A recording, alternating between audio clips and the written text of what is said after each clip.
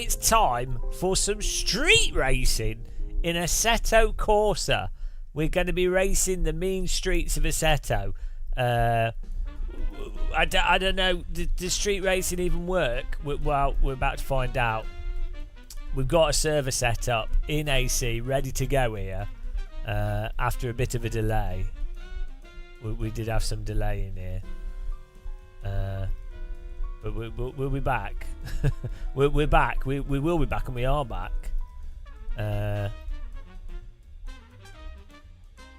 It's beautiful. It's beautiful.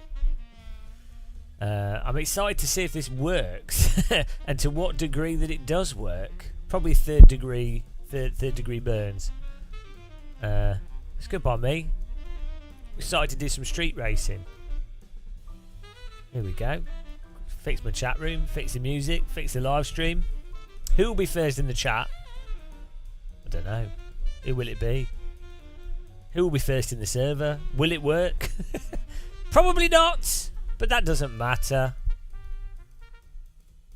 Nothing matters. The server's up though. Let's get in there.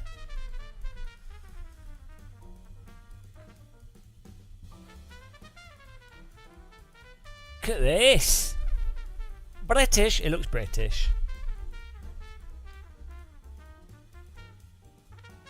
Beautiful. Oh, here we go. Well excited to see if this works. Oh, it looks like it's working. Hello, Warren Divine. Hello. How's it going? Oh, people have got in already. How did they get in so quick?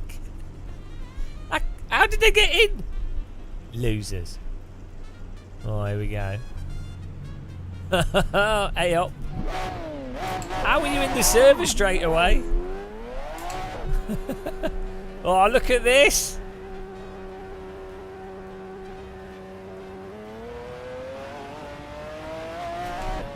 Oh, proper street racing. Here we go. Hang on, my seat's really far back. We're set up for flight sim here. Oh my goodness. Oh my god. Oh dear. Oh, this should be good. I'm going to make my force back a bit weaker here because my arm's already hurt. Hey up!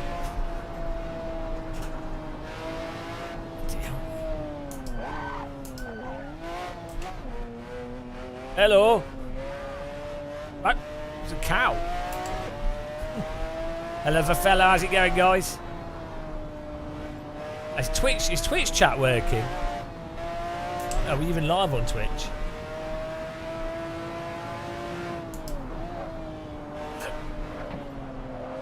Oh.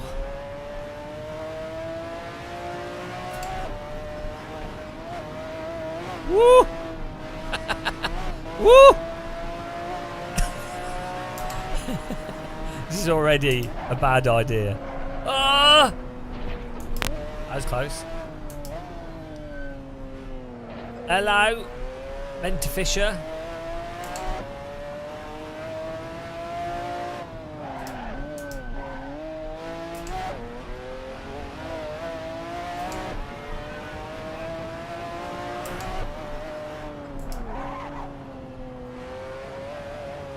Oh, graphics look great. I feel like I'm playing Flight Sim.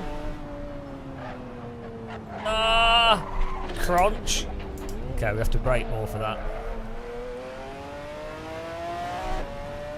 200 T damage.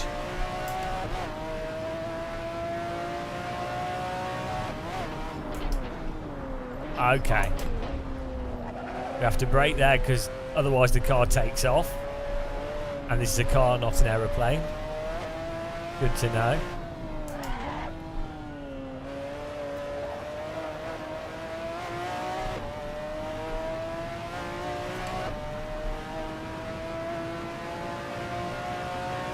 Oh, there we go. That was a lap.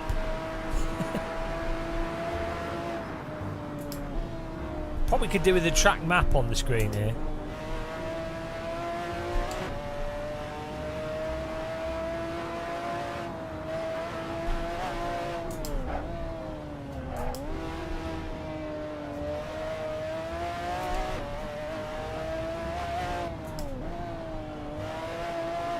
This car's actually alright.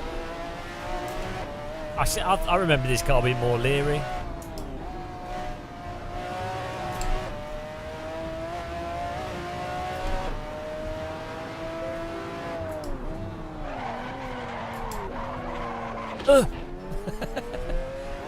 Yeah, you don't want to lock up.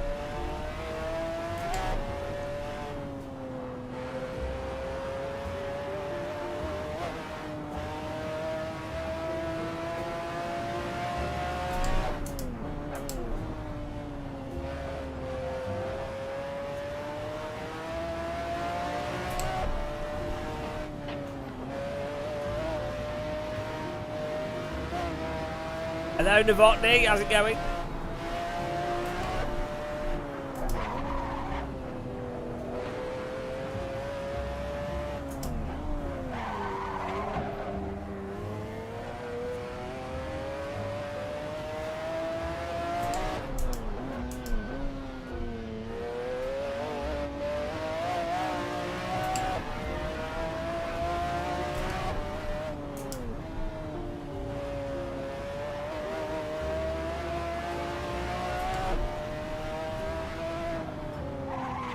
Oh no, this corn! Every time. 1,500 T! Oh, so I've got a million T anyway. Hello, L Knight. How do you end up here? This is the ultimate street racing. People are gonna want to get a bit of practice on this.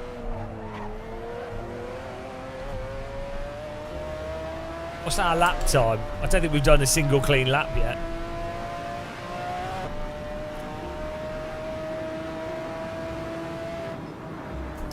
Right, we got the best lap time.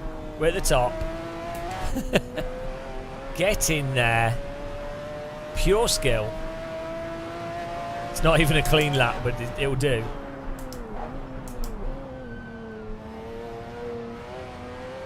This looks really nice.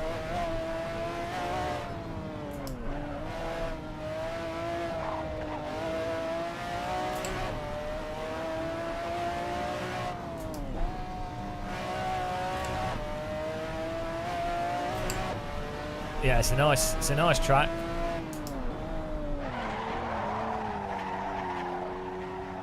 Hold the slide. Hold the slide.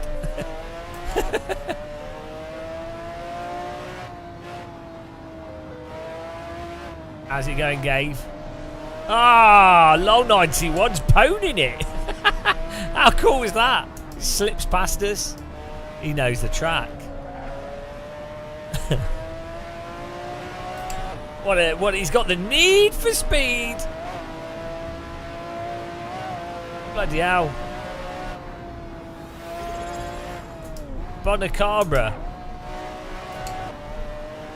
Oh, we could turn on pace though. So hello. Hello. Wait. Who just subscribed? Subvader? Why does it not come up on the other alert? Thank you very much. Why does that not come up on the other alert? Ah, Streamlabs is probably broken again. Thank you very much for the sub. Thank you. Do you know what that means? We've just had a sub. Do you know what that means, guys? Prepare yourselves. It means that we have to go to stream hype level 1. That's what we're on here. Stream hype level 1 has been achieved. Are you ready? Hello, Cat Debate. Are you ready, guys? Prepare yourselves for stream hype level 1. We're going to check to 1. Kapow! Stream hype level 1. I still haven't got more advanced graphics. Let me give you a rocket. I really appreciate the sub though. Thanks for supporting us. Woo! I still need to do stream graphics. Insomnia installed. Well, half and half. I actually, yeah, we've been getting up weird times, but I actually slept okay last night and the night before. I couldn't get to sleep, but I managed to sleep. So yeah, sleep pattern totally ruined as usual, but I feel a lot better. So I mean, I take it. It meant changing the light bulb, yeah. Are you sure we should go to yellow alert? That means changing the light bulb. DD Girl! I was thinking of remixing DD Girl, doing a new song. I've decided I'm not using it at the moment. We do have it. It's installed and everything. I've just been enjoying having a super minimal UI with basically nothing. Dead. That would look well good in BeamNG. I've decided to just experiment having a really minimal UI.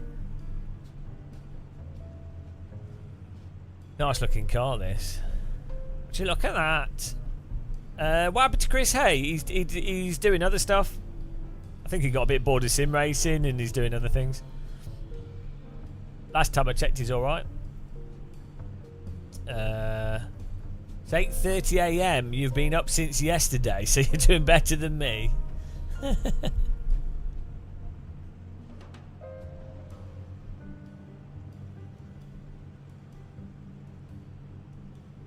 Nobato. No, that's someone else, Mitch Hund. Let's not be too depressing. Come on, guys. Let's try. Everyone's dying. Everything's terrible. Let's focus on the positives here. Right. Here we go.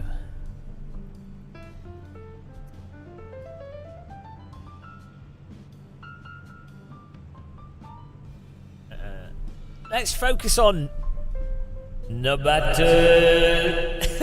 No. Also, the new update to LMU just came out. I need to try that. But we're doing some street racing first, guys. Get in here. The server is... The track is listed in the description on the server. Yeah, it's Project Cars track.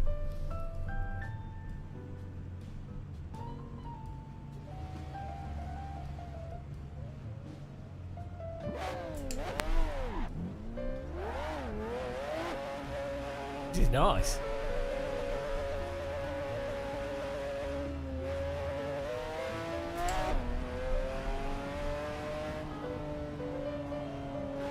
Model figures trend. What?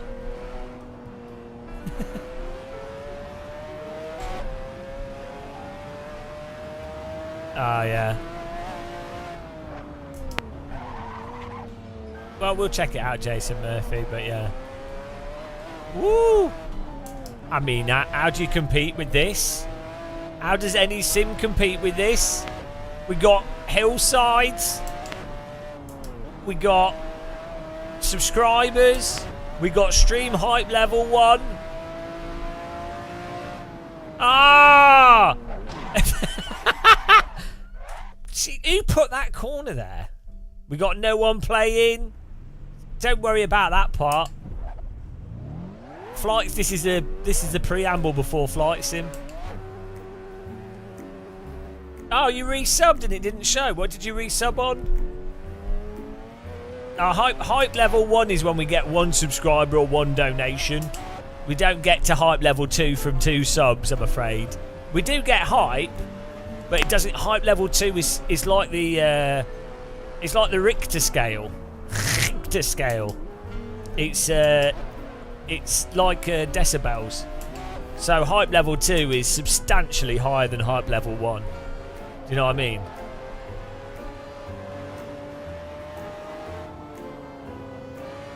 Oh, it's because it's Scotland, Shumi. So they've had a Labour lead council. That's why. Lol. It's not Tory. It's not a Tory council.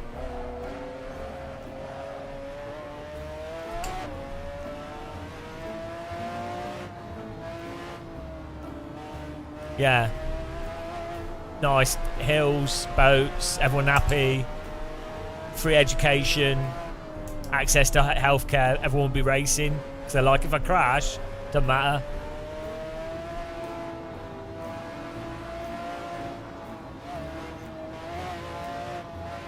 One day make it too. But thank you, Jason Murphy. I'm not sure. Maybe you'll get a refund in a minute. Logarithmic. Yeah, that's it. That's the word I was looking for, but I'm too dumb to remember. Yeah. Yeah, I'll probably refund you if it hasn't gone through. Thank you very much. Really appreciate the sub support and memberships and stuff and donations and everything. Obviously. Where would I be without you? I'd probably have a real job as a fishmonger. Oh, it's on YouTube. Oh. Yeah, it's not even come up on my YouTube thing. That's weird. That's very strange. Maybe it'll come up later. Or maybe you have to press a button to make it notify everyone. Oh, I really appreciate it. Hello, faithful.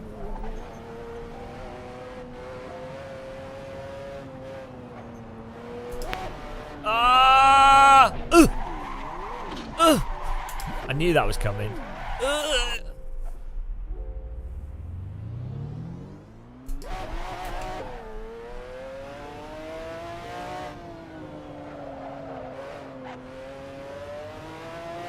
Yeah, this is well nice.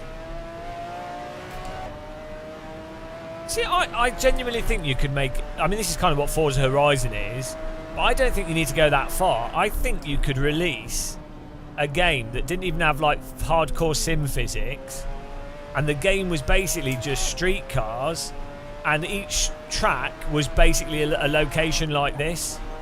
And the idea is it's got some street traffic, it's got cruising, and you can do races, and you can unlock cars and stuff. I think you could actually make a very successful game out of that.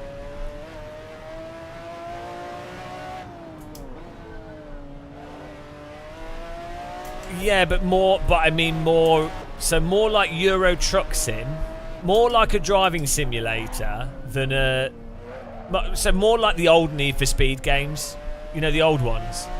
Yeah, basically, but with more modern stuff. So basically like the Need for Speed 2 or Need for Speed 1, but with the modern stuff and online. I think that would be, people would love it. Yeah, exactly. And then you have the point system, so you put a lot of microtransaction stuff in it, unlocking cars, fuel system, car wear. You really gamify it, and so you make it so that people want to spend a lot of time cruising. I think you could... I think the mistake that's happened with like Test Drive and those kind of games is they've all got sucked into the Grand Theft Auto. So what happened was in 2007 or so, Grand Theft Auto was really popular, and then every game had to copy that format of like open world. And I think that it was like they've got stuck in that mindset.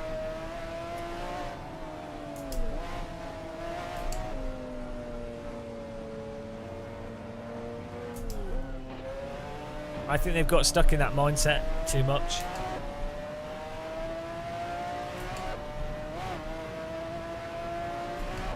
The reason why the open world thing works quite well from a development perspective is you can go, right, we're going to build one map. All the artists can keep fleshing it out and making it as good as possible, get to work. Okay, great. They're going to be busy trying to do that.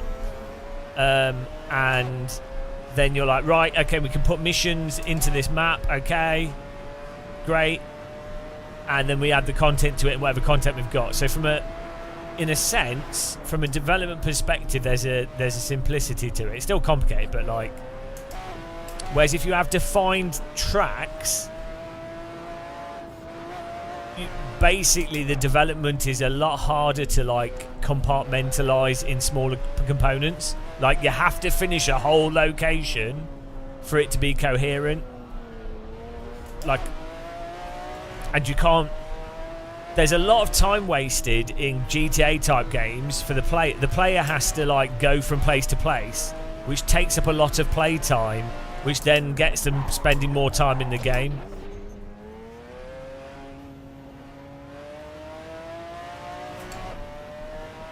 Exactly. Yeah, I think they've...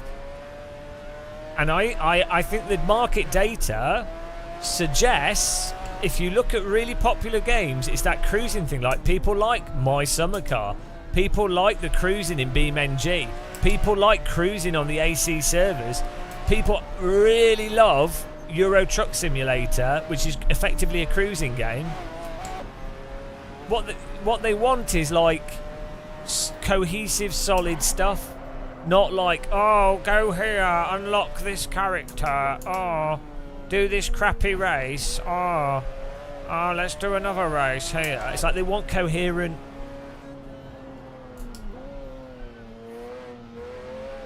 Yeah, but Shumi, I actually think what I'm saying gets them closer to that. So they want it to... yeah, that's a whole different thing. What they want is to roleplay driving supercars on public roads. And weirdly, Forza doesn't really even get you that. Test Drive Unlimited kind of gets you that, but then it's got all this other stuff in the way. They want to pretend that it's real. So that's why Euro Truck Sim works so well, is that they want to pretend that they're a real truck driver doing, like, cruising. So this is why the No Hessiel type cruise service in AC is so popular, because it's actually really quite dry and mundane, but that makes it look and feel more like you're driving a supercar in real life. So weirdly, it needs to be, these types of games need to be more grounded and pretentious, because someone looking at that goes, oh yeah, that's like real life, and I want to role play driving a supercar. There is Shumi, but it's not very good. So the thing is, with Forza and Test Drive Unlimited, it's too, like, gamey, and then that's what they've tried to monetize, but then people don't buy into that. I don't think. I think people buy into the pretentious simulator thing. And even with the people, like, a lot of people playing Forza are just cruising. And I think they buy into that. Like, they just want to drive a supercar in a realistic way. Not even fast. Just driving around the roads. And they would like to get points for that. I mean, it's really weird that no one's capitalised on this. Because if people are going to the extent where they're creating mod tracks in AC, where they just drive around, the amount of effort that they've gone to get that, and then even going back for Live for Speed, people would, like, join a racetrack and just drive around in circles for it to say our fuel's going up. Look at people playing Farm Simulator and Euro Truck Sim, and I think with the new Microsoft Flight Sim, the career mode, people are just going to love going from A to B, making numbers go up. And I can't believe that developers and publishers don't understand what the actual... They don't get the hook. They don't understand it, because maybe they are... I don't know. I don't think they realise what the appeal is. I don't think they understand the actual essence of what is appealing to people that play those types of games.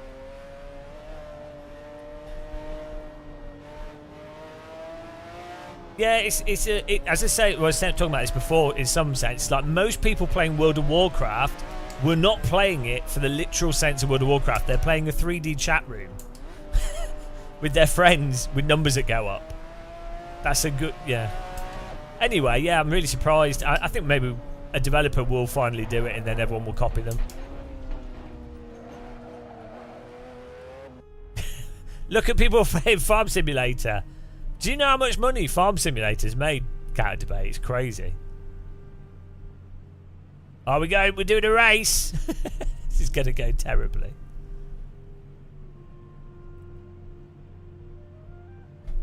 I'm looking forward to Flight Sim career mode, you know. I think it's going to be awesome. Just doing pointless shit in planes, just looking at the graphics. I think it's going to be really nice and relaxed. It'll probably be terrible, won't it? But I think just having basic objectives in the game and a progression of, even if it is literally just fly here, do that, but you know, be nice and chill. Be good for live streaming.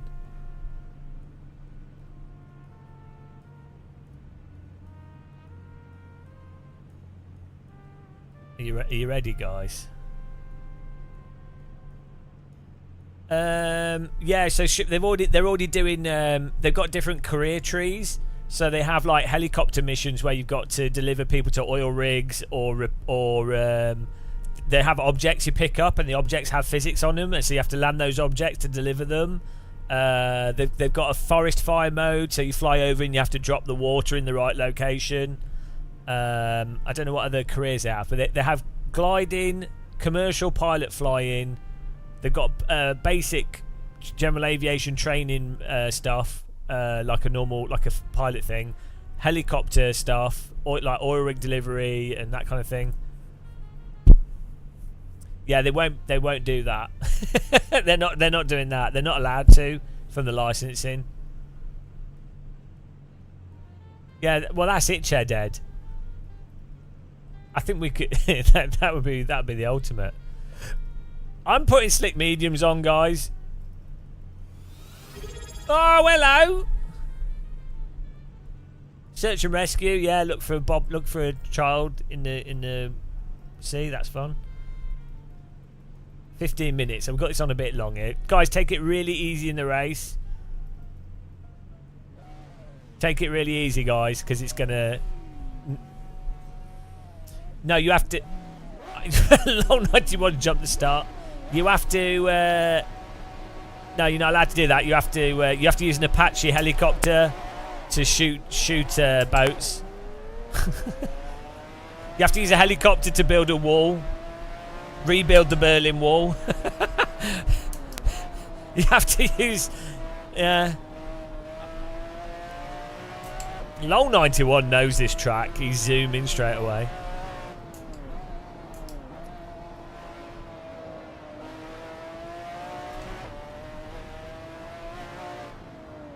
I mean, imagine in real life being able to drive a road like this in like an actual fast car.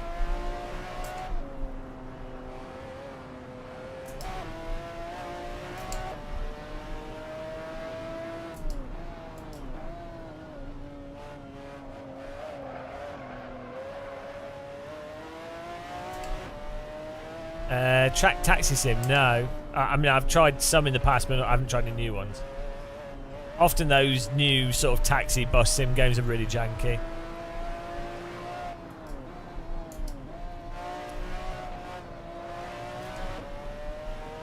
This car actually handles really nice.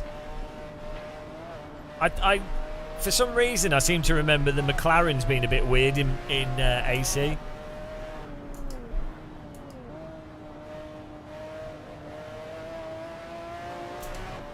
Not that they were wrong, they were just really... I think the default setups were absolutely terrible on them.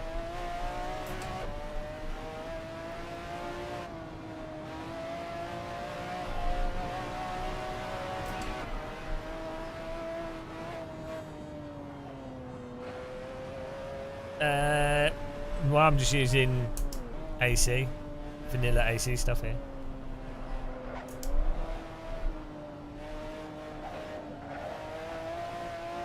The view looks amazing. These hills look really nice.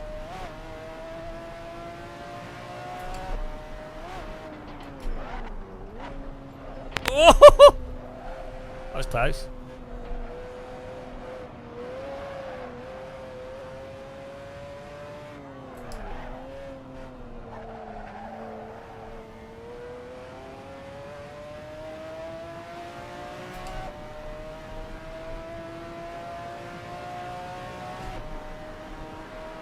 I think we've got the weather just right for Scotland as well.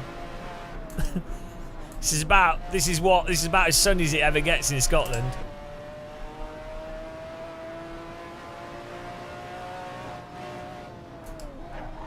Hang on, we had another subscriber, but I didn't call the name out. I really appreciate all the subs, guys.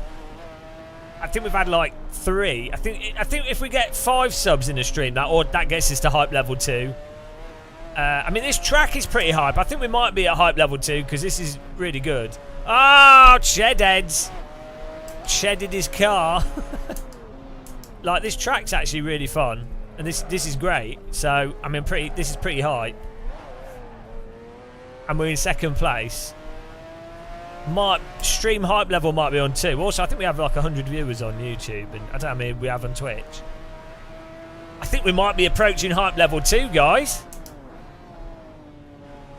The number will change, I think. I'm feeling like it's a stream hype level 2. Which is pretty, I mean, we've got to be careful. You can't just go through the hype levels too quickly. Do you know what I mean? You can't get carried away. You get hype apathy, or what's it called? Otherwise, where do you go to?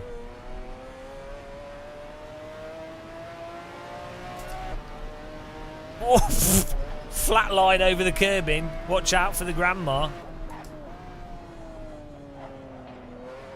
Long 91's. Well, he must know this from Project Cars. Now this. Ah, I was reading the chat. Ow! I was reading the chat. That's another rocket, though. Thank you. For the other sub. I think everything's broken. The alerts are broken. That is. Oh my goodness.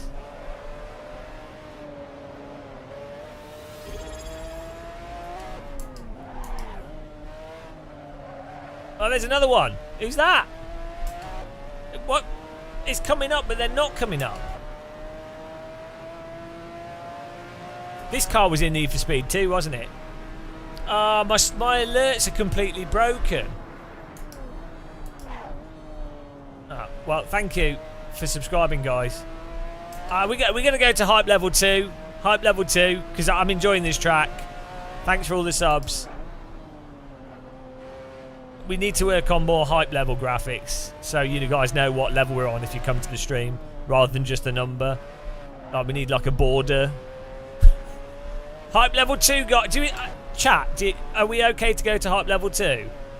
I feel like we are, to be honest. I feel like I'm feeling hype level 2 is justified right now.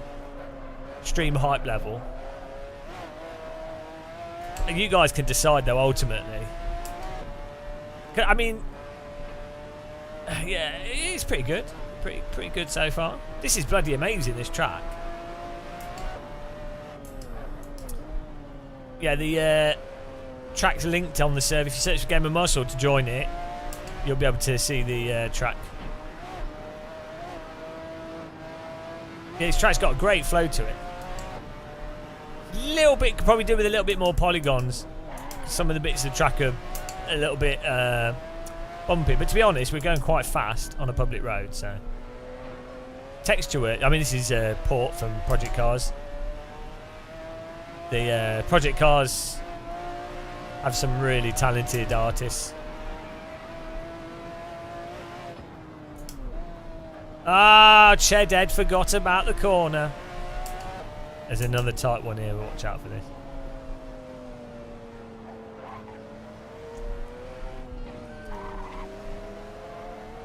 Good driving here.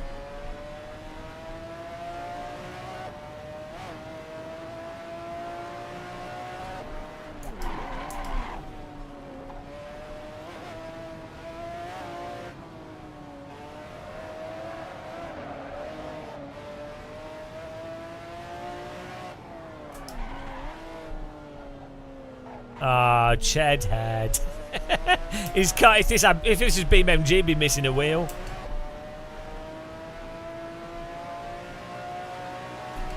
Still 7 minutes to go. Guys, we're going to hype level 2. Hype level 2's been achieved. Emotional. Where were you when we got to hype level 2? Well, you were presumably right here.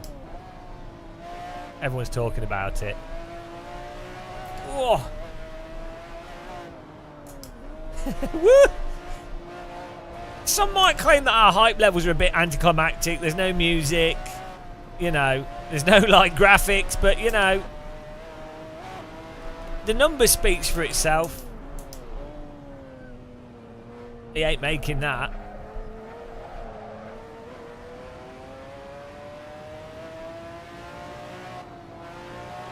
But the roads in South Africa have the excitement of being spontaneously robbed. We don't have that in the UK. Well, we probably do, but like, you know. Yeah, South Africa's more exciting than the UK. So, you're less likely to fall asleep whilst driving if you're driving in South Africa. Warmer.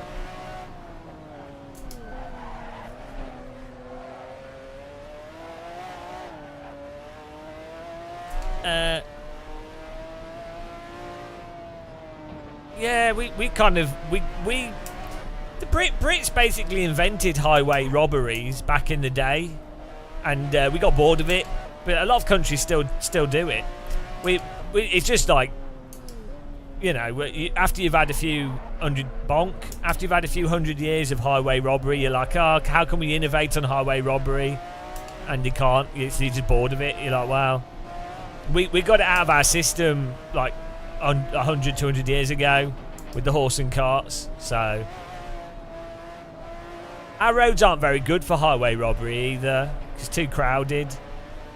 Back in the day where you had like forests and like gaps between the populated areas more, you could do a good highway robbery, but now it's not really. It's a wrong place for highway robbery, really. Well, even train robberies, we got bored of that. We've done it. Once you've done after you've had a great train robbery, you can't do a slightly better than the great train robbery, can you? No, it doesn't work like that.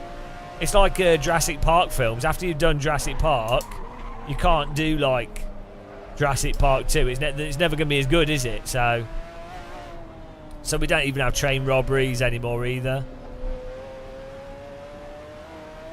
What Britain specialises in now is incumbent corruption. ingrained corruption to the point where you don't call it corruption anymore. That's really what we specialise in.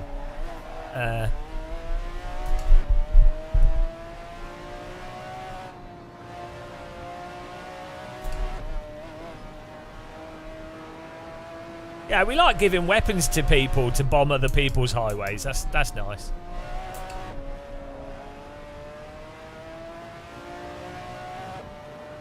Oh, he's low 91 out of it. Ah, no. The brutal reality of street racing. Let it be a lesson.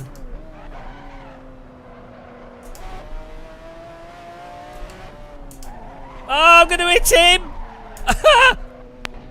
Oh. Good job avoiding me, Chedhead. We actually kept it out of the wall there as well. That was close. That was very close.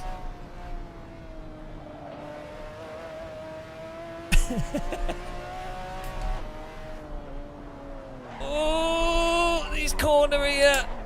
This car's a habit once you're off camber over the limit of. Saved it.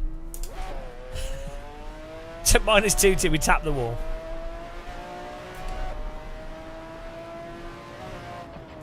We'll catch back up with him.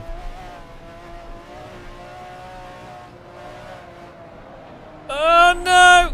Ugh!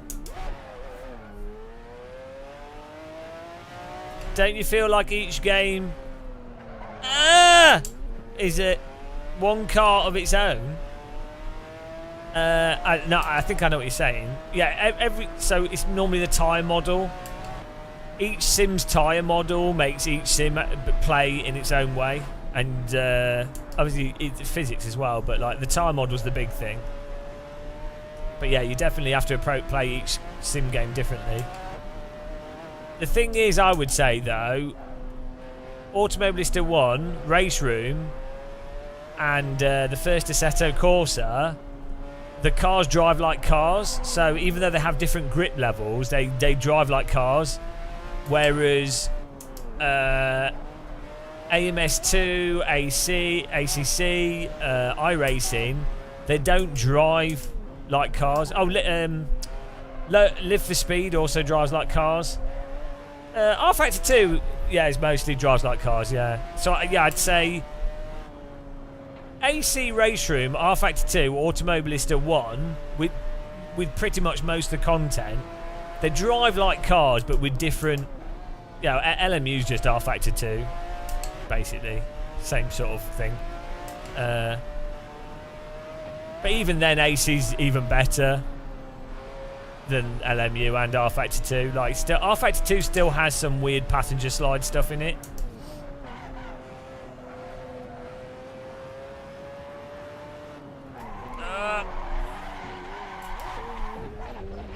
Beta pinion trap laid. So, but yeah, each of them have their own way of being played for sure. Yeah, well, when's MS2 1.6 happening? What's Chedhead doing? Let's wait for the fanboy to... no! You have to concentrate. It's hard to talk and drive with it. Yeah, you have to... it'll be interesting to see.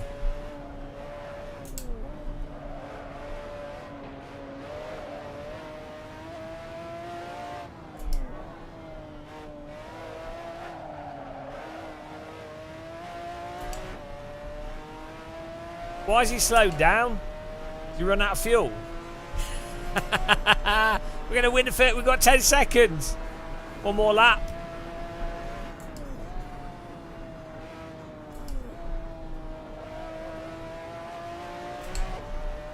Great.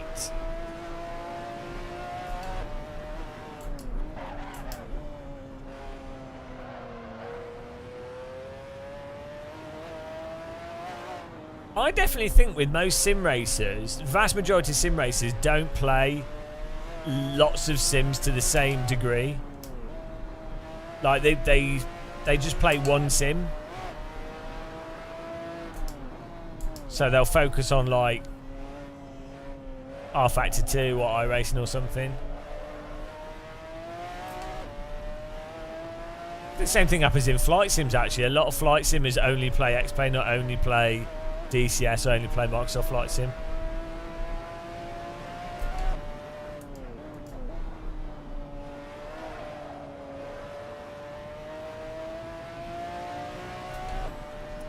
I think VR just makes stuff fun. Last night I was playing on the Quest 3.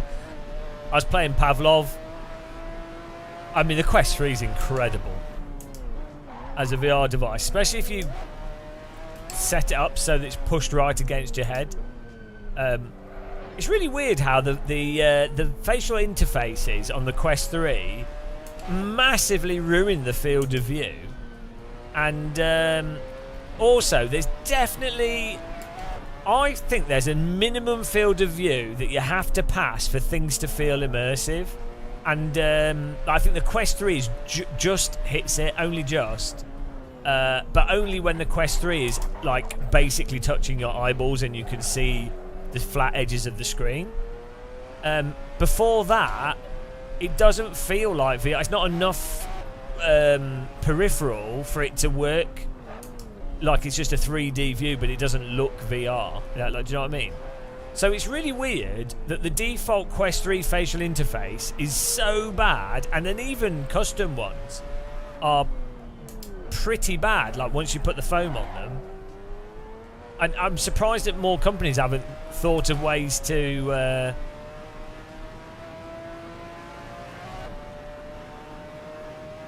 you know, position things. R1, thank you. Thank you. Well done, me. Guys, I'm going to restart the server. We'll stay on the same track. We could change car. Or should we keep the same car? It's good fun. So we'll keep the same car, but I'm going to make it more sunny. Is that alright? That was good fun. Right, I'm gonna keep the same track. I'm just going to change the weather. Oh, well done, Chedhead and Lol91 for dying. Matt Lodge, hang on, what happened to Chedhead? Matt Lodge was second. Well done, Chedhead. Super Drift, Lol91, Jake. Let me get the. Yeah, let me do the. I'm going to change the weather to like more sunny because it's quite hard to see the track clearly. And I'll also make the race 10 minutes.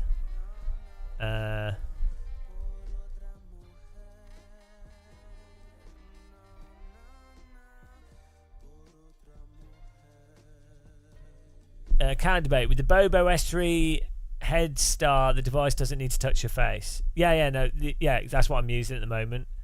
Yeah, you don't. It doesn't need to touch your face, but you can get the lenses onto your eyes. That's what I'm saying. It's just a fuel issue. Yeah, it's just as I say, it's surprising because last night I was messing around with the Quest 3 quite a bit with Pavlov, and the difference in immersion between having it quite close on a normal interface. This is using the Bobo VR basic head strap, and it's like, oh, that's nice. I'm in VR. I can play Pavlov. It's great. It feels fantastic. And some of the maps in Pavlov are like really cool. They're like a mixture of GoldenEye and Half-Life maps. And then I was messing around with so what I normally do is I take the foam off the facial interface, and I have that on there, and I was like, okay, that's cool, it's nice. And I was trying that,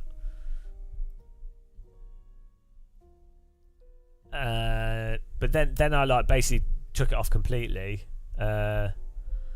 The problem is you kind of, it's better when it's completely, when it's just a thing with no head thing at all, but sometimes you want to block off the view around you. But yeah, anyway, just the point is, if you can see the sides of the screen, you'd think, oh, that's a hard cut off, so that's worse than having the curve of like the visor or the lens, that whatever you get. Steve, yeah, I have seen it, yeah.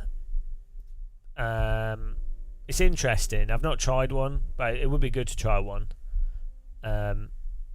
It's the pricing in the way it is doesn't really make it that appealing to me. Also, the lenses aren't the best, so I already know that it would. So the problem with Big Screen Beyond is that it doesn't. It uses pancake lenses, but they're higher. They do two options. But the one with the pancake lenses, the problem is the sweet spot's small, and that's a deal breaker for me. Right, just new server. Steve, you should join this. This is incredible.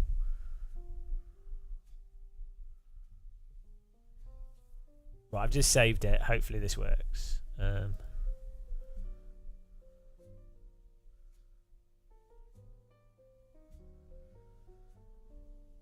Which one's Mura? The noise.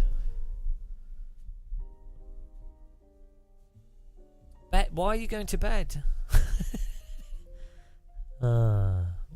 Get on this server. There we go. Because is it Pentile or something? Yeah. I mean, just the Quest 3 is so good. It's the lens. It's the large sweet spot.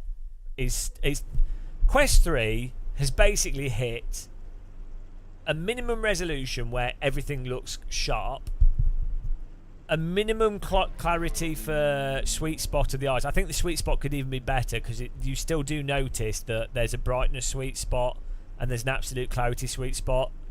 And maybe if you have worse eyesight, you might not notice it. I have really good eyesight, so it's I even notice it on the Quest 3, but it's way better than other headsets, like so much better. And then you have the lightness of it with the head strap is nice, and it's also wireless. So like the Quest 3 is actually bloody good. Like, it's bizarre. If anybody was going to hype a gadget that's ever come out in the last decade, the Quest 3 is basically the most impressive gadget. And it's really weird, I think, because the problem is VR in the 90s, people are like, shit, and so there was the hype, and then the actual reality was shit. Then you had like the Quest 1, it's like conceptually, oh, this actually works, great, fantastic, but it has fundamental flaws, like usability flaws, whereas the Quest 3 legitimately is what you'd want VR to be at a basic level. But we still, the problem with the Quest 3 is most of the games are shit and the software's shit, but technically it's a really good device. and it's fast as a gadget. It's pretty amazing.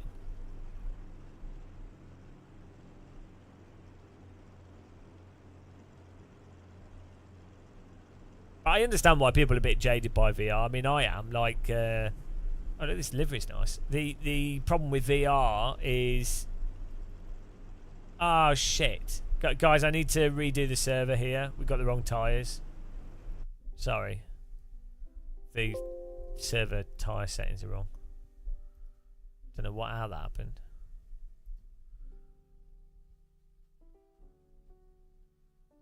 It must be a bug.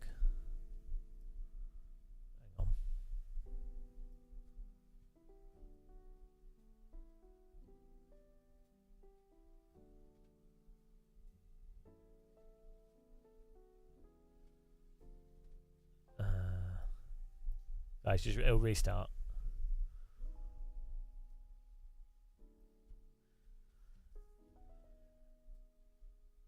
They're not bad counter debate, but they're just badly realised. What was I was playing? Is it Strider?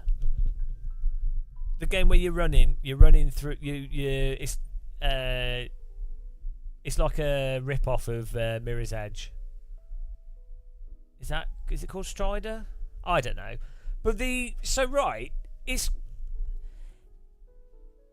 just really weird how these things are. So I think it's called Strider. Let me just see.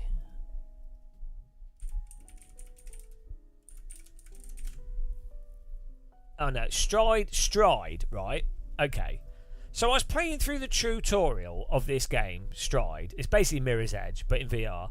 And the player movement mechanics are fantastic. Like you move your arms a bit whilst you're running to go faster, and it feels really natural. You jump by pressing A and moving the hand down, and then you can jump really precisely. You can grab onto walls and pull yourself up, and it's really nice and easy. Finally, a game where you don't have to do stupid manual reloading. You just you take a gun out and then you reload by pointing it down, like Time Crisis. Bloody good. That's right. Nobody wants to manually reload. It's shit. So, and then the tutorial stuff, they've got these zip lines and you just push a button to gun it, and they've also got a thing where you can fire it and clip onto a hook, like a grappling hook, right? And so I was playing the tutorial and I was like, this is actually bloody good.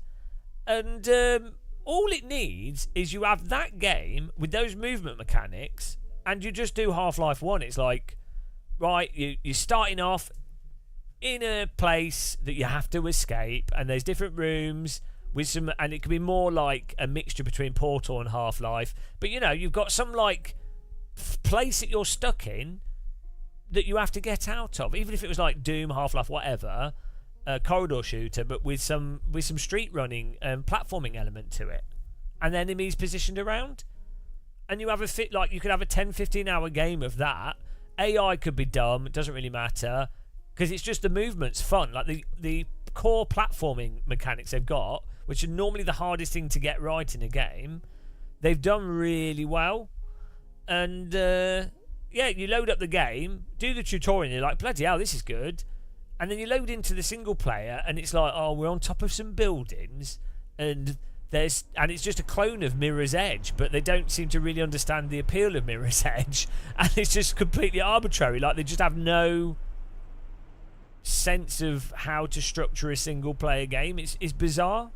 It's like they've done the hardest part, they nailed, and the easy part they've completely not understood.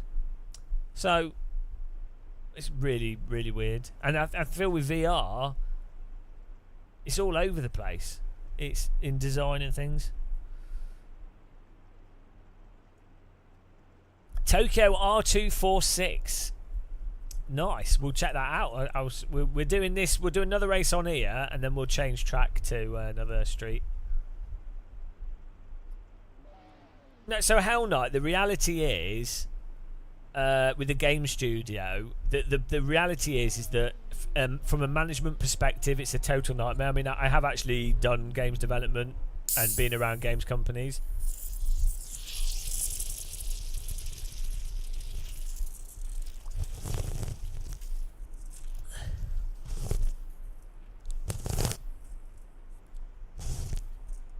So the unfortunate thing is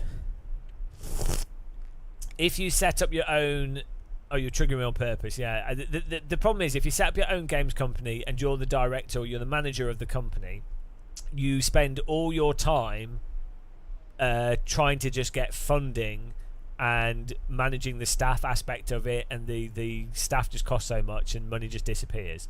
So that becomes games. Managing a game studio, I think, is a ridiculously difficult business to manage, because it's creative industry. I think is a very difficult business to manage from a bit in a pure business sense.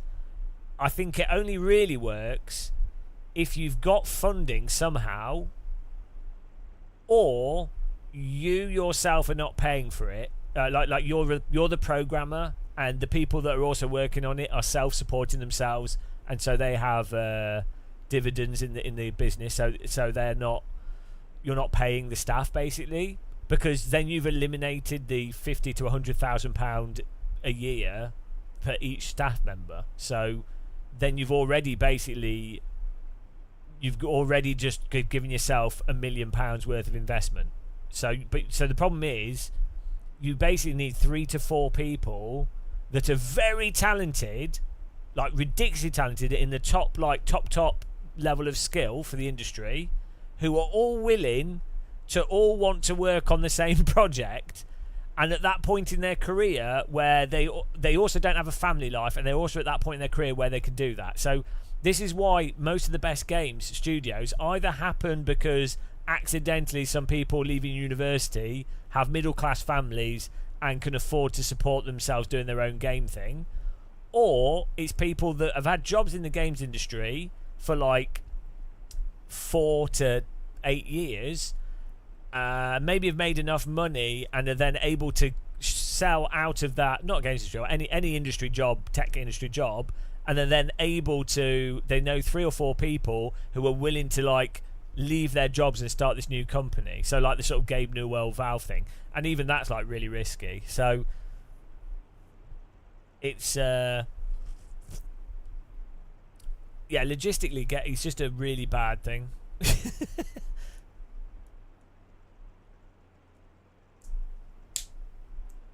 It depends which part of the industries you're talking about. So there's not one games industry. So like you have large games companies, you have established games companies, you have indie companies. I mean, there's some like really bad shit happening in like with indie companies that I was aware of, like absolute staff exploitation, because you get a lot of programmers that are socially a bit inept, and they're also very insecure, and so a charismatic business owner can really take advantage of them and really like use their narcissism as a business owner to put pressure on the person to work unfairly for less pay than they deserve. So there's a lot of that going on. Yeah, no, games industry is terrible. I think unless you're a really small indie company doing very simple projects, or you're very talented as a programmer, or happen to know a group of people, yeah, it's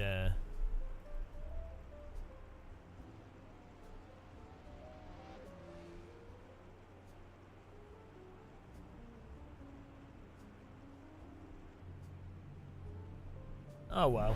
Oh, this car looks nice. Let's go.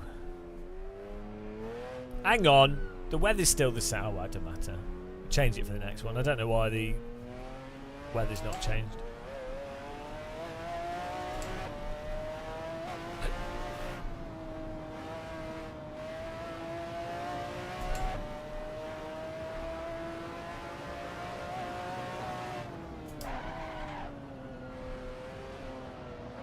I think the other big problem with games development is if you're someone that likes to play games yourself, so you're making a game that because you want to play it. Well, the problem with that is you won't want to play the game after you've spent 5 years or even 3 years making it. You'll be tired of the game. So you're not going to enjoy playing it. Well, you might do, but not not in the same way as if you're playing something you haven't worked on. So it doesn't solve that problem.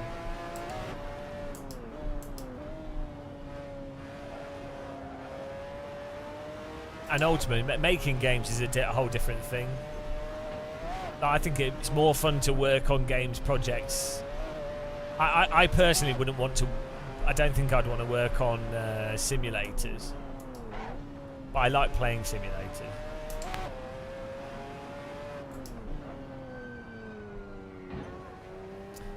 Then you could do design documents. It could sell design documents. We have done that in the past. But by the time stuff's being developed, the game that actually gets made is not going to be the game that's in the design document anyway. So, oh well. Hey, we should just play it. We'll play AC and be happy, guys. That's all that matters.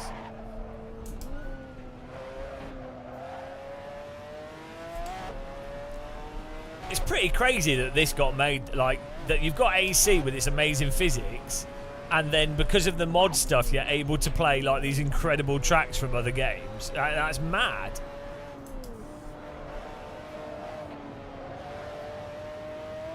Like, you wouldn't have thought this, in the past, you wouldn't think this was possible. And they just don't know about it in Novotny. I think they would do. We've also started streaming late today. I had a meeting at like 6, and then I was really I was enjoying talking to the people I was talking to in the meeting, and then I was like, oh shit, I need to go to the shops, and then I was like, oh my god, I've not spoke to my parents for a while because they were on holiday, so yeah, so we were meant to start at like 6:30. Yeah, it was a meeting with the job centre. They were like, yeah, sorry, you can't go on the dole. We've watched your live streams.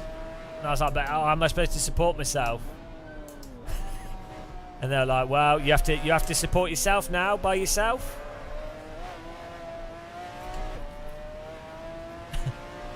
Why is Chedhead always parked? True giant fish. I'm a bit exhausted from AC mods at the minute. I won't spend more time with the 16-cylinder Porsche, but I'm AC'd out. I do think I think you're onto something there. Like, I think there is like a fatigue of a content fatigue. Like, it takes quite a bit of effort to learn tracks and stuff, and then also just the idea of having shitloads of cars and tracks in your computer. I think it's sort of like, it feels like you're managing a library or something. So there is something to be said about games where it's like, oh, load the game up, right, there you go, it is what it is. It's only got 2 things to do in it.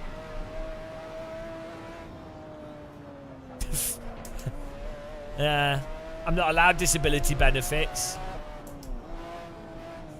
I'm too disabled for them. I'm disabled.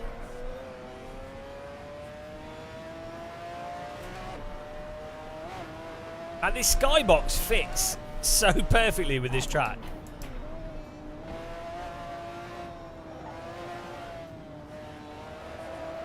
Woo! This bridge is perfect. I need to try that compressing thing. Apparently it works really well. Content manager compressing a folder. True giant fish, you're trying to coerce yourself into playing GTA Conversion and Kiami, but my brain can't deal with the novelty. This is how you end up being a flight simmer. I think as you get older, when you're younger, I think you always want novelty because everything is novel. So I think evolutionarily, people have evolved to want to seek novelty, and that's very rewarding and enjoyable. And I think as you get older, I actually think you actively don't want novelty. Like, you just want good quality of what you know is alright. You don't necessarily want to. You don't want something completely new over and over again. So I think that's partly an age thing.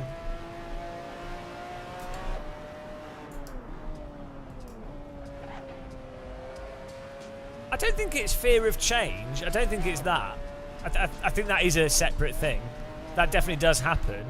Because that's not really a fear of change. That's a fear of not being able to adapt to differences because your brain's gone mushy from old age. But I think that's a different thing. I just think it's a... I think it's just... yeah, I think you're just... When you're younger, you're just more interested by novelty rather than substance. Well, nobody wants Novotny, to be honest.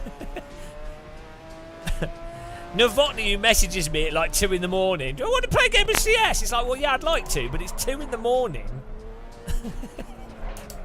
If you message me at like 8, yeah, we could play CS. But not at 2 in the bloody morning.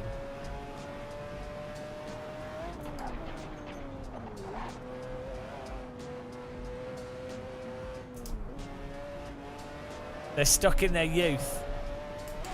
Yeah, I know what you mean. Yeah, I think that can happen as well. I think there's degrees of it. Oh, he's being dissed again. So I think there's... So, because there's a...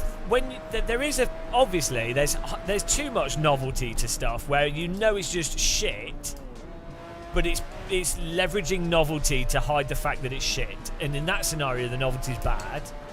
But there's also the thing where people can get stuck not seeking out anything new that they might genuinely enjoy. And so that's not really about a reluctance to novelty. Well, it's not. That's like a reluctance to going outside of what they've already found that they enjoy, and that's a bad thing. So, well, not necessarily a bad thing, but like it could be a trap. Like people can miss out on stuff they might enjoy, but they've limited what they feel like they could enjoy.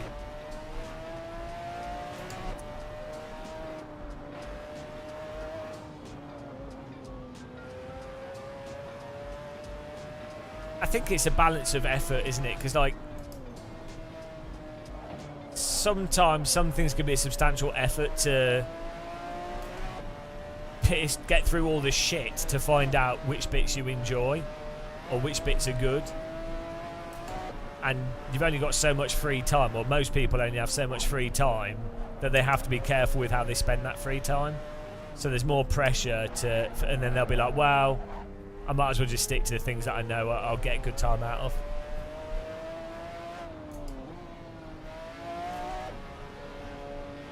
Channel VR, good evening. Hello, Channel VR. Welcome to the live stream at Hype Level 2. We've had some subscribers. We're enjoying this track. Hype Level 2's been achieved already. I know. And there's the wall again.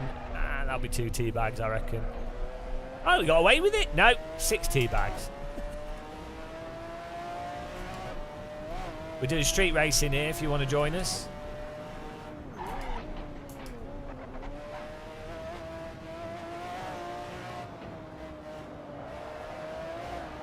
Woo! That bridge is so good. The angle, the camber and the angle of the corner of the bridge means that the car's in like a really satisfying amount of slip.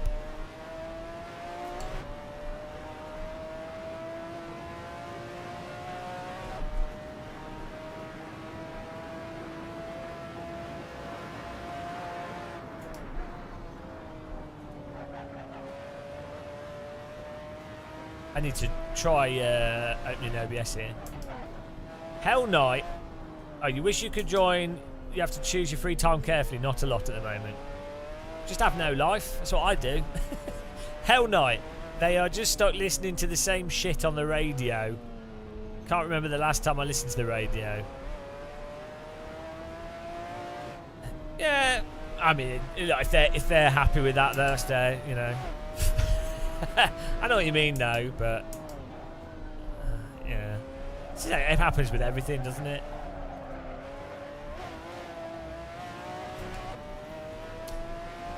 Yeah, don't have a life. I've tried to minimise my life. Like I I've done pretty well.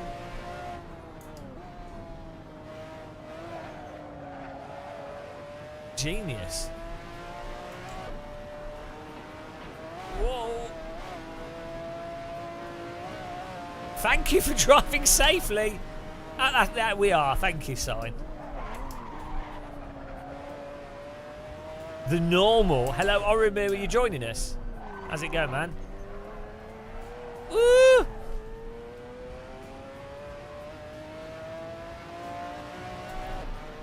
Straight line it.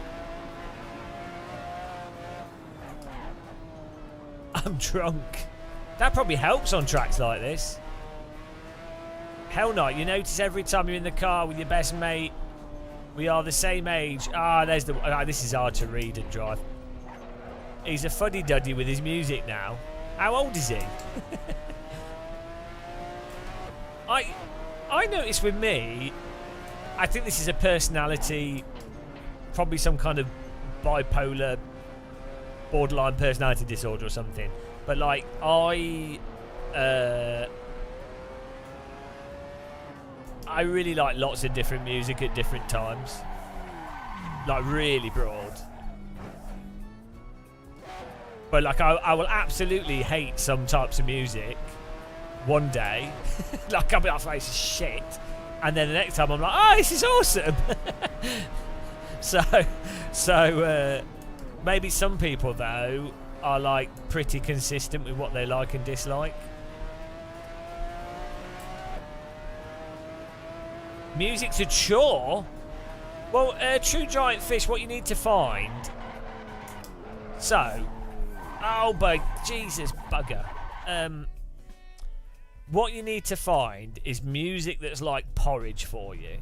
If you like porridge, let's say. So, because you have some food like a croissant or porridge or a pastry, right? You could just be average, and you're always going to be like, oh, that's fine. I'll have that any time of the day. I'll have a croissant whenever. I'll have a pastry whenever. It's not the best. It's not. You know, it's not. I'm not particularly excited by it, but yeah, I'll have a croissant. So you need to find a genre of music that's like that for you, and then you've always got something you can listen to in that genre that might be new, and you'll be like, okay, fine. And then I think and then you could have other stuff. This is the same with everything. It's not just music. I think it's the same with food and everything. You have to find the average thing that's like averagely acceptable for you, so that if you're in an irritable mood or you're in a mood where you don't really want to find anything new, you can be like, oh, I'll put that on, and at least I'm like getting what I kind of want, and then maybe you'll be like, oh, I'll find something new as well.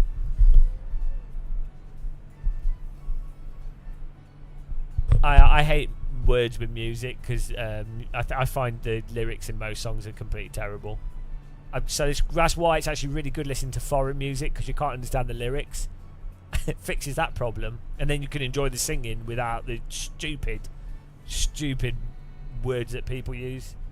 Like, songwriters think they're geniuses when they're actually completely dense. It's really common. The music I listen to, I mean, it's really bad in dance music. It was so bad, the lyrics.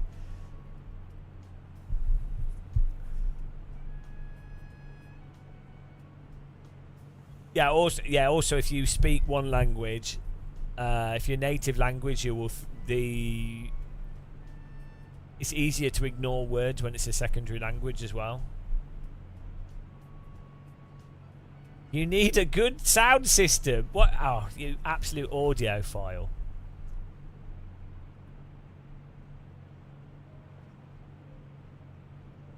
The problem with jazz, I actually quite like listening to certain jazz and some classical stuff and what have you. The problem with it, though, I would say, is there's a lot of pretentious people in it that don't just do it because they like it. They're like, you can tell that they're being, and then the people talking about it and the approach of it is so pretentious that it ruins it. You'll have something that's fine. It's like, oh, that's really cool. It's really nice what they've done. Sounds great. Really nice audio. Fantastic. Amazing. interesting, great. But then you can tell they've tried. They're trying to be different, like in a really forced way.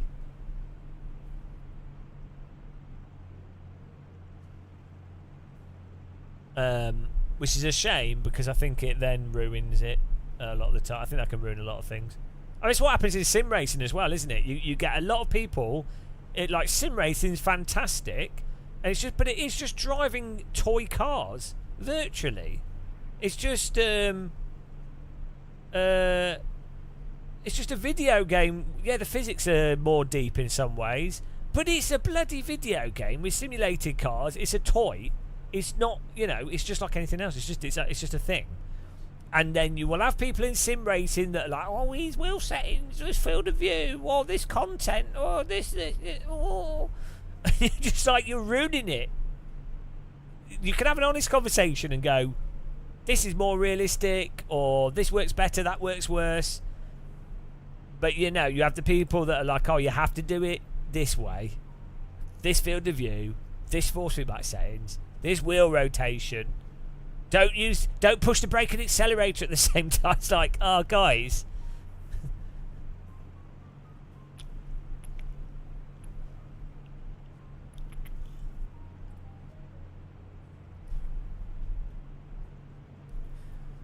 Well, it's not me, because I just I'm not like that.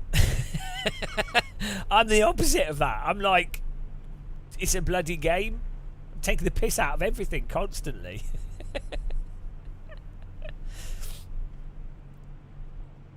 I'm not the one putting out trail braking guides. No battle. Oh dear. Here we go, guys. Oh shit! I wanted to record this.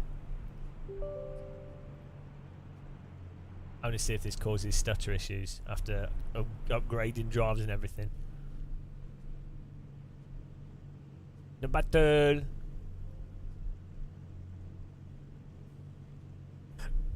Let's see.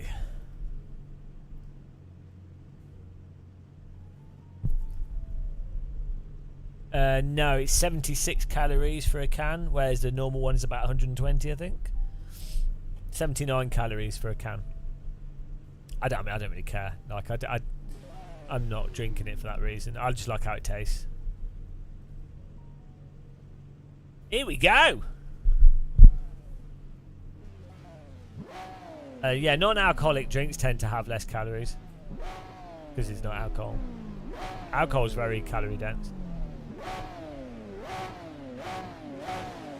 I think alcohol is actually the most calorie dense thing you can consume.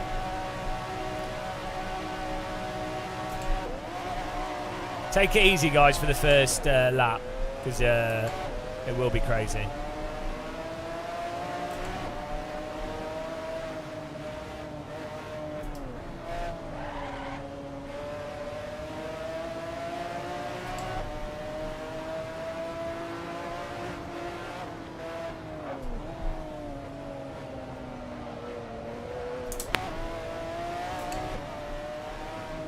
Hang on, it's an aerial. I thought the line under the car was for the name tag, but it's a car aerial. That's well funny.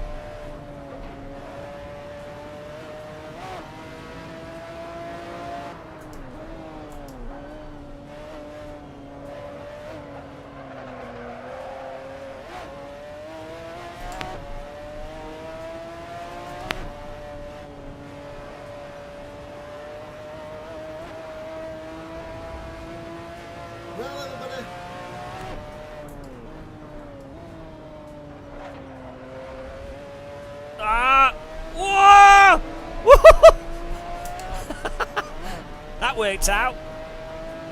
Well, everybody.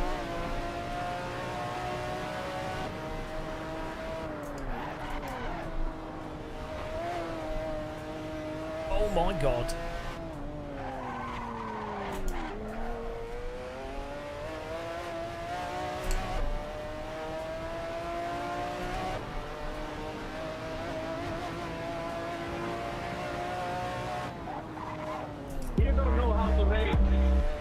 You don't know how to race. You don't know how to race. You don't know how to race. I'm gonna report you, man. Play Tetris. I'm gonna report you, man. Play Tetris. I'm gonna report you, man. Play Tetris. I'm gonna report you, man. Go home and play Tetris. I'm gonna report you, man. Play Tetris. I'm gonna report you, man. Go home and play Tetris. I'm gonna report you, man. Song. Play Tetris. I'm gonna report you, man. If you don't know how to race, please go home and play Tetris. Thanks for that.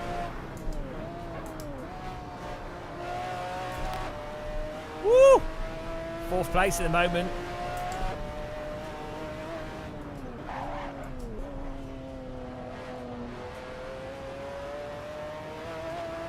This is an awesome street track.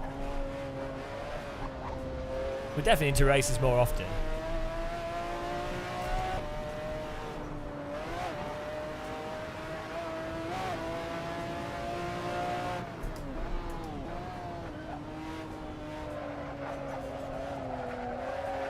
Hello, JK. How's it going, man?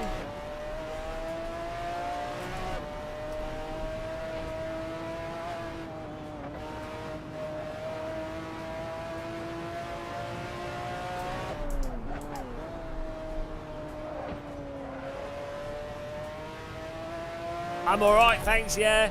Started the stream a bit late, but it's all good. We're on hype level 2, that's all that matters. And this track's fantastic. I've forgotten how good it was. And this car's actually really good as well. Ched Head is mowing the grass. Whoa!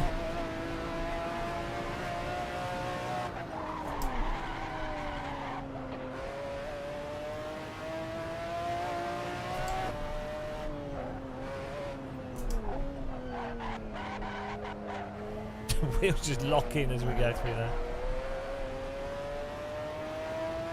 Yeah, these hills look amazing.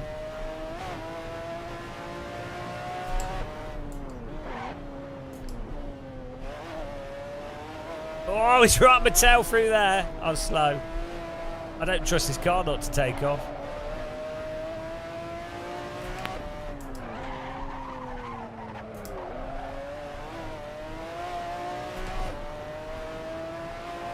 Assetto cars too. Woo! Final lap, I think.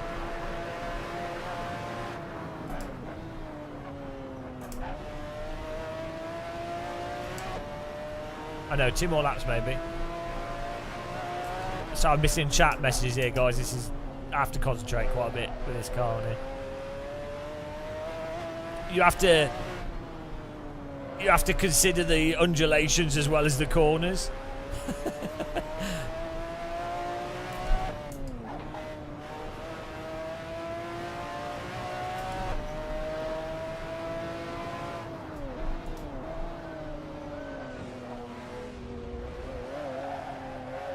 Oh, he went round the outside. We've got 2 cars behind us.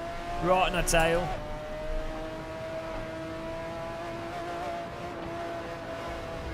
What a line!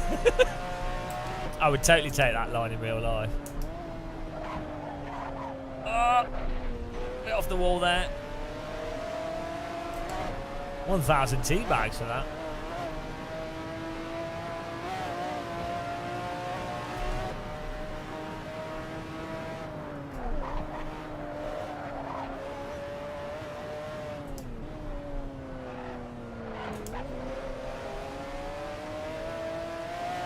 This is awesome.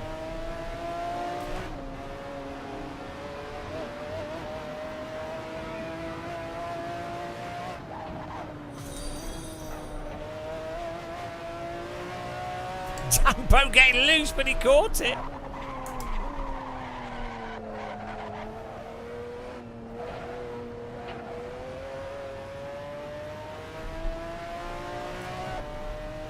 Yeah, H-pattern's too much effort. Just use flappies. Pure lazy mode.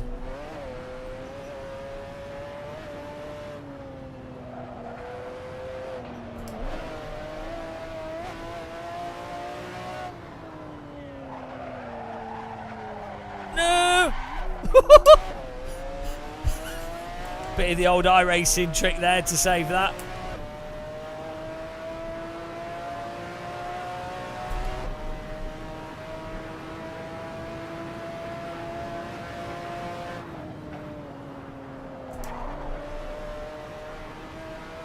Oh, this is the final lap, I think.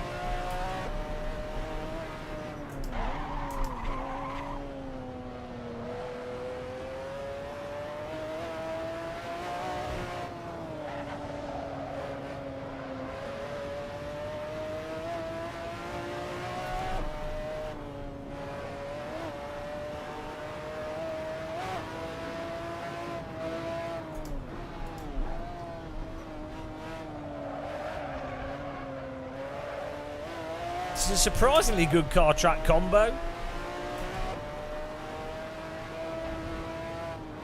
I was like, oh, what would be a good car? Well, go for this one. Never drive it normally.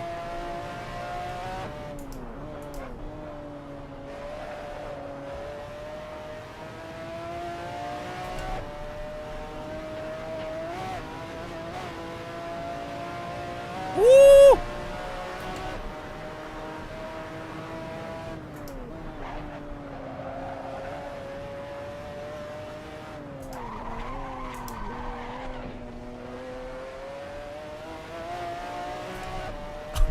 Got to try and loosen up a bit here. Oh my god.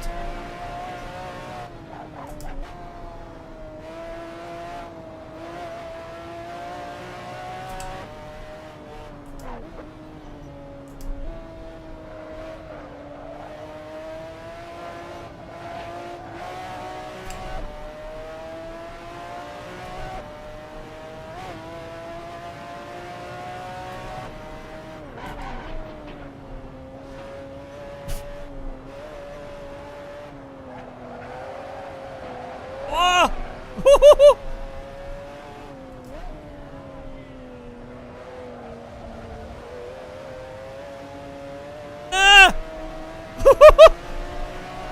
Yes! Yes!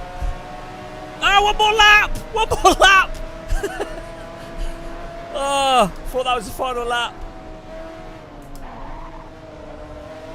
Oh my god! What a mental race!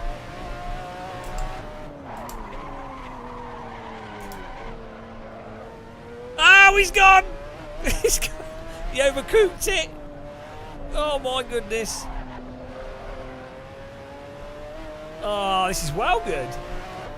Street racing, guys. This is where it's at. Oh no.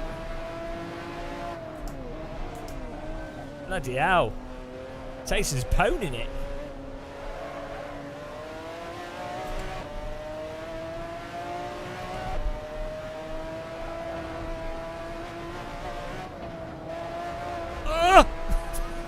Mow the lawn.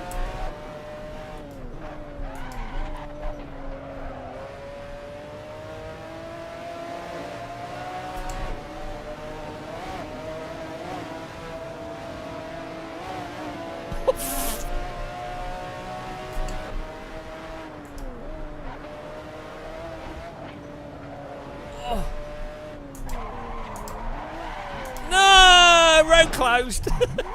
Game of Muscle skill closed. Ah, oh, no. Unbelievable. I lost it. Skills closed. Ah, oh, dear. My goodness. Ah. Ah. We were doing so well. Ah, pushed too hard. Ah, Dampo's pushed too hard. In the wall he goes. It's a cruel, cruel road, this. Long 91's won the race.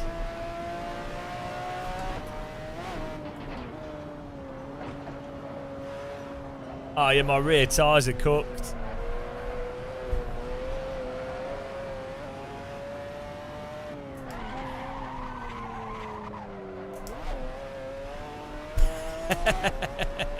He needs wheels. Don't worry about that. Tyres are bold pit now. Well, I'm happy to finish. 5th place. Oh, it was good racing, guys. Woo! Look at this. Yeah, good job, mate. Good job.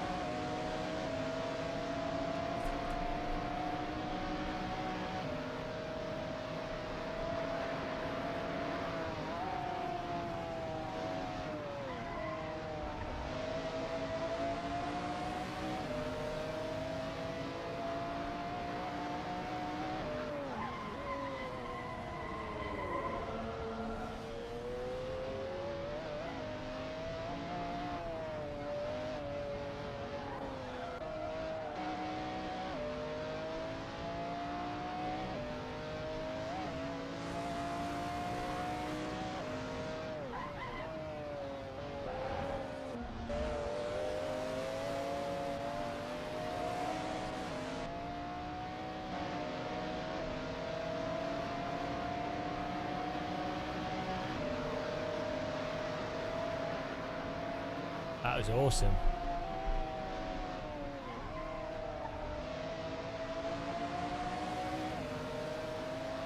Right, yeah, we're going to do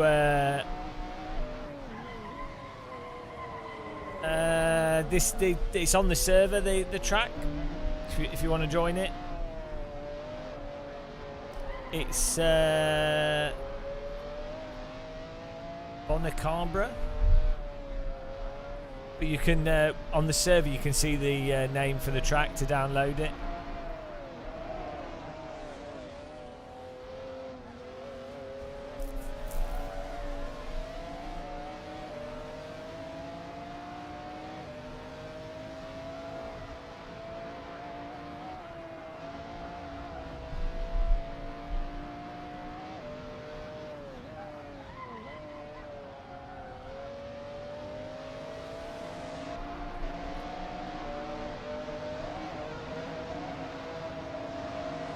Right, we need to... What track should we do next, guys?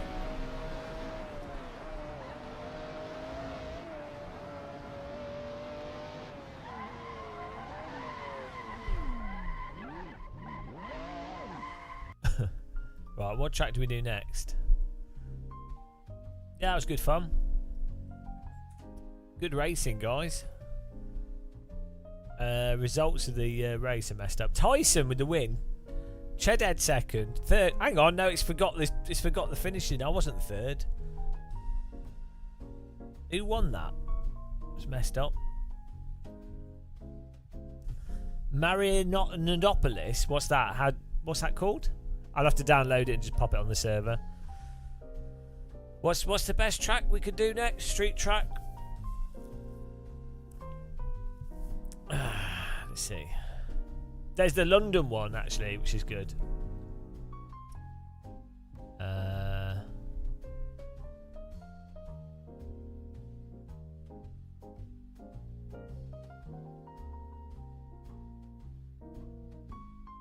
Georgia?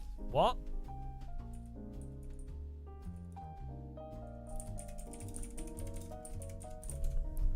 What's this? Free roam? It's a free roam track. It needs to be a racetrack, not a free roam. Maybe it has a... Does it have an actual race layout?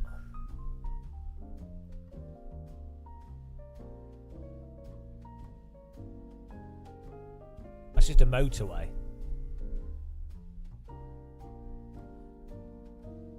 Mirandopolis. Hang on.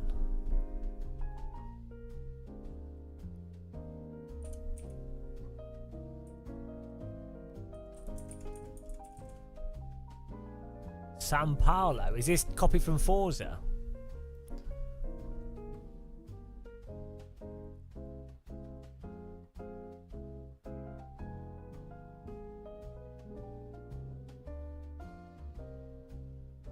Where's the place to download this from?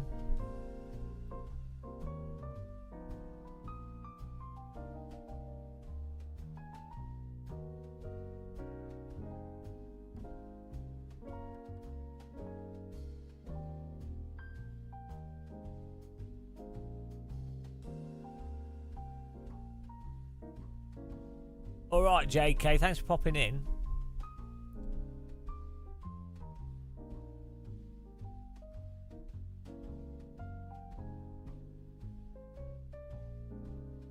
So, does anyone have a good link for this Mirandopolis track?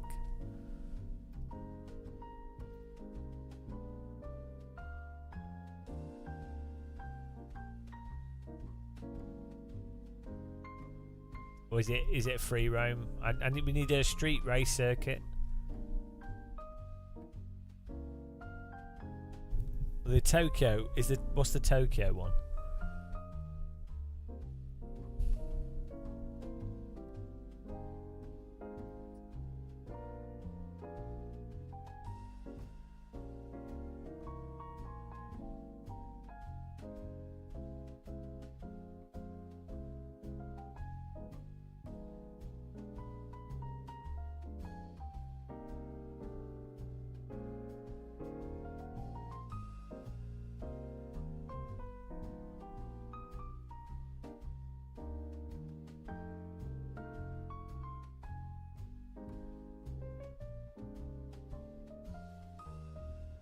No, we've done that. We've done that track.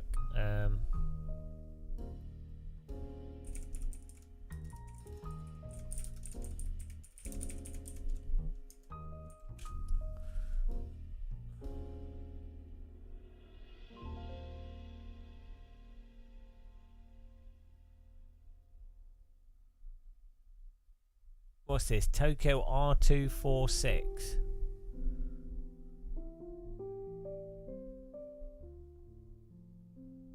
What on earth?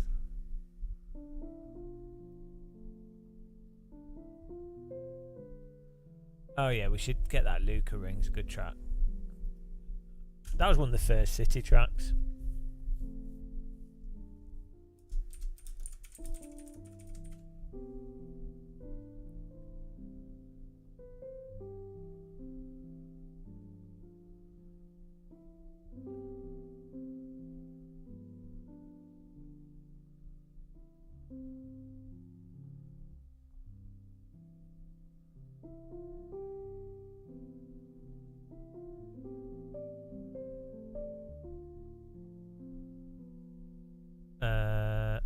Why has this got 4 dislikes on it? Oh dear, why is this such a mess?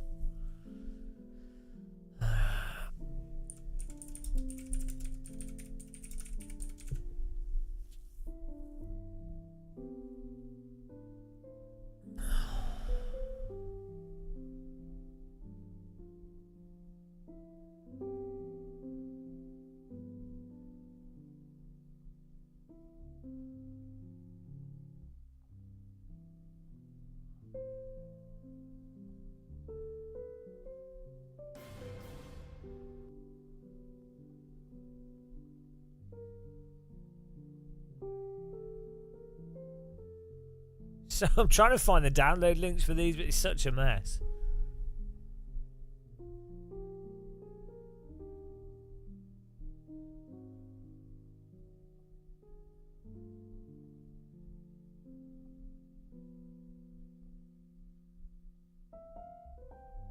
Oh, hello.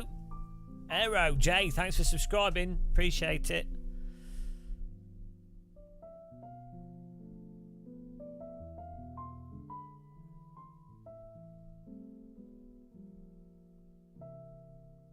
Trying to find a good download link for this Luca Ring track.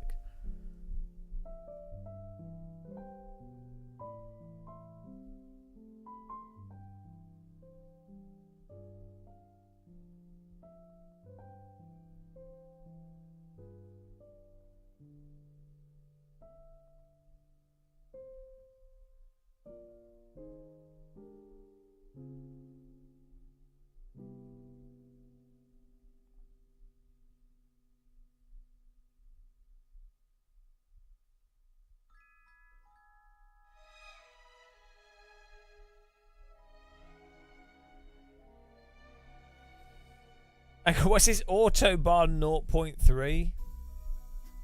What's that?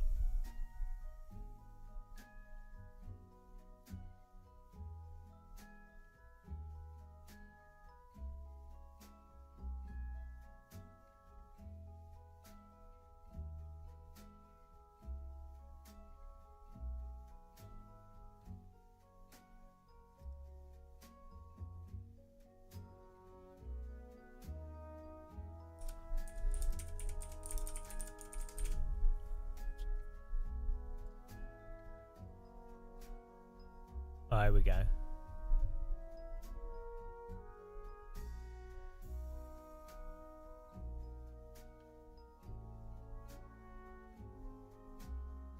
Oh, the link doesn't work.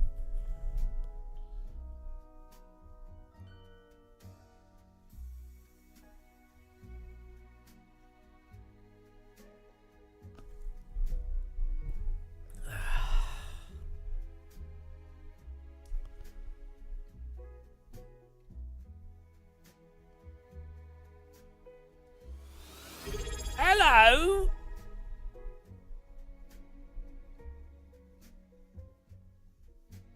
I can't. Why is it not popping up? Everybody. Well, everybody, why is it not popping up on the stream? Who's that? Zedward Dog, thank you very much. Thank you. I'm trying to find Street Servers to download.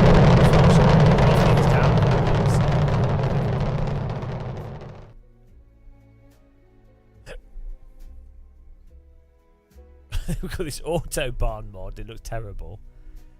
Someone suggest a good street circuit, guys, where I can just download it as well. Suggest a street circuit that has a download link. It don't have to be a circuit, but not like a street track. Oh, hang on. I've got this Luca Ring link is working. It just takes ages to go.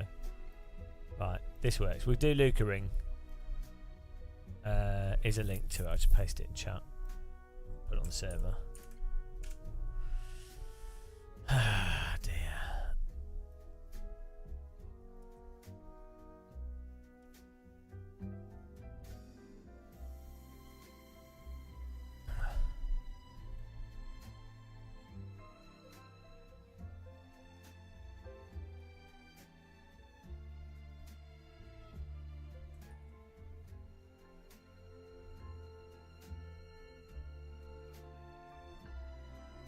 Getting onto server. Put track on server.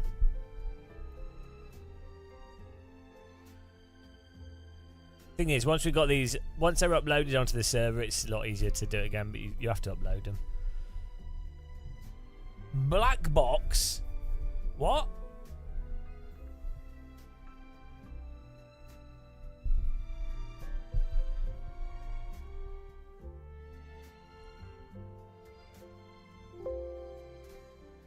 Here we go.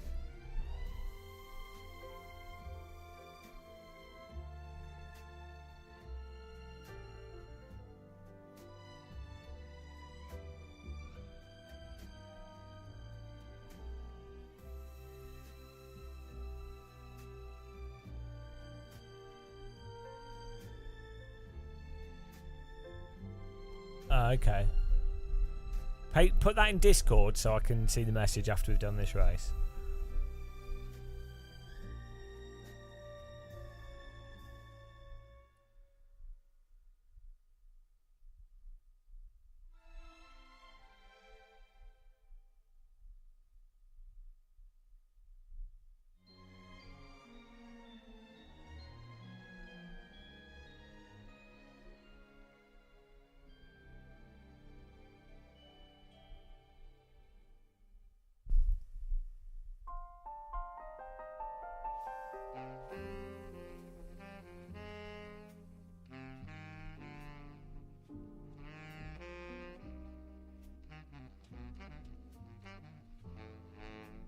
Why did that not? I've just uploaded a track and it didn't work. What's going on?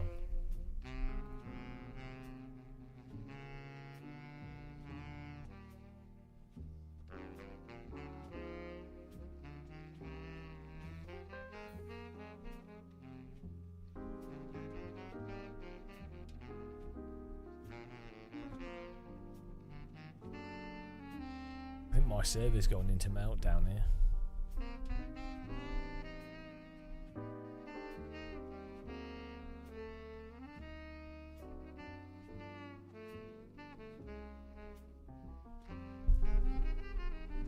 Oh, there we go.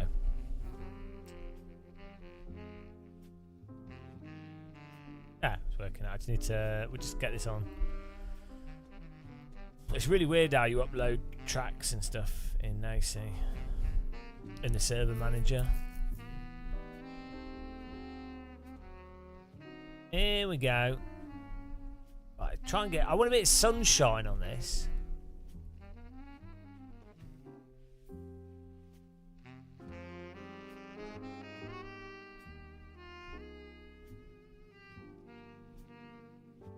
I think we stick with that. McLaren was really fun, so we could do it with the same car.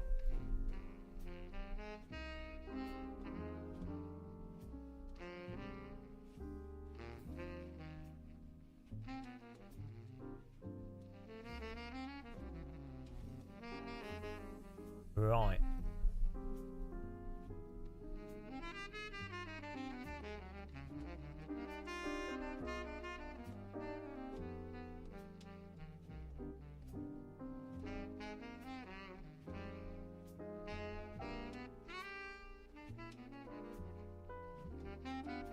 This should work.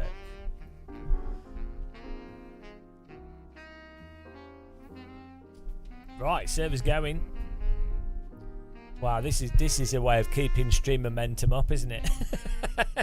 Uploading mod tracks. Wasn't that fun? Did you enjoy that? I think that was a very intense bit of streaming action there, guys.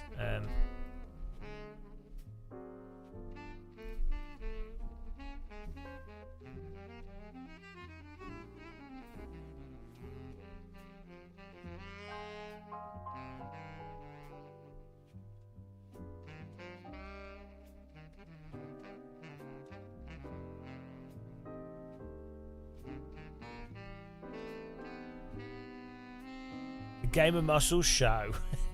Show is a bit of a stretch, really, but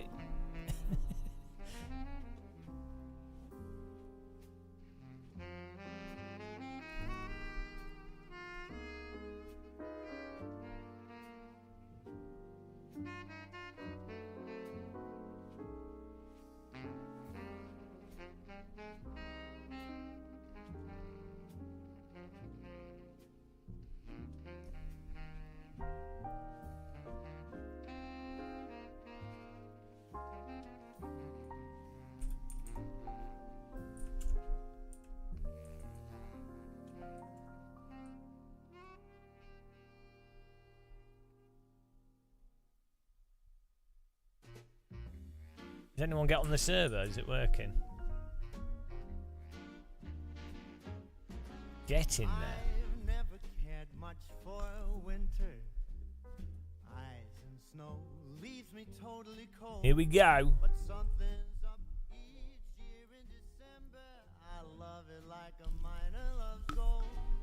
It's never about the present. Just search for Game of Muscle and the server should come up. Here we go.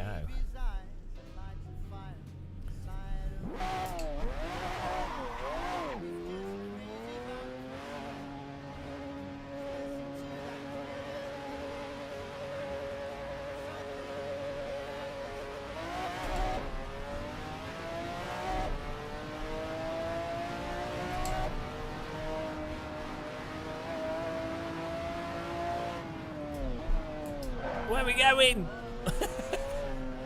Oh no, it's a really tight corner. Bloody hell.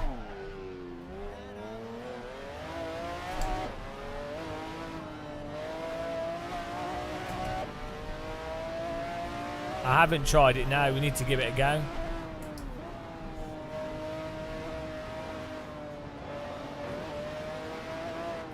This feels like driving in Spain or something.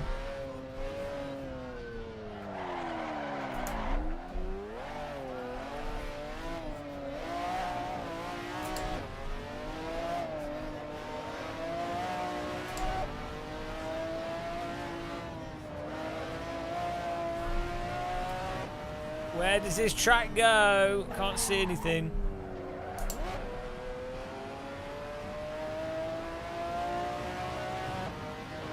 Bloody hell, he puts a ramp on a racetrack. That's not safe.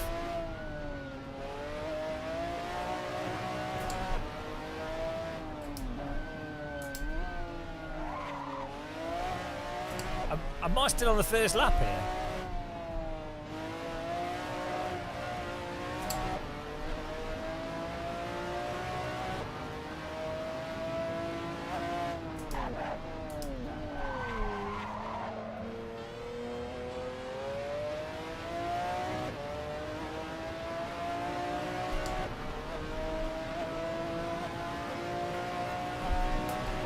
Is this meant to be in Italy?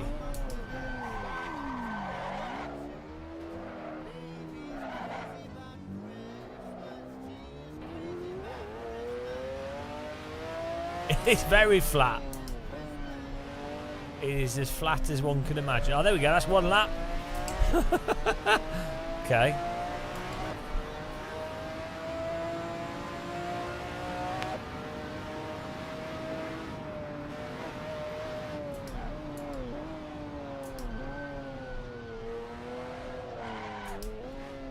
Nice. They've done a nice job on the modelling of like the Roman buildings and stuff.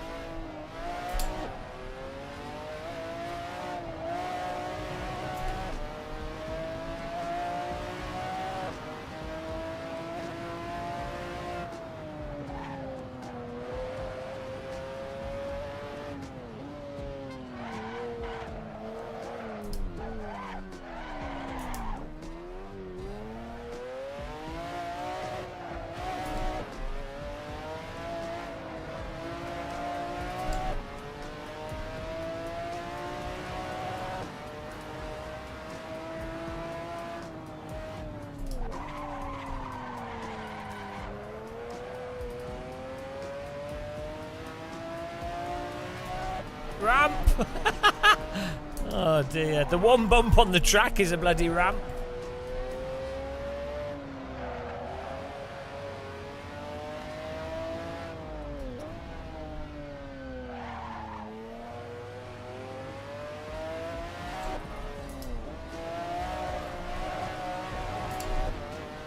But this looks Italian though, like it's got a Roman wall around it.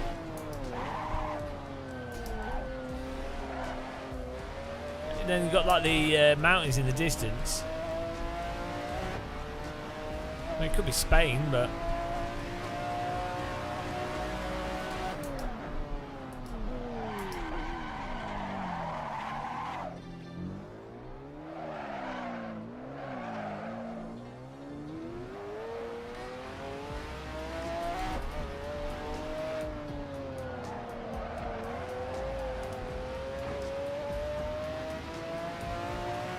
it's quite a long lap.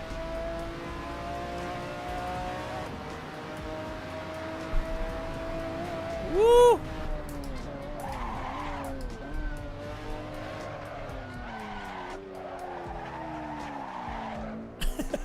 The understeer is real. It's well flat. Ironically, wells, the opposite of flat, they're a hole. I mean, a well couldn't be any less flat, really, could it? well flat. Amazing.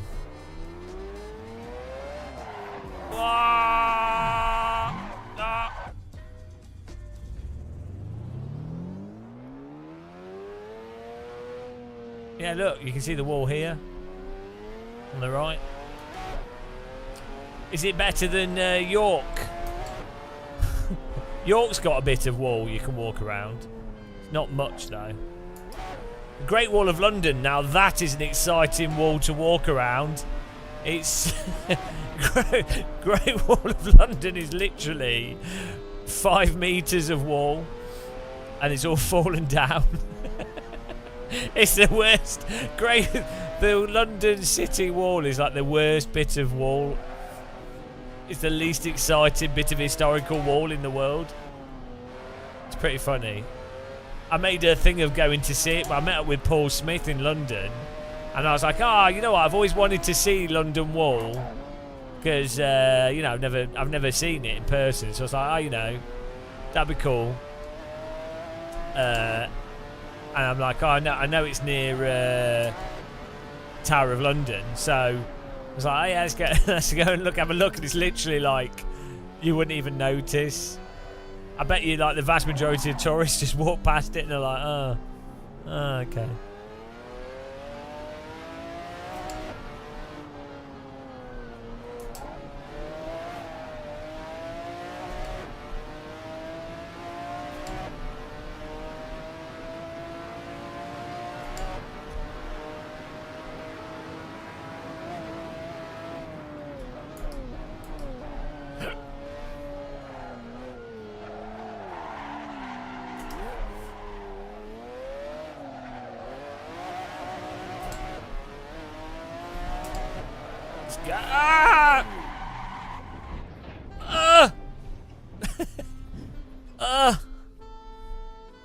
I'm dead.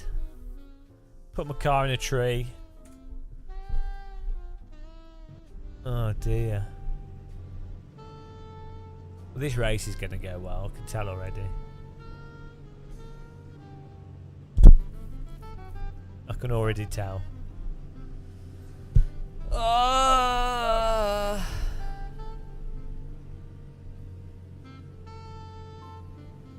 It's a nice track. What's the other? Whilst people are qualifying, we can download another. Race department doesn't seem to organise by Citra. Oh yeah, what was the video? You said it in Discord. Let's have a look here.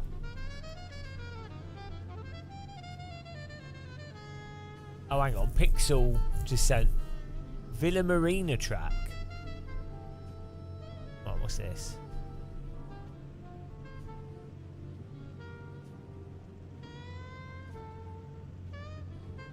Oh yeah, this looks crazy.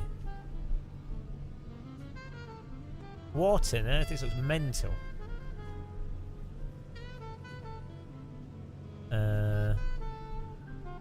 Google Drive, here we go. There was a problem with the network. Okay, I'm downloading. Download anyway! Who cares about the problem with the network?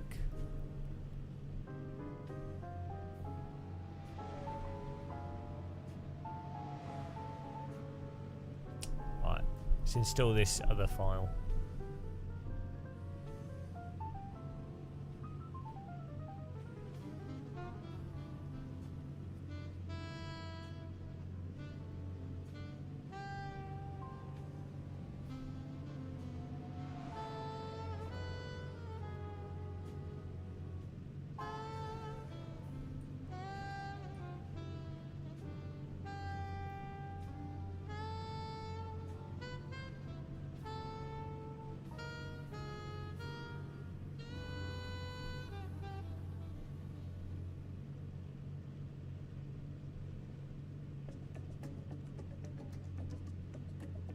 Okay, I'm getting the this other track on the server whilst we.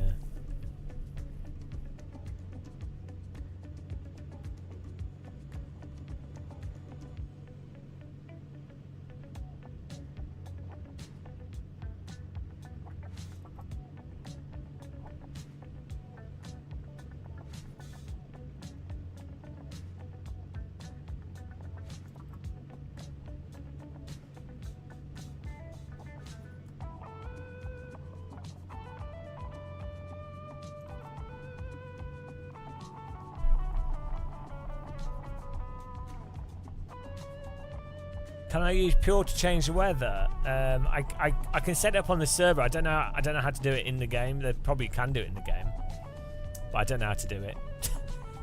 But I've got that Marindopolis track on the server now for next race as well. Wow, we talk about efficiency, guys.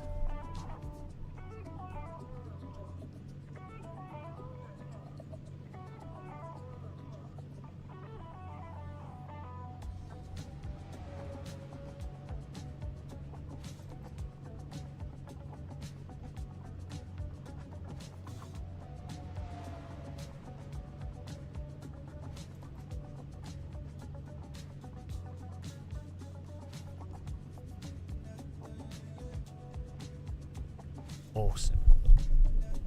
Right, that's that setup for the next race. Wow, we're on top of things here. We're on top of things. By the way, if you're watching on YouTube, click the like button if you want to. Woo!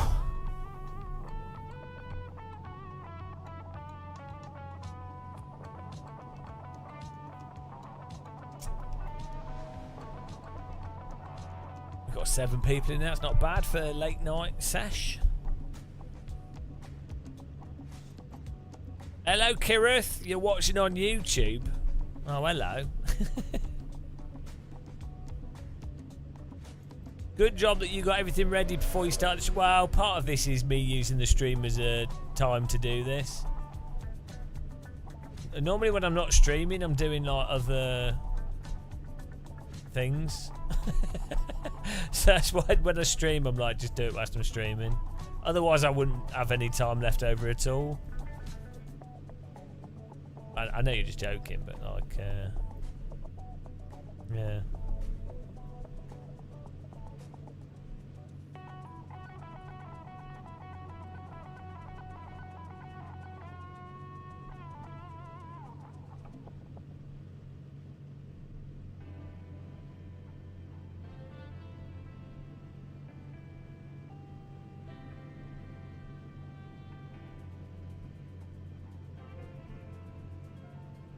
Also, part of it is other people recommend stuff that I wouldn't think of.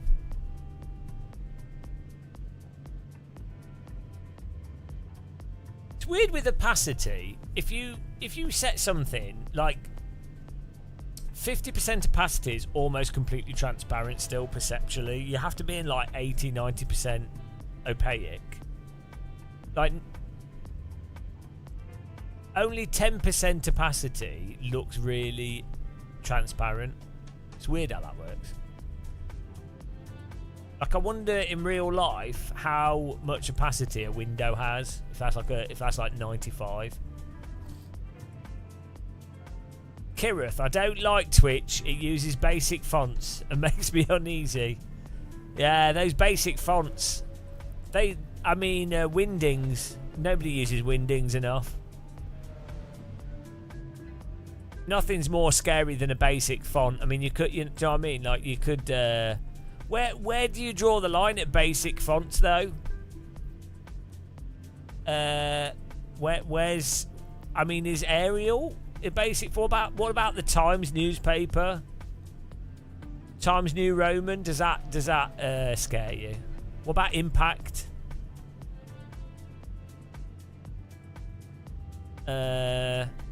But does that mean that Papyrus it doesn't scare you? Do you accept Papyrus? What about I think Arial Bold is a nice font. Arial Black is nice as well. Code Bold is really nice as a font.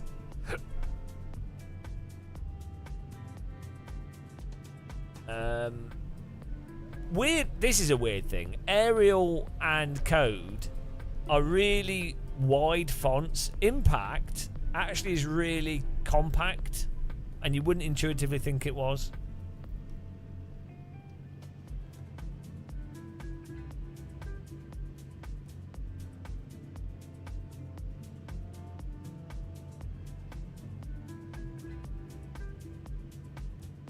Oh, Glasgow High. Okay, that'd be cool. Yeah, I've walked past GT Omega's offices in Glasgow myself.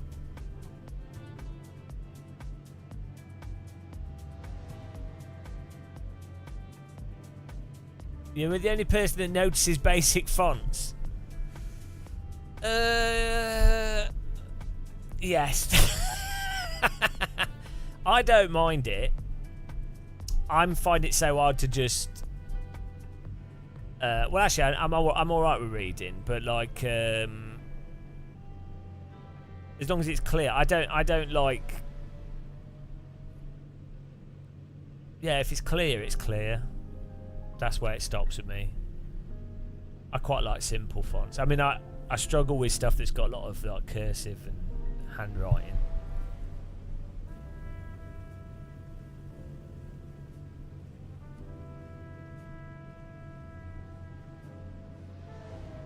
got 1 minute 30 till the race here. Just chilling out.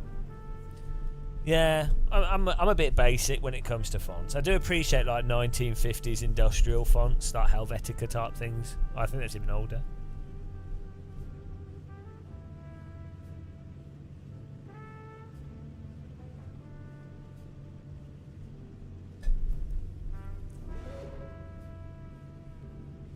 I do notice when companies do shit logos. Like there's like a gymnastics club near me called like I can't remember what it's like, Pegasus or something, and their logo is a horse with wings, and it's honestly the worst, the most like window word art. Like it wouldn't have taken much for them to have a nice. Like you could do an abstract thing with like a horse, like maybe a horse's face or something. I don't know, something nice. But it's just so, it is a horse with a wing, and it's obviously two separate graphics that are stuck together. The other one, there's like some gyms and stuff near me where they've just like they've just put text and then they put stuff either side of it. And you're just like, oh my god, it like there's no excuse. Like.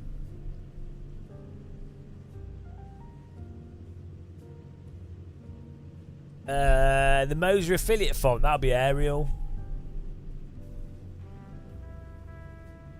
Yeah, probably copyright free image. I guess the thing with AI now though, like AI is actually pretty mental at graphic designs for logos, and most businesses are actually looking for super generic logos.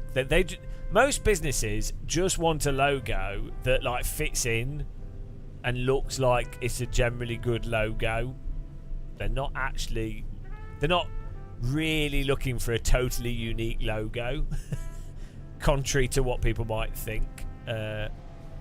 You know, a lot of business. Obviously, some businesses want to actually stand out and want to be unique and things. But if you're like a generic if you're a generic company, actually having a very generic logo is appealing because people are like, oh, that's a generic thing. They look good. Owner's daughter made the logo. She's an artist.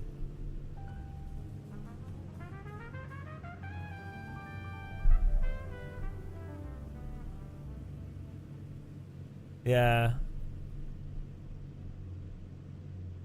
It's really funny when you have like graphic designers doing graphic design for like generic businesses, and they do, you know, they make a whole big thing out of it, but the end result is always the most boring. Like AI basically does do what they do and better, so you know, it's not really the graphic designer's fault. It's what most companies pay, well not most, but a lot of companies paying for graphic design, they just want something generic. So it's be interesting to see how that will pan out moving forwards. If stuff like graphic design for logos and things, like how would someone then stand out from an AI?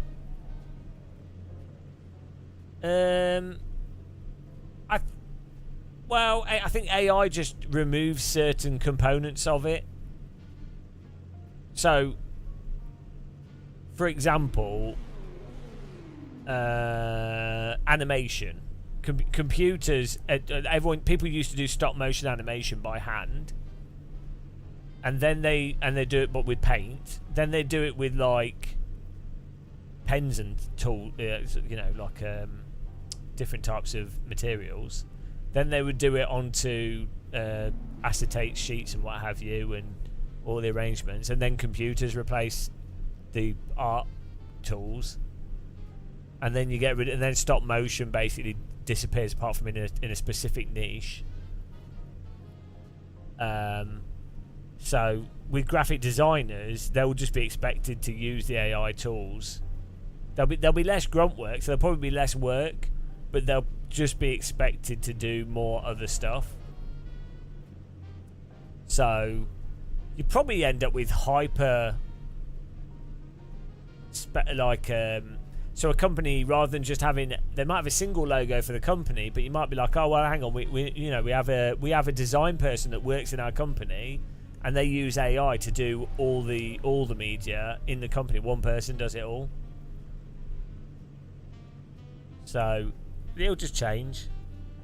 But you'll always, even if AI does everything better than people, you would still need a person that culturally understands what other people want for them to organise and selectively choose what is pursued using AI, so that, you know.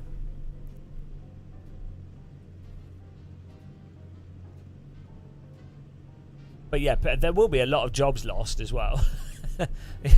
It will just change how things. There'll be new industries that emerge. There'll be shifts. So it's like when cars replaced horse and carts. You're like, oh, what about all the, you know, all the stables are gone out of business. All the people that make horseshoes and feed them, the vets and the storage for horses and the stables, everything. All the mechanics, all the woodworkers, all that. It's like, okay, yeah, but then the car industry has replaced it, and you're like, well, actually, that's ended up being a bigger industry than the horse and cart industry. And then so many other things have come out of that as well. So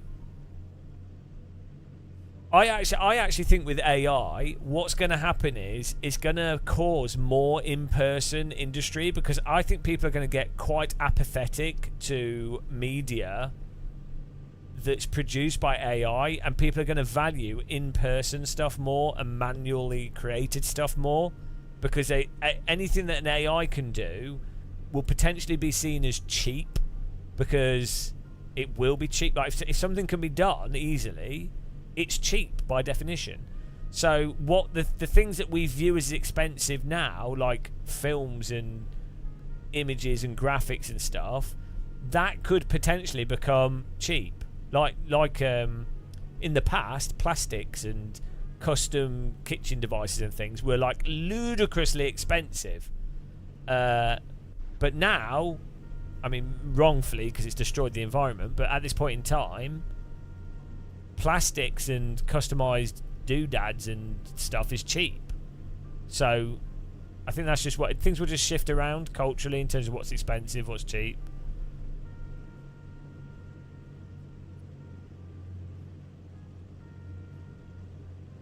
Well, so the things where AI are massively profitable already are basically where you use AI tools as a very efficient way to search through a lot of information. So there's a lot of business processes, and so a lot of large businesses have really bad communication between different departments and departmental organisation. And AI tools will be absolutely, and already are, and people are already making a lot of money out of this. AI tools will really revolutionise how businesses structurally operate, in the same way that IT has. Like not having to send letters to people, not having to have a secretary to type something up and then post it, and now everybody just being able to send an email is a completely different step change in how business is conducted. I mean, the fact that, like, in the course of a single day, I'll have, like, a video meeting with... Oh, bollocks! I'll have one meeting with someone in America, another meeting with someone in Europe. What, you know, like... something with someone in the UK, and then I'll do a live stream to the whole world. So it's mental, really. Like what I do with these live streams that only 3 people watch is pretty much the equivalent of a local radio station, but it's just me doing it. So, yeah, everything just changes, doesn't it? I think that's the thing with the technology. And it'll be in ways that are very hard to really predict. There's a corner there, mate. Dampo just goes straight into the wall. That would have looked well good in BeamNG. This is Luca Ring. It's, the link to it's in the description. So this is what I find weird with a lot of the conversations on AI. Is they're just bizarre. It's like these sorts of things have happened before, you know. Oh, there's a wall there. There's a car. Oh my God, God. Street circuits have this problem. Oh no. I'm sorry, I'm turning. Austin Powers moment.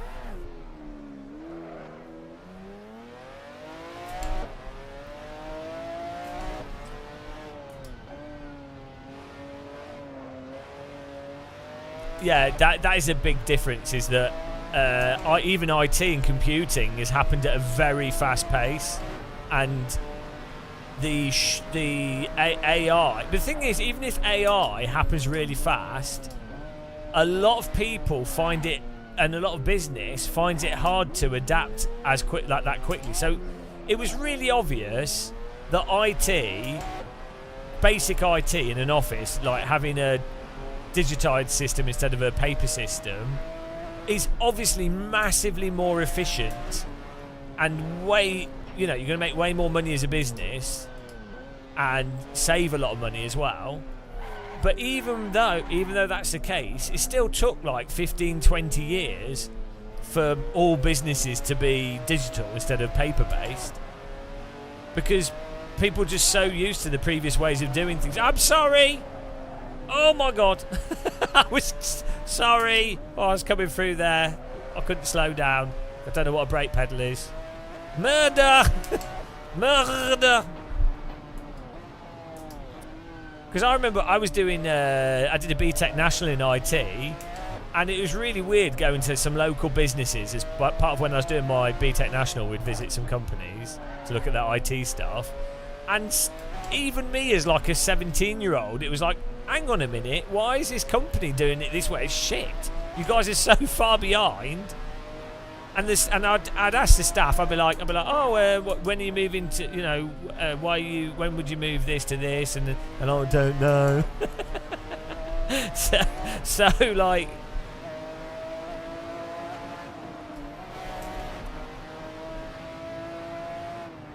no! That went well. I think I've just launched him. It was already dead, it's fine. That went well. Well, the thing is, AI is still massively dumb. It's amazing, but people need to think of it as I say, the best way to think of modern AI at the moment is incredibly advanced data sorting with the large language models. It's still not actually, oh my goodness, it's still not actually AI, general intelligence. You can kind of fake it a bit, but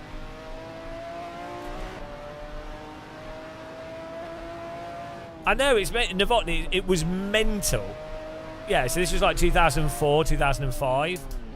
So I think it really took until about 2010 for it to basically be that companies had a basic idea of stuff. Even now that you have people not encrypting things and what have you, like basic security.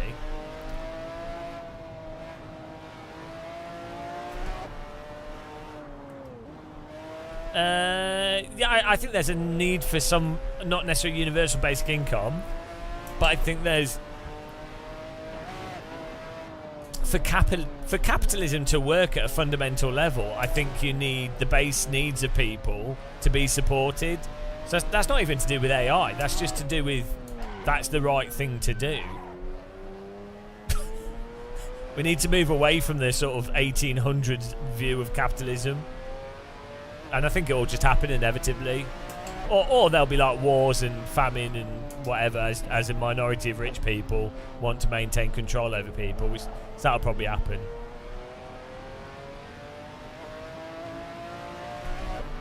Yeah, it's still not general intelligence though. That's the thing. It's still so all the AI systems at the moment can perform certain tasks, you know, better than many people could, or very good people, but nobody's cracked a general intelligence. So it's like me going, it's like how a graphics calculator is way better, like way more advanced than like a B, for example, in terms of being able to calculate numbers and get a specific result out of it. It's on another level. You know, it's insane. However, in an intelligent sense of things, a B is incalculably more intelligent than a graphics calculator. Like, it's just a completely different thing. Like, if you were to actually try and quantify the processing required for something to be able to balance, fly, efficiently navigate itself to plants, collect the resource, and then like, you know, and then do whatever it does. Like, it's just on such another level, and so efficient and highly optimized through evolution. And I think that's the other problem, is that if you're trying to do general intelligence through the large language models or some of the AI models that we use at the moment, I think you might be able to do it. I think they will crack it, but I think the problem will likely be being able to do it efficiently. And that's the thing. Evolution forces, like, through the evolutionary process trades the amount of time it takes for something to evolve, but once that time has passed and things have evolved, they end up developing ridiculously efficient methodologies for doing stuff that's incredibly complex.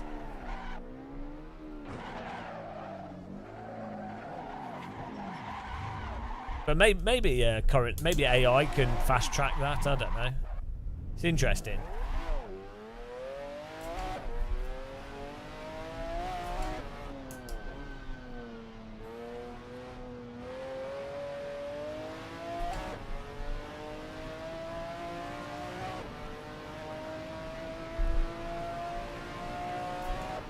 This race has gone great. This is such a hard track to actually drive because it's crazy straights followed by ludicrous roundabouts. Ludicrous roundabouts.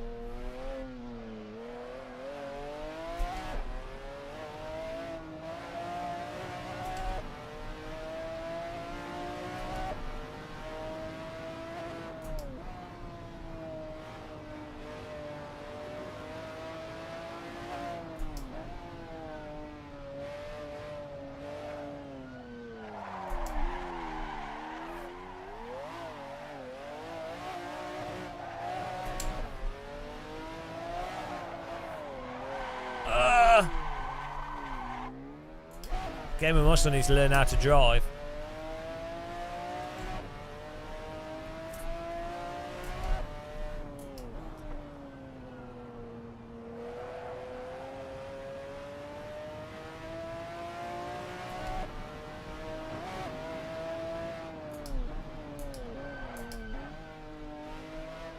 Where am I?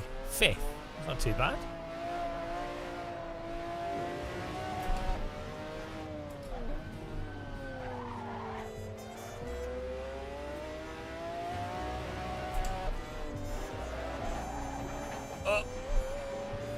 I like how there's spectators on the hill out of the way. They're like, oh, that's safe. That's safe enough over there. Safe from Game of Muscle.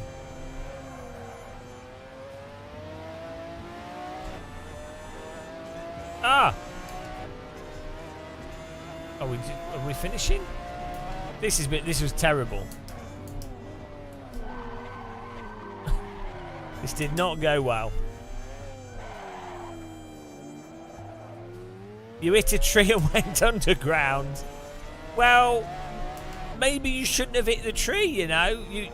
That's what happens in real life. It's actually a realistic simulation.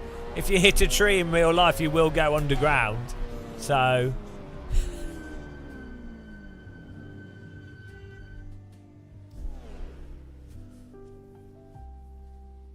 air fryer. What's this? Air fryer R&D? Oh dear. Rhino's race room. Hello, we're good, yeah. We're driving city tracks here. Well done, guys. That was a disaster. I think if we drive this track in the future, we need to do it with a much slower car. Well done, Lol91, Tayson and Aaron. Top 3 there. Ponying it. Oh, dear. That was a total disaster. Let's get the next track up here. It'll be linked in the server. It's... what was it called? What was the track called? I can't remember what it's called. Let's get the server up.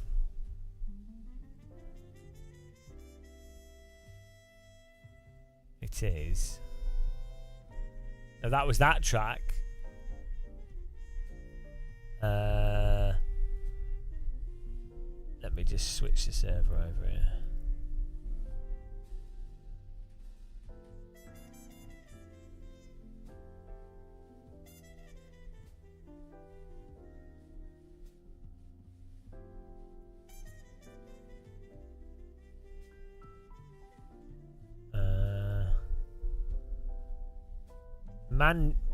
Mirandopolis.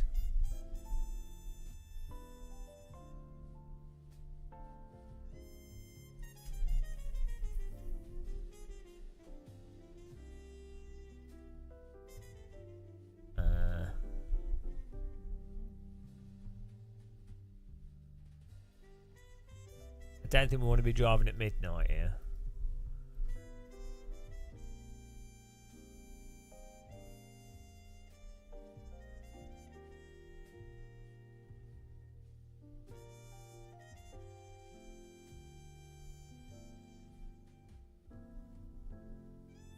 What layouts do we have?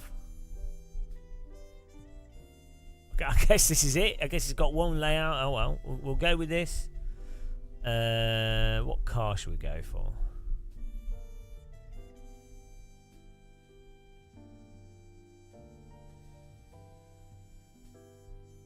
Should drive something different.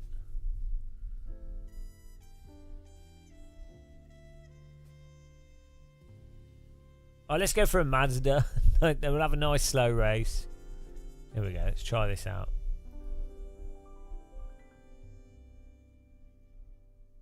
Right, server's running. Sao Paulo, Brazil. Mirandopolis SP.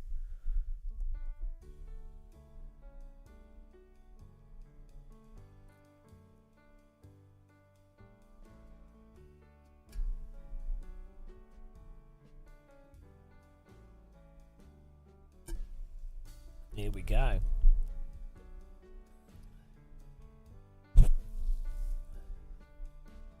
Oh, I need to get the Seattle track. Rao on a Rosanga. Okay.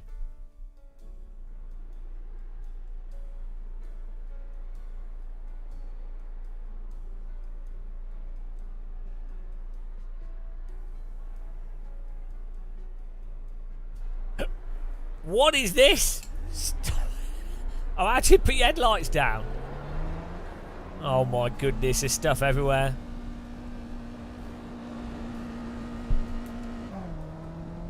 Oh my bloody hell. Is this from Forza? Totally safe pit lane, Novotny. Why not just have scaffolding with people stood on it? Where we go? Straight on? Okay. I'll pick the old Mazda.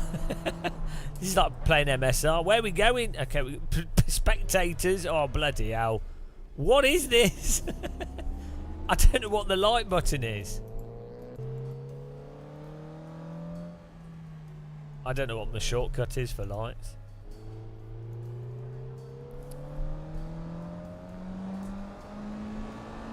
Oh. There you go. Found it. What is this racetrack? Oh. Crowd are loving it. This feels like MSR.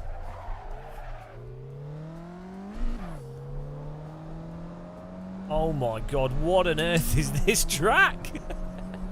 There's stuff everywhere.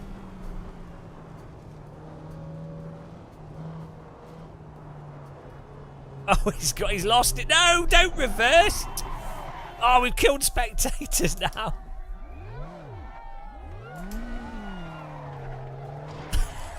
Got him back.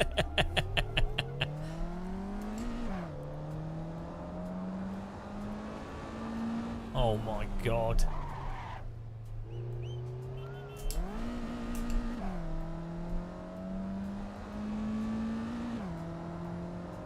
This is ridiculous. They've modelled like a whole bloody city.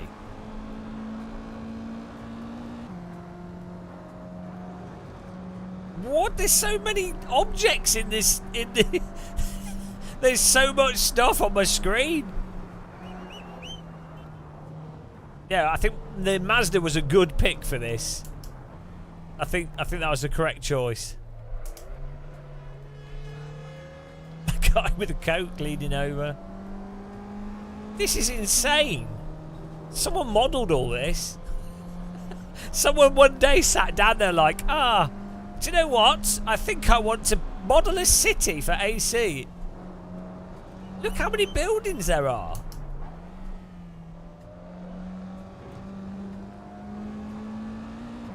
The lampposts and everything. It's mental.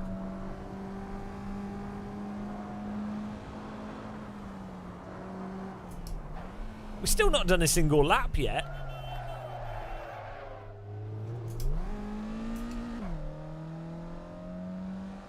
What on earth? No, we've not done a one lap. Oh, here we go. Here we go. That's the pit lane, I think. No. No. No. Yeah, I think it is.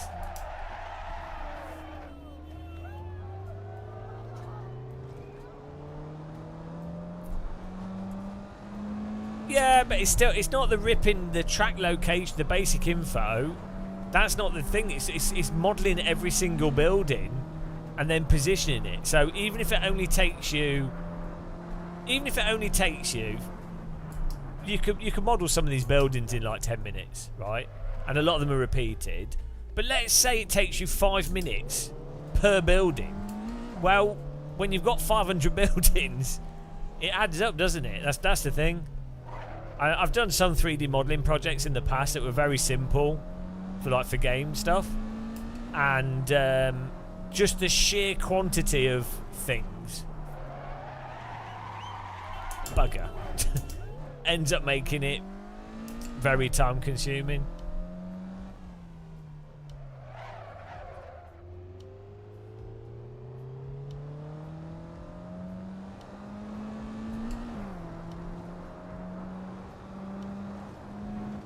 This is mental. It'd be nice if someone did more London streets for AC. They don't really have London. You don't really have much London stuff in Assetto or in driving games in general. Like there's the Newcastle things. I always thought it was a shame that there wasn't ever a 3D Grand Theft Auto set in London. Yeah, the Shituku revival is mental. Just the scale of it. I mean, Tokyo in Japan is insane. You fly over it in Flight Sim, it's incomprehendibly big. I think this is the weird thing. As a Brit, Britain's quite small. There's not much stuff in the UK, but so what you think is big is actually not that big. And then you look at Tokyo and you're like, oh, thanks for subscribing.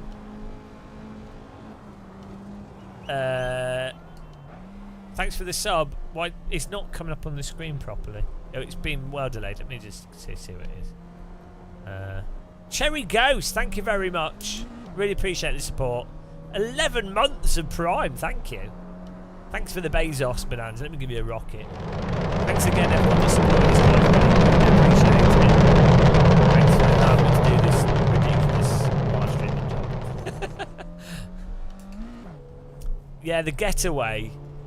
Oh, that was in Newcastle, wasn't it, I think? Oh, no, that was in London, but they had a secret map in Newcastle. And, yeah, the last Watch Dogs. But I didn't really do very well, did it? But I wanted to check that out.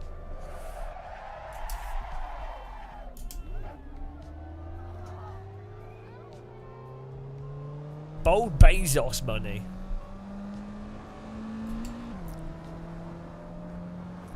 What's that one? Muzzle UK. What's that? Can you remind me after this race so I can download them? Because part of this stream is us getting good street tracks sorted out. Because as we do this, I upload them onto the server, and then I can next time we do a live stream of street racing, we're like basically ready. No, you're such a shit.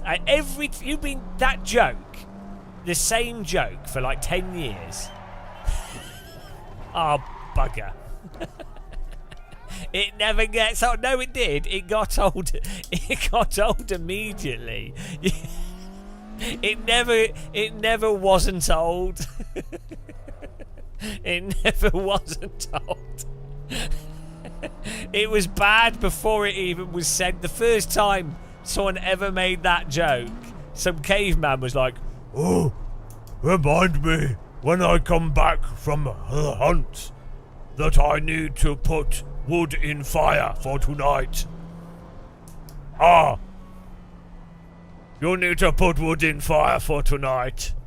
Ah, that is not funny joke. Oh, it is funny because you want remind, but you not remind when you want to be remind. Ha ha ha, me so funny." That was Novotny. Great granddad,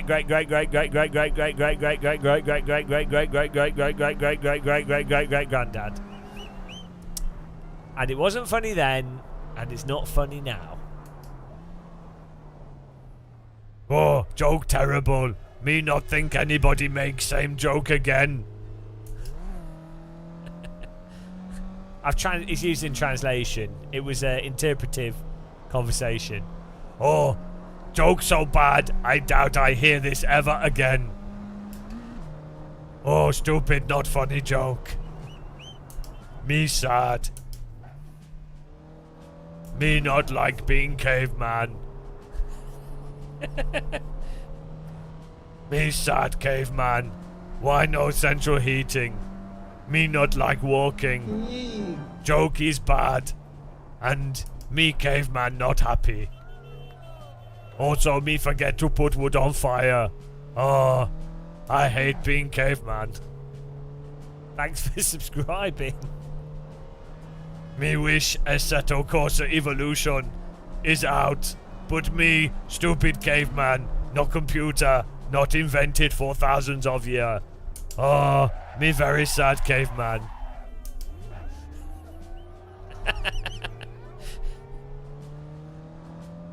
Me wonder if good driving simulator ever happen. I never know. Oh, me sad caveman.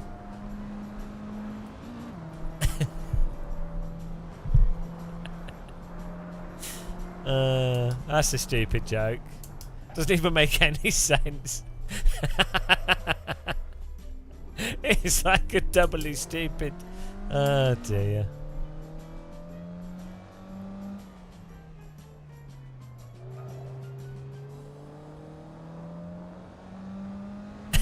Yoda.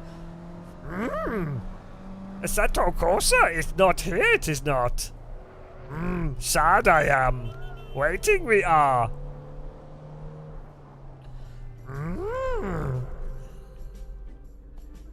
Bad joke it is.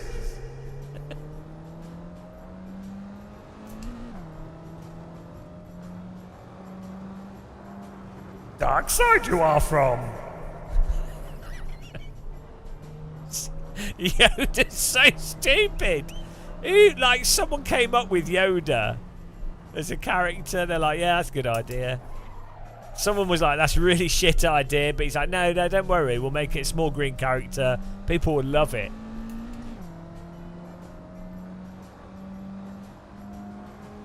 How long is this course? This long?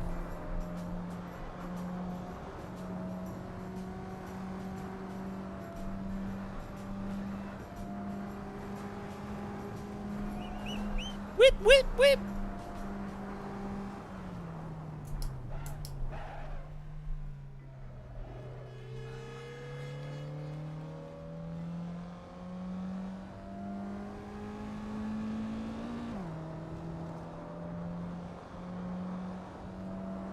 Yes.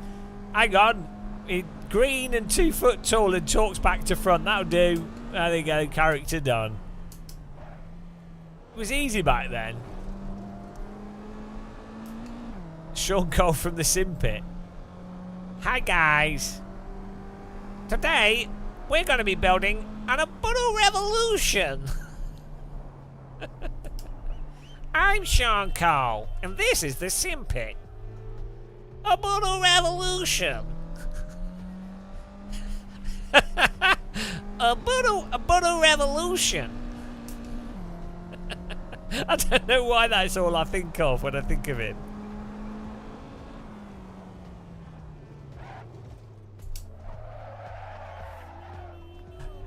Sean should have a t-shirt that just says Ubuntu revolution. We're going to Home Depot. I can't do the rest of his accent. Look, that's not a nice thing to say. You still have an Ubuntu revolution. It's just the name of the product as well. Ubuntu revolution. It's such a stupid product name. We're going to Home Depot. We're going to build a sim rig out of PVC pipe. Oh dear. When will I get to meet Sean Cole in person? It's been a long-term dream of mine. One day we'll meet Sean Cole in person.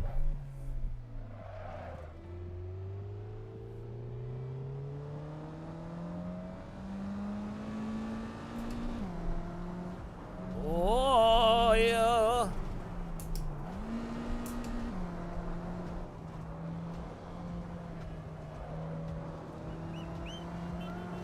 He's one of the old school sim racing people, yeah.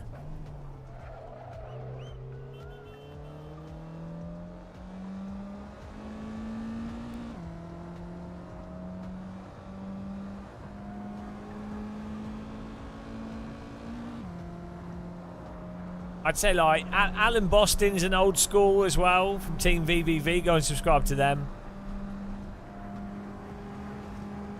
Like, see, like me, Jimmy, Matt Malone, and that are kind of like the second wave of YouTube sim racing and YouTubery people. And I say now you've got like a third or fourth wave of sort of YouTubery sim racing people that are, that have like it's already been. So when Sean Cole, when Inside Sim Racing was on, nobody was doing any video content on sim racing. Like, I mean, there'd be occasional videos, but nobody was consistently doing sim stuff.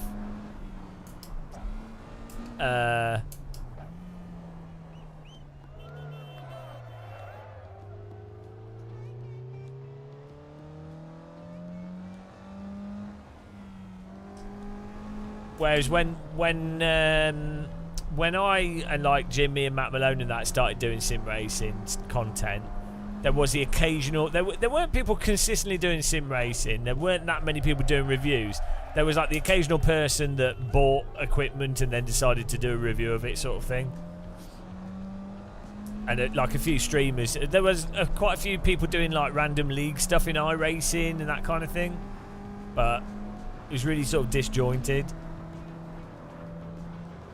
And I'd say in the last sort of just pre-COVID, there was more people doing like general videos, and then in the last 2 or 3 years, you've had a massive boom in people doing hardware reviews and that kind of stuff. Like basically getting into it effectively for the money side of it, if that makes sense. I mean, they're also hobbyists, but like there's a market there that's established. Whereas I think when Inside Sim Racing were doing it, there really wasn't any like established market, especially when I started as well. There wasn't really an obvious monetary gain from doing it. Like I don't think any of the people, I don't think like Random Call Sign was doing stuff about the same time as me as well, Jimmy, Matt Malone. I don't think any of us really thought that there'd be any money, like I don't think it was really like a business thing. No, Barry's not the guy. He just talks clearly. Barry's overrated. I'm putting my skin on the line here. That's it. You can give me all the hate you want. Overrated. Alright, look, I'm sorry. Just taking apart something and saying what bloody materials it's made from and then playing iRacing. Come on. And this is dangerous territory, guys. This is dangerous territory. How dare you be critical about blessing Barry? No, I did like what he did. I think it's good what he did do.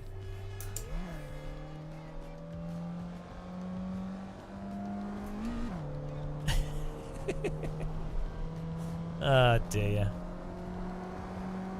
Oh, he's on the Buddha Revolution.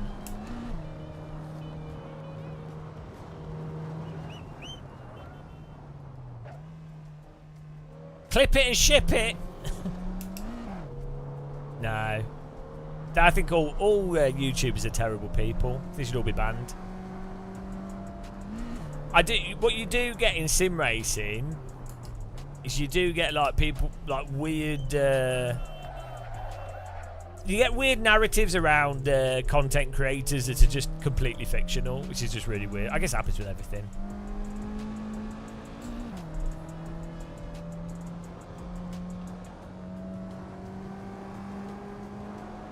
I think it would be good to have, it'd be good if Barry did do more content though. Like, having someone that does take stuff apart and also just does, like, interviews with people. I think it is a good thing to have. I don't think there's anyone else really doing that.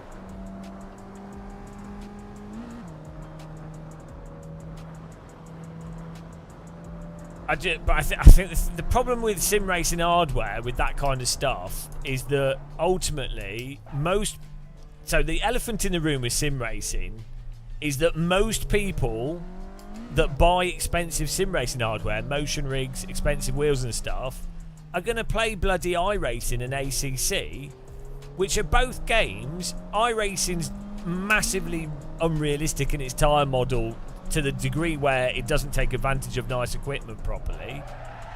It's just pointless. iRacing might as well be Trackmania, like, ultimately.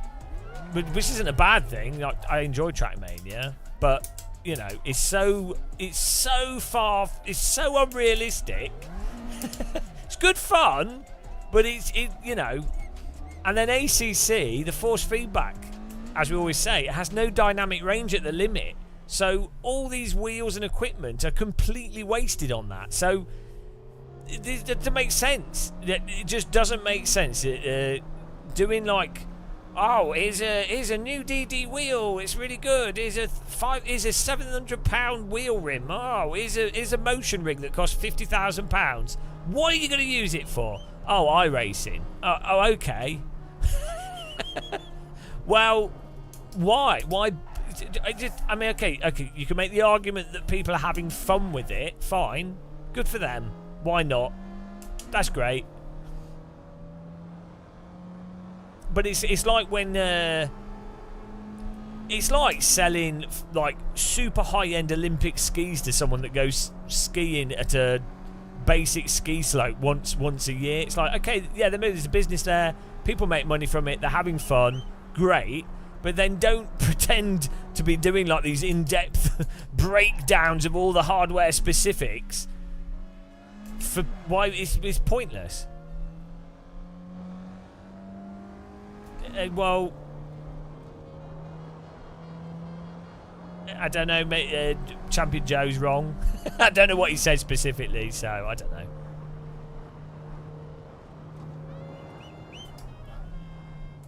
Nobody that knows anything about force feedback would genuinely they might go, oh, it's fine, but compared to like ACC just doesn't have dynamic range at the limit.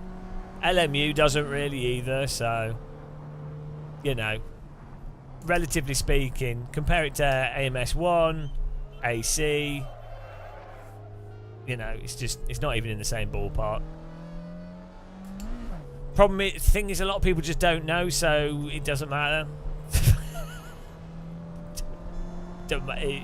the this is the other thing. The truth is, so many people don't know the truth that the truth is impossible for them to accept because they just don't know. So then there's nothing you can say. It's business. Yeah, it's business. All right, here we go. Qualifying's ending here. Church of AC. Where is the actual start-finish line?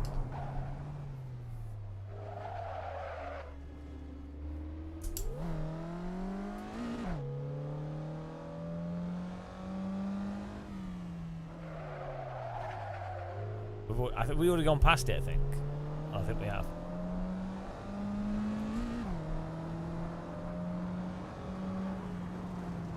Yeah, I mean, it is quite nice that more recently... I'll give LMU a go. More recently, you've had a lot more real-world Formula 1 drivers and professional race drivers just be like, yeah, I know, iRacing's ridiculous. So... at least finally. So I don't personally mind that people think I'm an idiot or think that I'm wrong. I don't really care. They can think what they want. What's a shame is if the majority of people don't know the truth, things will just stay the same and will just be shit. So when you have real drivers actually say what I've known and I've been saying for like 10 years and they're now publicly saying it, it means that people will actually start to change their mind and then things will actually gradually get better and at least everyone will be on the same page as to what's good and what isn't good, which then puts pressure on businesses to actually do the right thing.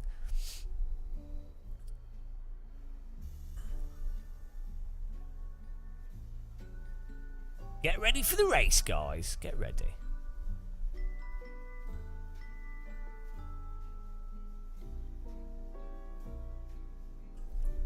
There's Aris. Yeah, no, I chat with Aris quite a bit when I see him at events. He's an awesome guy.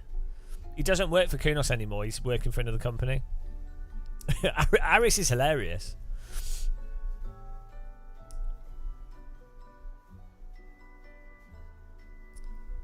It's not that I feel validated. I don't really care. It's just that it's the truth. So I do care about the honesty. And so the only thing that's I'm sort of pretty utilitarian in my view on things in life. So the utility to me of real drivers being honest about physics, and because it just means that the average sim racer will start to actually know what the truth is, and that just means that you're more likely to say for the games to get better for me to actually play them as well, because developers will know what they're actually doing. So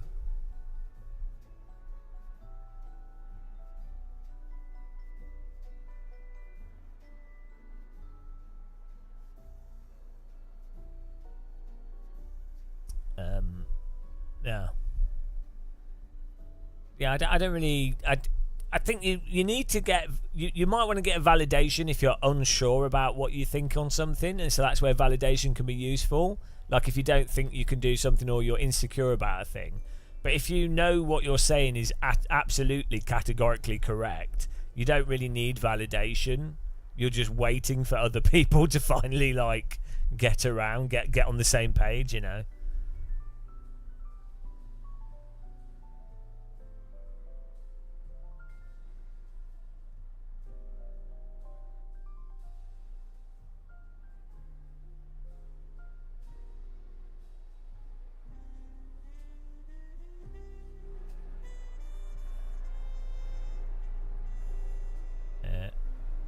Go racing, guys.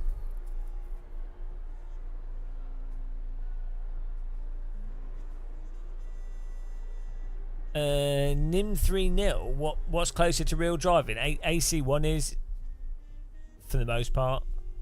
It's not even debatable. Like if you talk to actual talented real drivers that also do lots of sim racing as well, most of them use AC at home. If they wanted to practice something, they use AC1. I know the real drivers I know as well would just only play AC1. They'll do. I don't like ACC, but I do like the Normalist. So that is amazing. So it's probably one of the, well, one of the or not the best simulation to practice, like even F1 or GT mods. It's really good. Look at the guys are holding out signs here. You're only yeah. Normal AC. Okay, let's go. Yes, Skywalk, yes. But yeah, if you want to do online racing and competitive racing, iRacing is the only option. So it's just a logistics thing. The reality is iRacing is the only active competitive driving game at the moment. Well, Gran Turismo. So your choice for that is iRacing and Gran Turismo. But if you're on about like balancing a car at the limit and doing what you need to do to drive a car quickly, AC's like the closest for that process. SimHQ, how's it going, man? One needs to cross market experience to be sure and stuff. I mainly iRace, but both ACC and R Factor 2 are 1,000 times visceral, believable. Yeah. Well. Yeah, I mean, it's not really debatable. iRacing is just, the tyre model's just mental. It's just a fact. Like, even iRacing know it. They're working on changing it. So, you know, it's only iRacers that will argue with you about that. I just take the poll.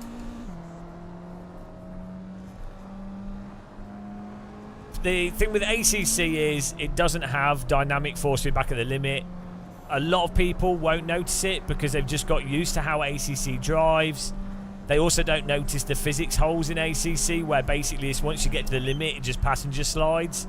I think it's an issue to do with Unreal Engine or something, but there's definitely something messed up with ACC that talented drivers notice straight away. Like, you know, you can play anyone can play ACC and enjoy it, and it's more forgiving than iRacing, but it's definitely something messed up with it. R Factor 2 and LMU are much better than ACC, I think, in many ways.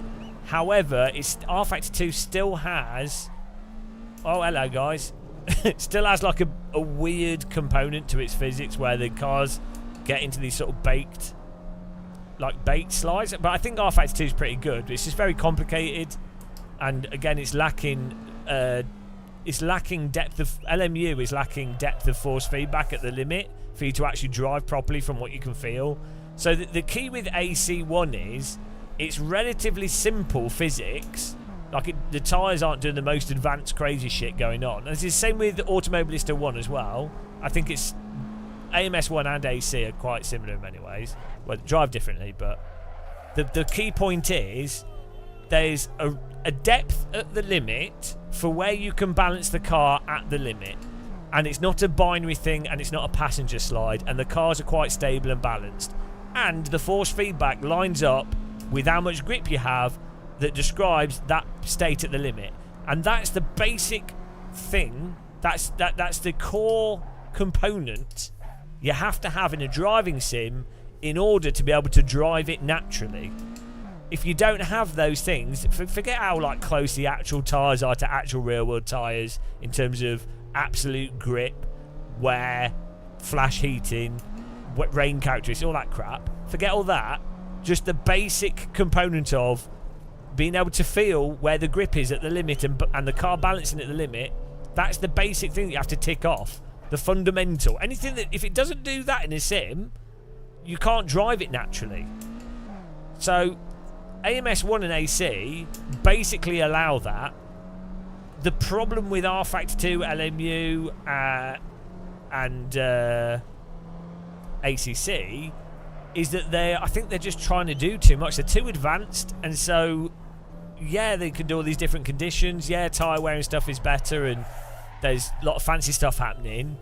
But it does everything it does is worse. Like when it does the basic dry driving situation, it does it worse than AMS1 and AC because it's trying to do so much more.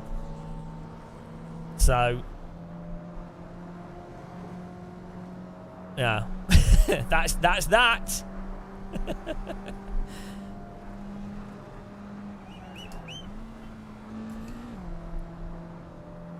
A big problem with ACC is it's GT3 cars, and I don't know why people are, like, if you're an actual race driver, why would you race GT3? It doesn't make any sense. They're not good race cars. I mean, in real life they're great, but like in a sim. Jet Red, you bet F1 games have a lot of real world data, but at the end they still drive. Well, so the F1 games, they're limited by their physics engine, which has to run on multiple platforms. And also, it's not really about data. A lot of it is still like design and choices, and then limitations of whatever physics engine they happen to be using, and then getting the most out of the specific physics engines.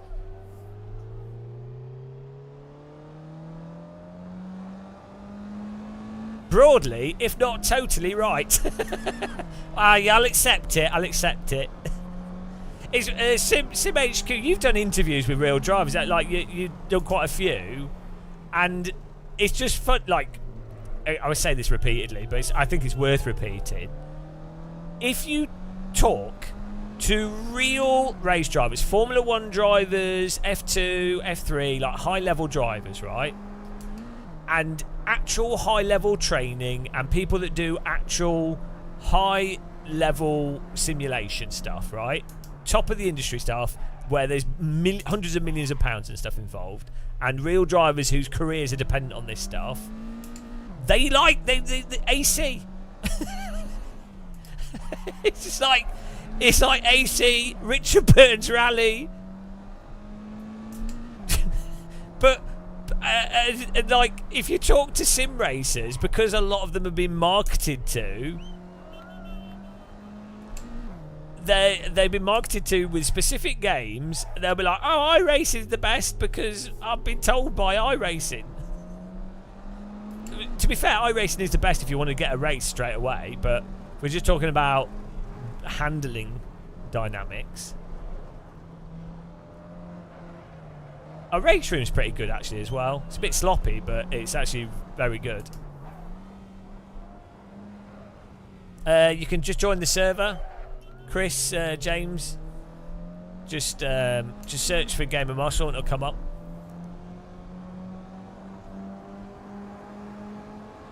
And then the link to the track is down in the server information. 3 wide. But yeah, I mean it's all moot anyway. Like this is the thing. If you can't get a race, like AC1 might have the best physics for dry driving and netcode's pretty good in it. It's reasonably fine.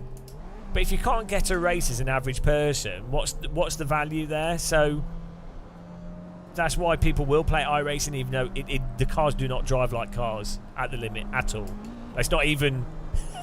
It's so absurdly not like how cars drive, but you can't get a race in anything else. So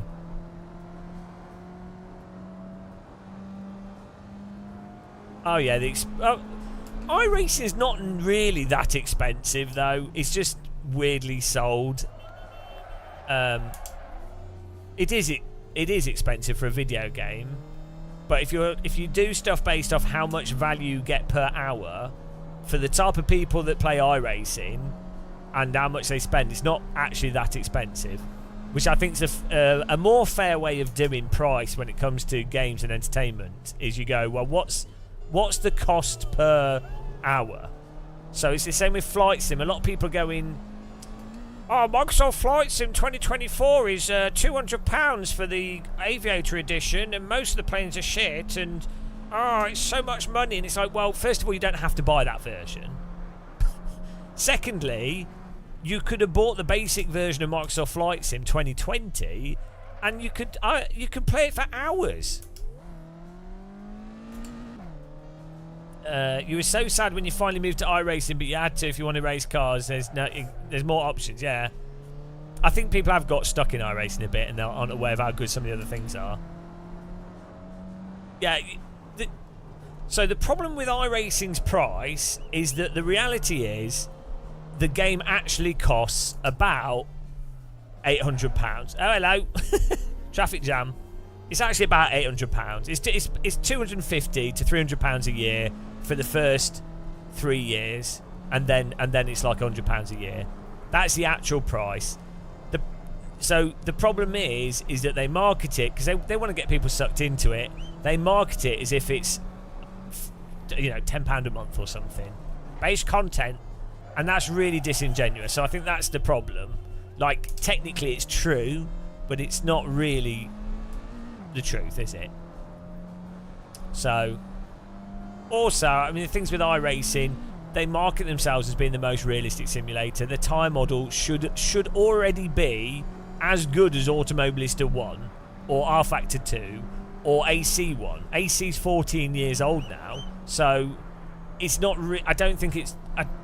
It doesn't make even sense for them to have done rain before having a tyre model that drives like a tyre. Unfortunately, a lot of people think that iRacing is fine, so they get away with it. so that's, yeah. I think there will be more competition. Like LMU has built-in ranking, which is nice, even though it's not very popular. I think AC Evo has a lot of hype behind it. I don't think Kunos will put built-in ranking. They should do, but I don't think they will. Straight 4 have said for their Project Motorsports game. I think that they've said they will have a ranked system into it. So, and if that's cross-platform, I can see that being quite popular. Oh, thank you, SimHQ. So good at seeing through and explaining this stuff. Wow, you say that, but I get a lot of backlash. I get so right. Part of me is like, James, you're being too direct. But then I'm like, well, that's just being honest. But then, I mean, I don't know. Like, we got 5th place. The problem is, if you've got a view and you're not, even if it's the truth, if you're directly honest but you're in the minority, there's no benefit. You're better off if you're going to say the truth and it's a minority view of the truth. You have to shit sandwich it. But you're Portuguese, right? So the thing is, I noticed, like with Germans as well. Actually, Germans, and this is probably why we have really good viewership in Europe. Dutch people, Germans, Portuguese are used to direct communication and direct language, and they don't get offended by stuff. Like, they might disagree with you, and they might say, "Oh, that's stupid." Okay, some Germans do struggle with some parts of humour. Dutch are mental. But, like, there's a directness that's culturally accepted, whereas a lot of Americans, culturally, and British people as well, automatically assume that directness is negative and offensive. So, there's a lot of cultural components to this.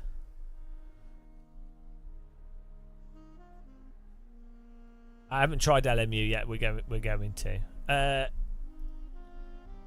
SimHQ, can someone post a link to their stuff to promote it to everyone that's watching? Missing messages here. We're going to do another race. What other track were we going to do?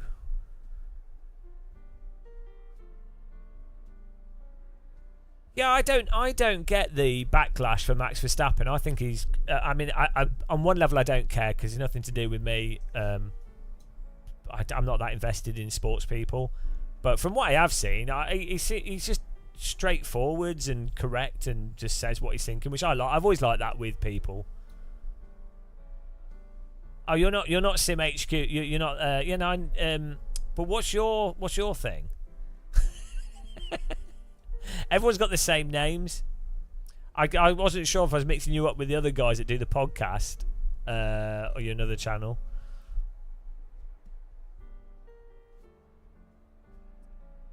I always get everyone mixed up. He's young. Okay, you're another channel. Okay, fine. Well, guys, check out Sim HQ anyway. Give him a follow. Who cares? Give him a follow. If people could have different names, that'd make things a lot easier. Right.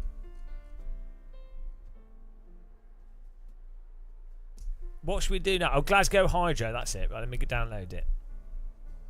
There you go.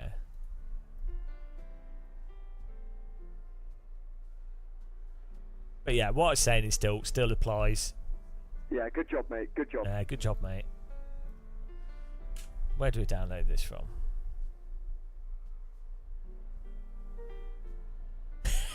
Clip it for your teammates. Right. AC track. But no, there's definitely that language thing.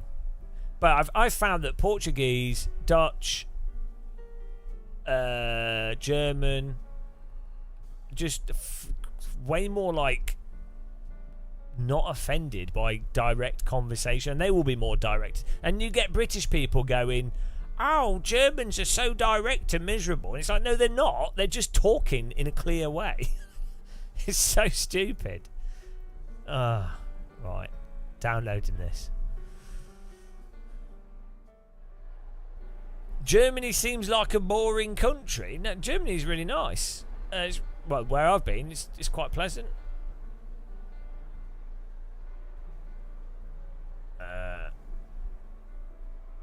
Just getting this track. Thanks for the link.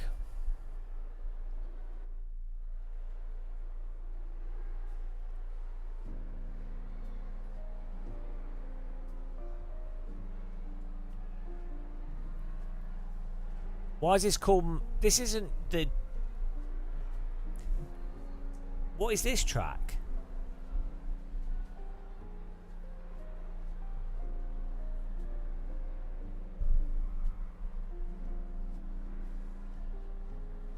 Oh, okay. Well, I'll install this one anyway. Let's do it.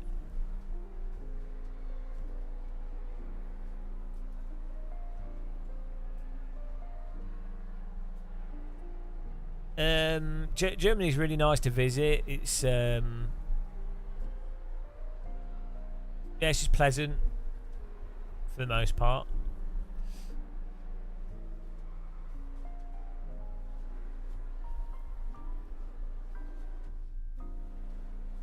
What's great about Germany?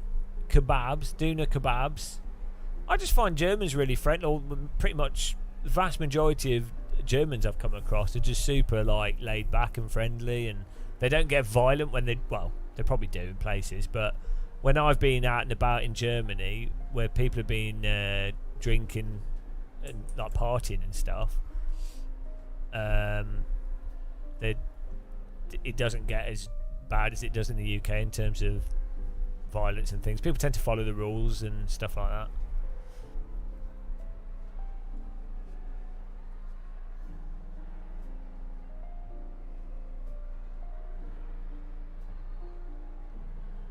Just adding this track to my server. Yeah, it's just exactly. It's quite direct in communication. Generally friendly. I would say if you lived there, from my sort of general, I mean, I go to Germany probably like 4 or 5 times a year now. The thing that would make me not want to live there is the paperwork is insane. And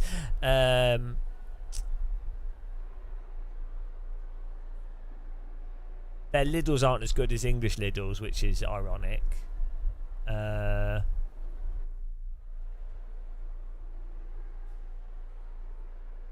I think the cities I've been to in Germany are a lot nicer than English cities, though.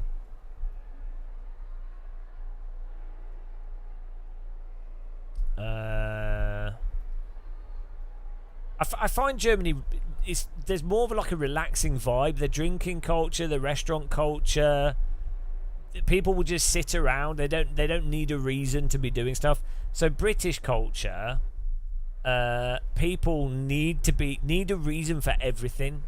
So like, if you're in Germany and you were to just go up to random people, you're out and about, and you just went up to random people on the street and you said, "Oh, what you doing?" They'd be like, "Oh, we don't know. We're just watching the sunset," or we went out. Why not?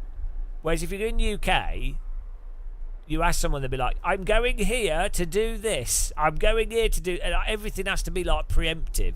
Every single... We're playing five-a-side football. That's what we're going to. And then we go to the pub afterwards and then we go home. Everything has to be like regimented with a reason in the UK. And British people are completely unaware of it. It's really weird.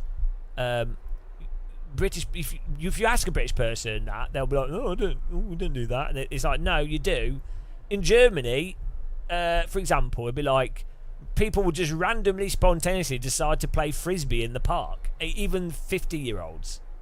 That does not happen in the UK, generally speaking.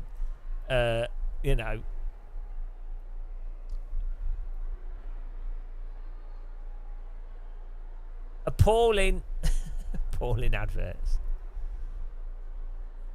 Yeah, Holland's really laid back as well, yeah. Might depend where you are in those countries. It's more like how the UK was in the 90s. That's what it feels like to me.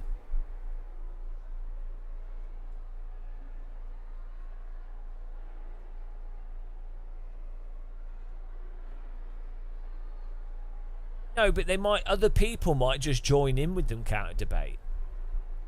So it's another example. If you were out in the UK with a group of friends, people will tend to only want to stick with their group of friends entirely. Like if you were out with a bunch of people and some random drunk person came up to you, everyone would be like, "Oh God, leave us alone. Oh, we don't want to talk to you." Whereas in Germany, people would be like, "Oh, hello." Oh, they would stand and chat for half an hour with this random drunk person that nobody knows and just go along with it. Scottish people do that as well, but in England, when I've been in London and Midlands and like Kent or wherever, people like stick in their little pre-arranged groups, the pre-organised permission groups.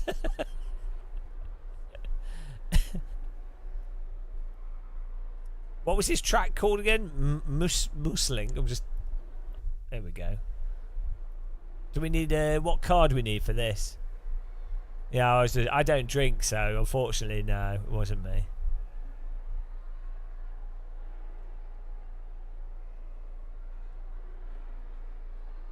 Yeah, the further north you go in the UK, the more friendly people are. Well, and the further south, it's just London. London's just full of miserable people.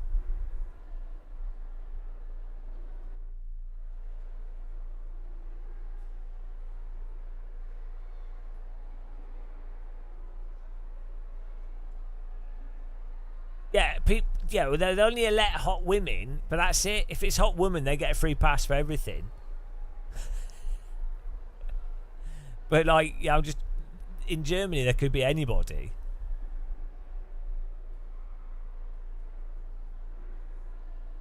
Just trying to pick a car for this track here.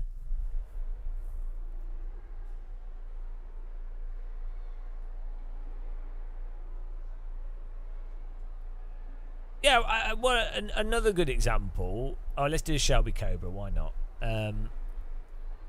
When I was in Seattle, randomly walking around, I bumped into a German girl on a ferry, and we were just chatting, and we went for a drink together, and just like it's not like. I don't like that wouldn't normally happen with like a random other person. I I mean, I wasn't chatting her up. Like, so obviously, if you're chatting a girl up and you're like, let's go on a date or something, that could happen. But like, it was not a, you know, I was just being friendly, and she was just being friendly, and it was just like, oh, let's go for a drink, friendly wise. And that's what I noticed that with like, this is where the German vet. She was actually really cute, actually, but not really much. She was a doctor, not my type. Doctors are insane. Right, here we go. Tracks up. Should work. Yeah, I don't think I'd want to date a doctor. Doctors are mental, guys. Honestly. Stay away from doctors. Right. We're going here. We're just we are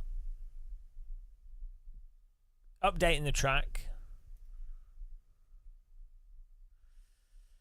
The server's up. I just need to add the track to my game.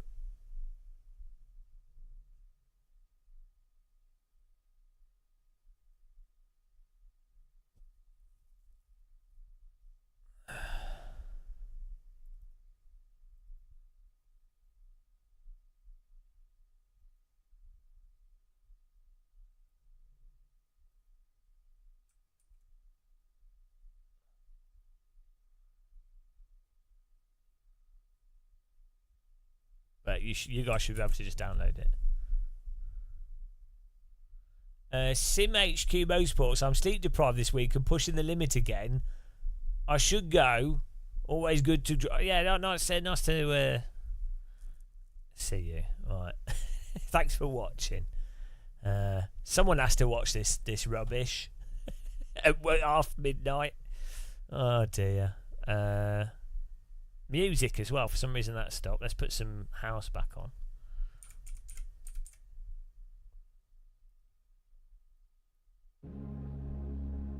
Let's go.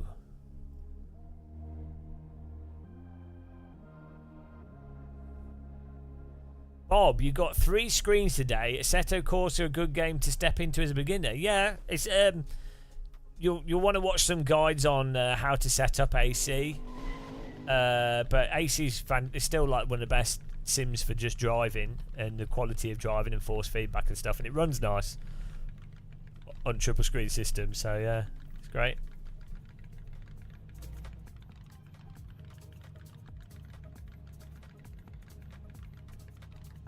This is shit. Chat is good.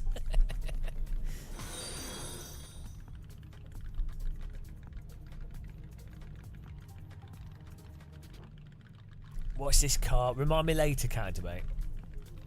I'm going to set a lap in. I need to get some yogurt or something. I'm starving.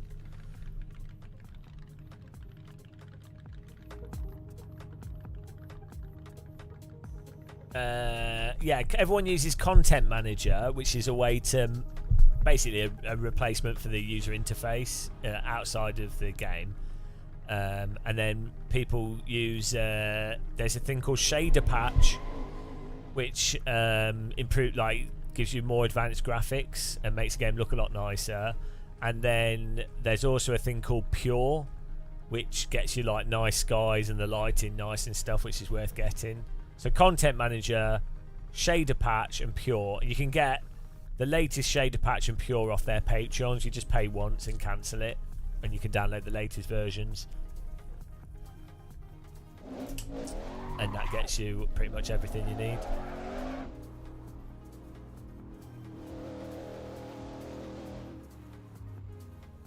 Well, how does this track work? Is this an actual racetrack or is this a cruise location?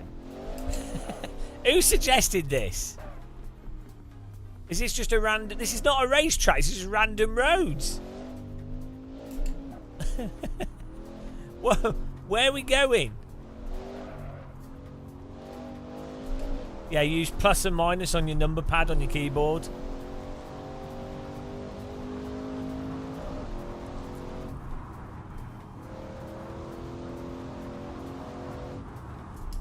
Oh no! Okay, we're going this way now.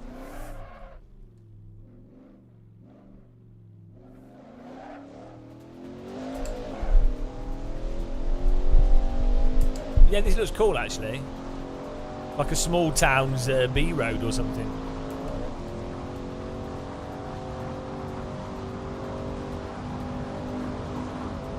Ah, this is a terrible car for this.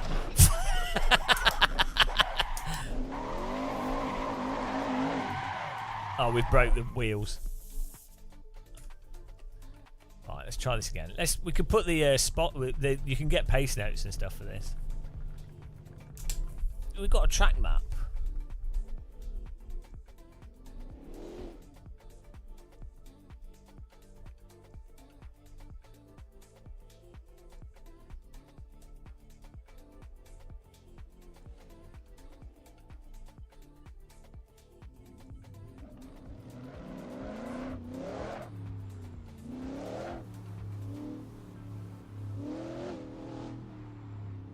Right, so we go left here.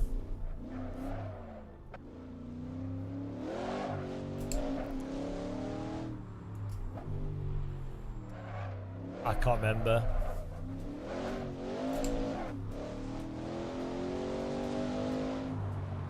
Oh, it's kind of, yeah, I get it. It's a bit of motorway with 2 turnings.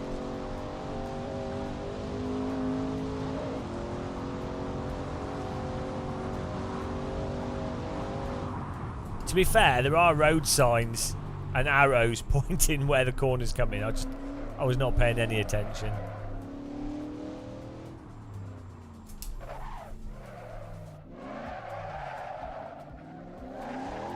It's a nice track actually though. It's like a weird street track.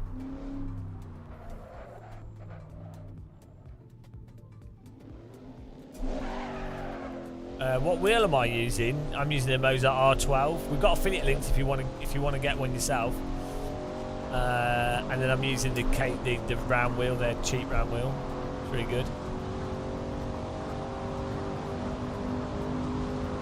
Oh no! I've done it again. That wasn't.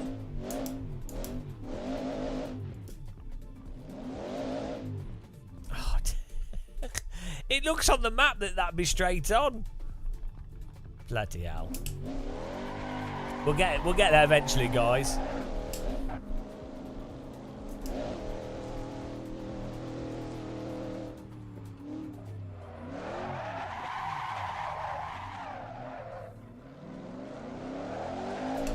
Yeah, you can't just brake really late in this car and get away with it.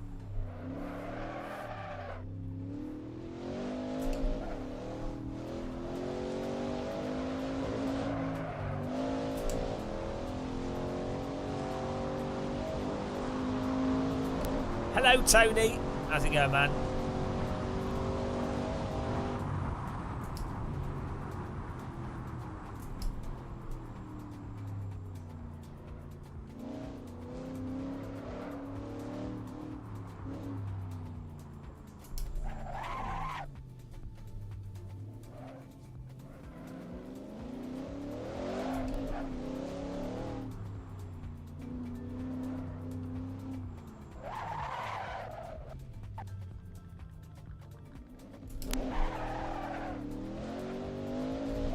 Hang on, that turning's not on the minimap. Oh, have they broken up the motorway with a turn? No. I think I was just looking at the wrong thing on the minimap. There we go, 200. Oh, okay. Okay. We're getting there, guys.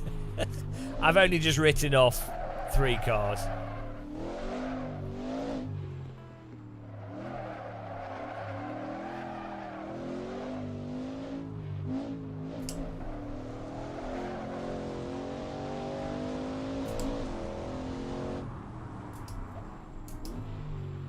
Here we go.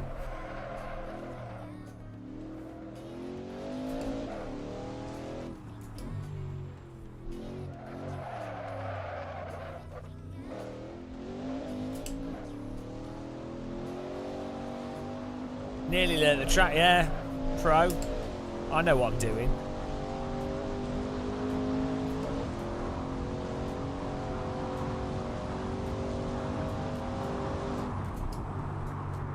There we go.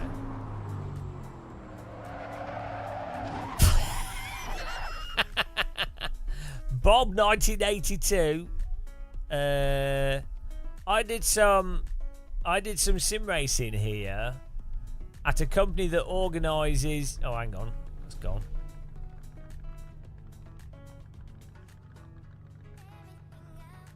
You did some a company that organises these kind of races commercially, the sort that convinced me to get 3 screens and try myself. It was amazing.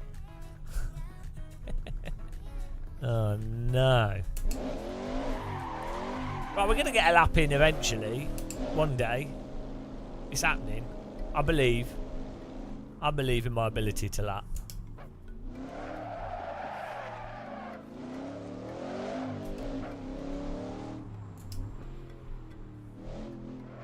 Well, you don't need to spend money to really enjoy sim racing, or not that much. Like, basic load cell pedals, a basic DD wheel, and a round wheel rim, and then a computer that lets you play like ACI racing and what have you is fine.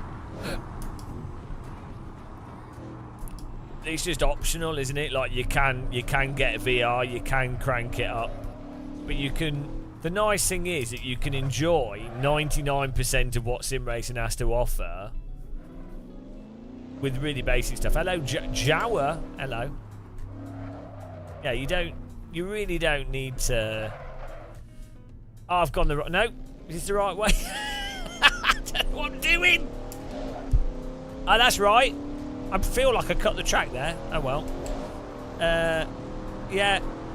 This is like when you go on a bit of road that's under construction and you're kind of confused.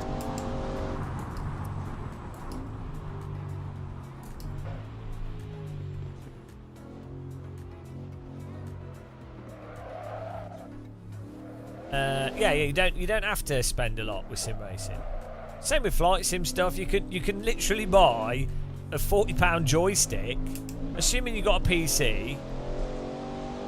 But you buy a joystick and it's like, well, actually, you can get a lot of enjoyment out of it, which is really good. And it's like endless as well. So, if you've got a PC, well, first of all, you've got a PC, you can play lots of other games on it and stuff. But you can use a PC as a PC.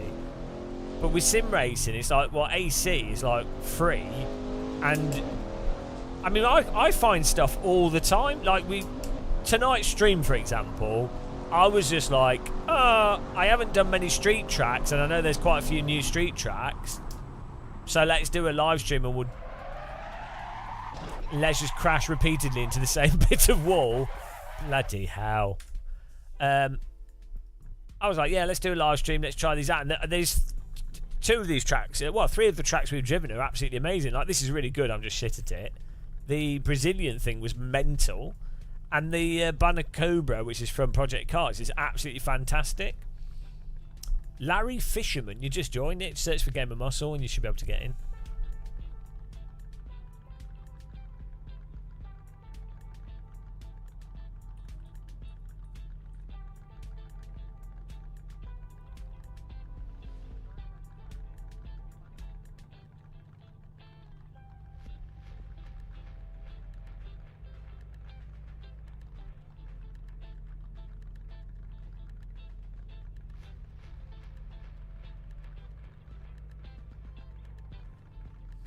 Yeah, something with brakes would be handy. The server will just come up if you just type Game of Muscle. Yeah, and then I mean in AC you've got the mods, you've got different cars, you can do cruising. It's basically free. You know, it's just there's loads of videos explaining all the stuff. Someone else can link the actual server. I think you can type !server and it might come up as well. I'll be back in a second, guys. I'm just going to grab some yogurt because I'm starving.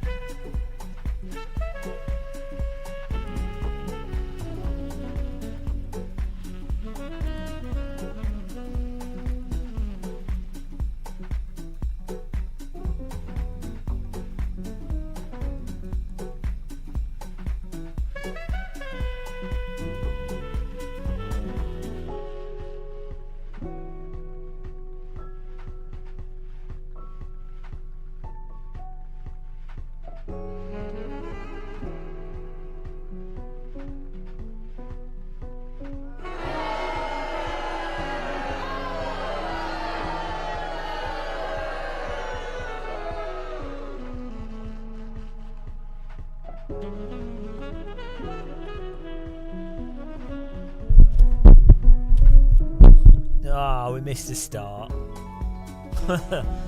Oh no. Oh, we'll do the next one. We'll drive around though.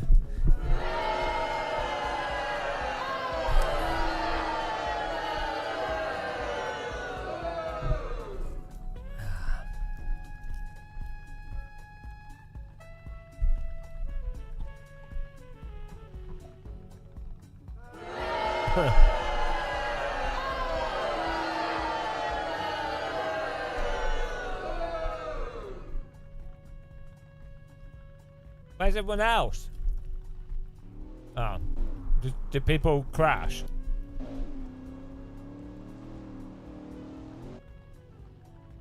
We'll get some practice.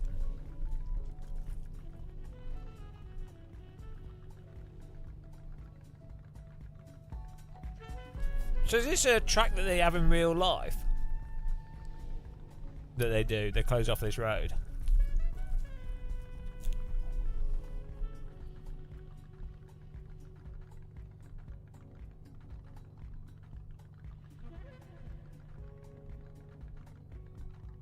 Alright. Thanks, Bob. Have a good night.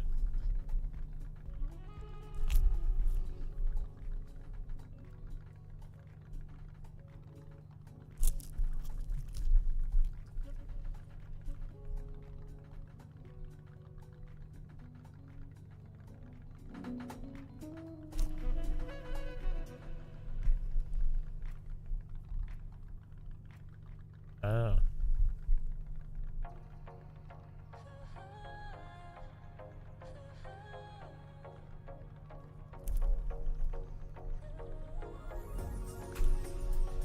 Yeah, Nova happy. Nova sad. Sad. Not happy here. Where do you live? Novi sad.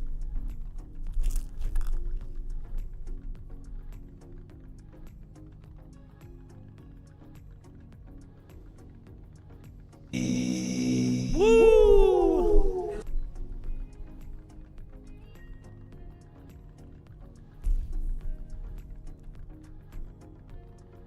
It's pretty mental that the tracks in AC, just like absolutely crazy stuff.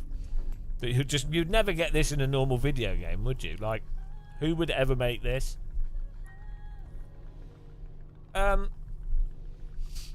We played Euro Truck occasionally, just not that much. We'll probably play Flight Sim quite a bit if the career mode's good.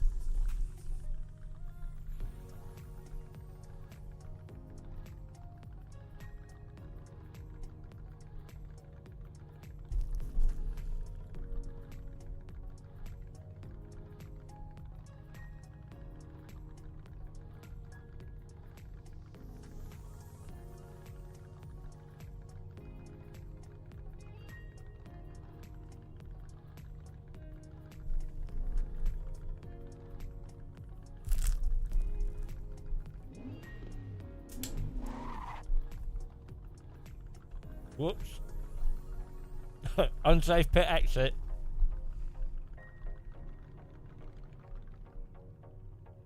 Oh, it's press booth.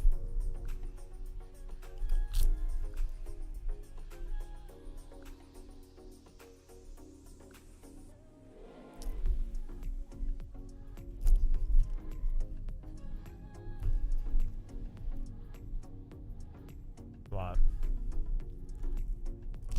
Mark likes Edward Dog.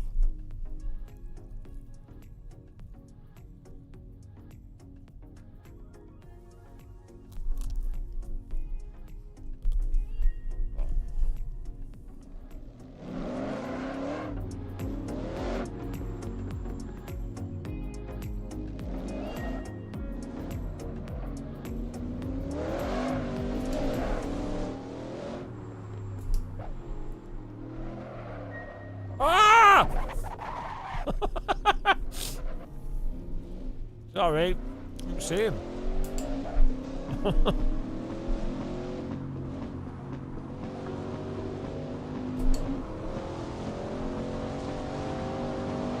"90-degree rejoin."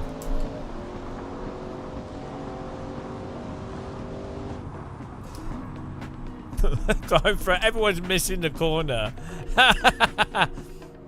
Oh, why is there concrete there? Who put that there? I was like, oh, I'll just go over the grass to avoid them. No, concrete drain cover. Went flying. Went absolutely flying.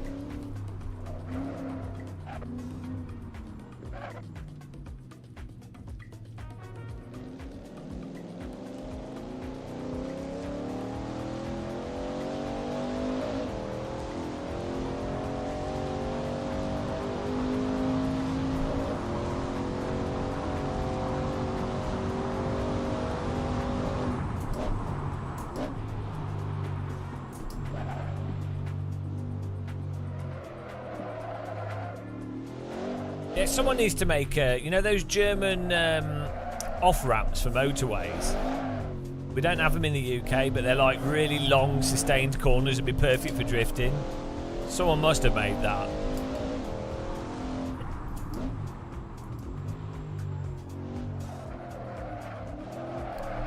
German motorway drift track.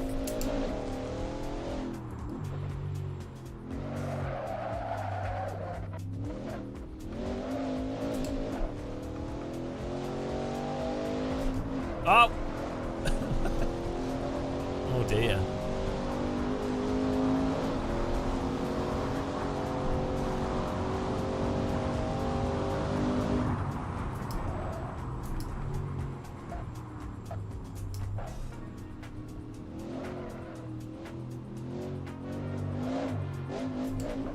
That's cool, we got a little mast thing with TV aerials on it.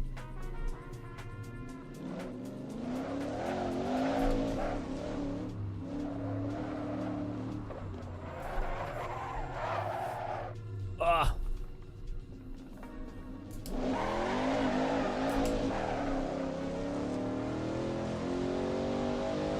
Yeah, you get. I think you can learn tracks faster with VR. Well, I can. At least.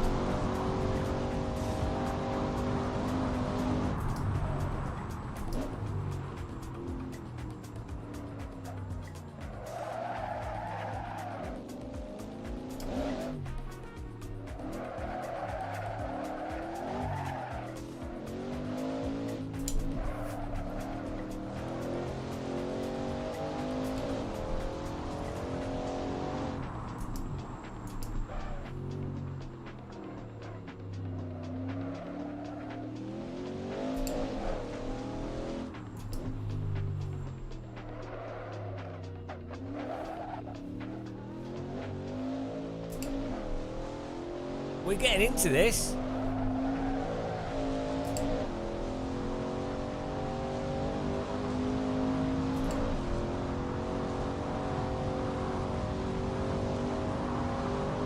It's not a complicated track, you just have to remember where the brake points are for the tight corners.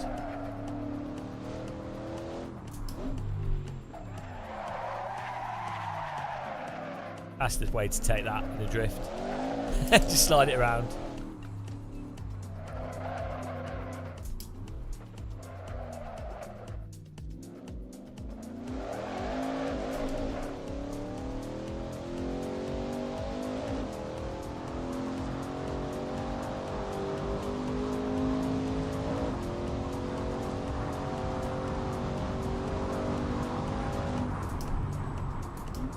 I think their tracking's good, but for driving games it dislocates you from the car, so it's really good for Euro Truck Sim and stuff.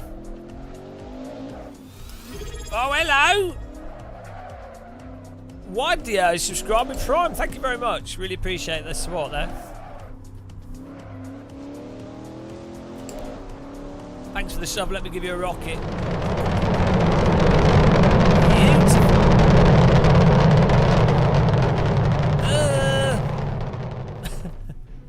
I'm sorry. I'm sorry. The steering sensitivity on this car is killing me. Oh, jeez. I'm such a liability.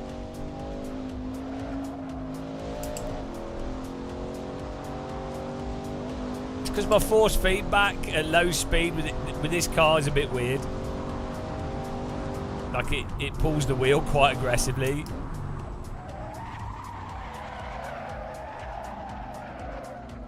Makes it a lot harder to correct than it should be. But if I quite like the higher force feedback because then you can feel the limit much better. But then when you're in these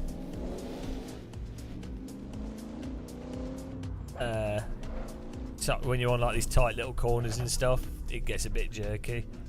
The force feedback sort of is over the top.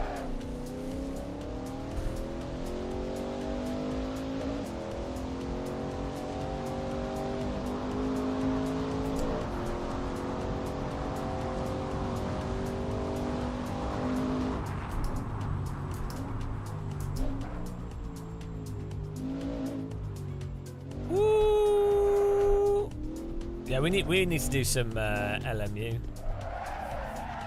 Ah! We've got to do another race here, guys. This is the warm-up. Yeah, it's not. I think it's a tricky track to get right, and this car is a bit spinny. How about we do the same track again, but I'll put a different car on. That's 4 points. What should we put? What would be a good car for this track?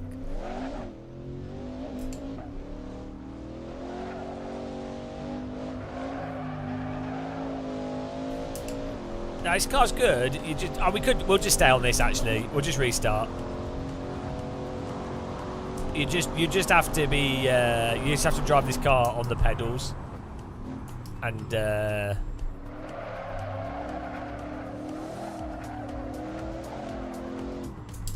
have your force feedback so that you're not fighting the force feedback.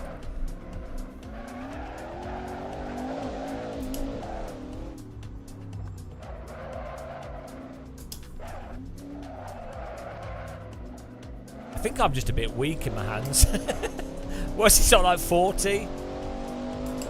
I mean, to be fair, this car has a larger steering wheel in game, so if you had the same strength force feedback but you had a larger wheel rim, it would feel weaker.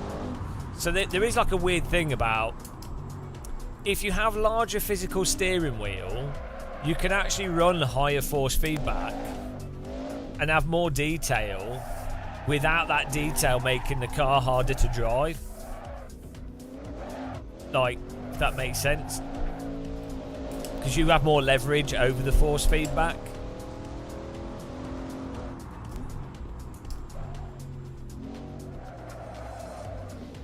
We'll go to the next session and then we'll do another quick race, but we won't do a full quali. Tyson with the win, Chedhead second, AJ third. Well done, guys. We didn't have that set to 15 minutes, did we? No, 10 minutes. So we'll do you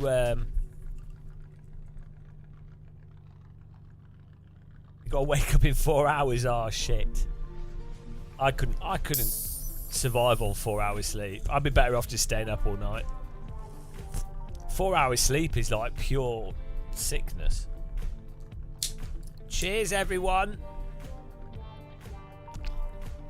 Those of you that have joined us, stream is on hype level 2. It's a nice level of hype. We've had some nice races so far on some nice tracks.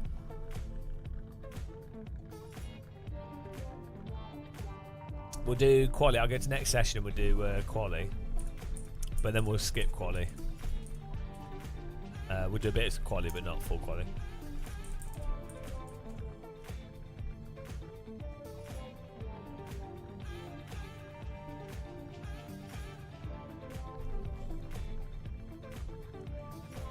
You're enjoying AMS2? That's forbidden. You're at hype level 3.14. Yeah, the AI is good fun in AMS2. I spent an hour playing AMS2 on my Steam Deck. Just driving against AI, trying to beat them with the Steam Deck and then fiddling with controls. That's how I enjoy myself. Trying to get the joystick to be as good as possible. Right, let's do this. Let's get a good lap in here. Stream hype level is a mixture of things, Rob. It's to do with well, hype level 1 is if once we've received like 1 donation or a subscriber, that gets us to hype level 1. Hype level 2 is like 3 or 4 subs, but also like the track's good or the content's good, like we've found a good mod track or we've had a good race. General vibe has to be about, you know, it's not, the thing is hype level 2 is much more than twice as good as hype level 1, and it's a mixture of things. It's not just a single, you know, you can't just list it. It's like a general feeling. The chat sort of decides it as well. Depends how good the conversation is. But yeah, hype level 2 is quite nice.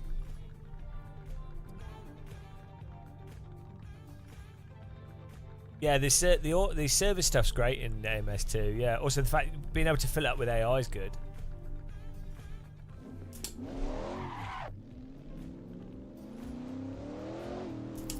The big problem for me with MS2 is it just isn't as realistic as AC, and it makes me motion sick. I can just about play it on my Steam Deck, but the in-game camera settings are terrible. So if you don't get motion sick from it and you're not too picky with physics, it's good.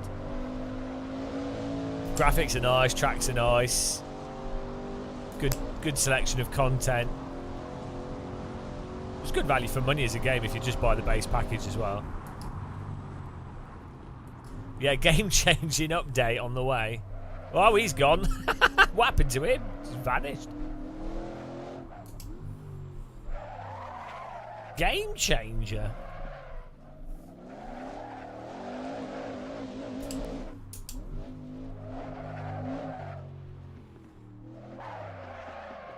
I like how the lampposts just have tyres on them, but how do they get the tyres on the lamppost?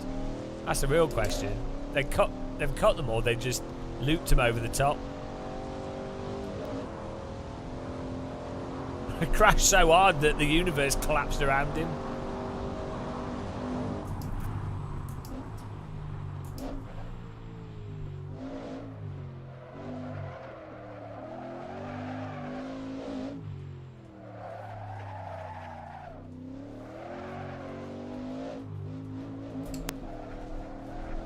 The thing is, there's something about tracks like this that feel quite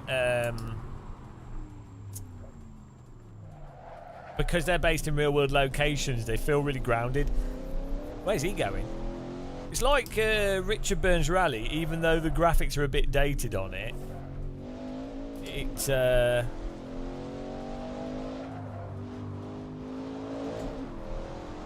They feel like realistic. They feel like grounded. There's lots of hedge and trees and stuff, and street furniture.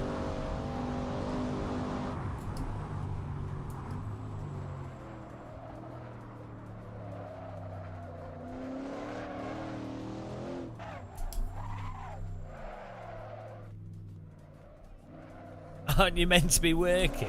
Why does your wife say that? Oh dear. I'd tell her to shut up. No, like, you should have a conversation with her and say that, yeah, but it doesn't matter, does it? Just say, you should just, you might meant to be doing something, but you're doing whatever you're doing, so. You know, if someone's already decided to do what they're not meant to be doing, then they've already decided to do that. You can't like ruin that even more by guilting them. Well, that's why I'm not married.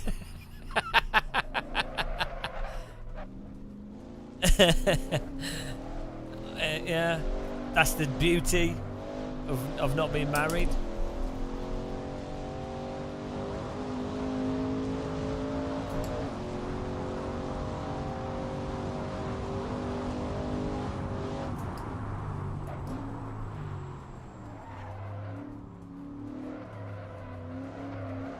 No, what you have to do is you have to make sure that your job is indistinguishable from messing around.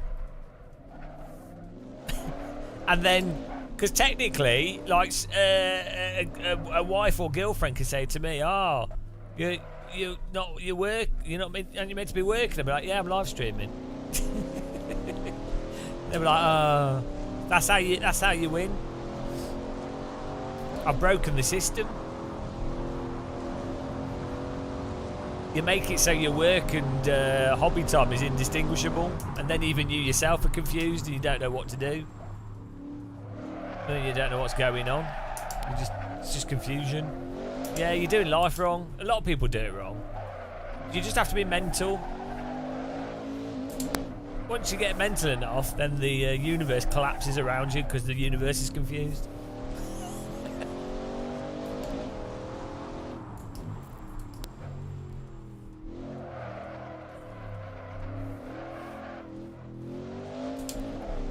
Yeah, a wheel is definitely a bit better than a keyboard for Sims.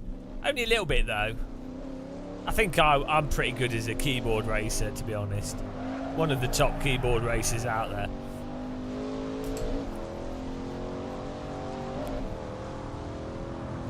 How is Chedhead doing 33s?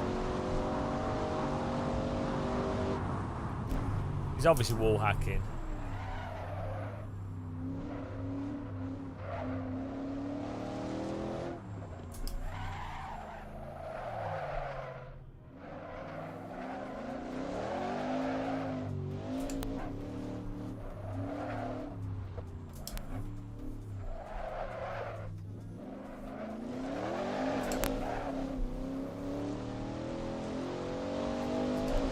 Speaking of work, some of us have real jobs to do. Alright, Hell Knight, thanks for watching.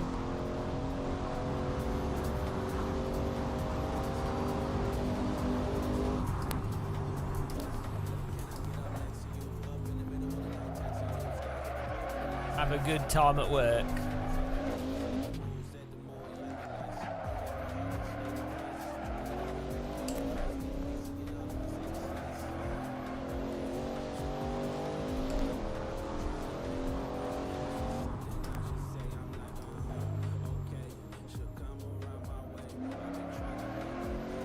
Getting serious here with the driving.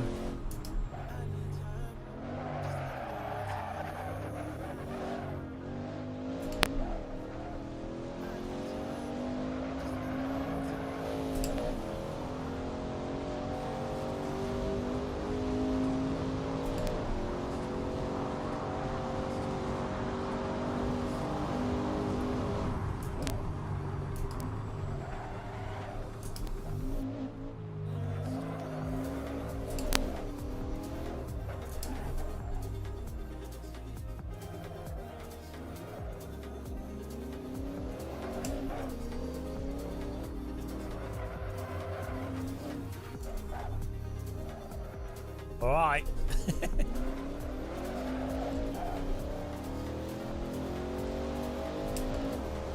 How are you doing 1 minute 30s? That's 5 seconds faster. What's that? That's cheating.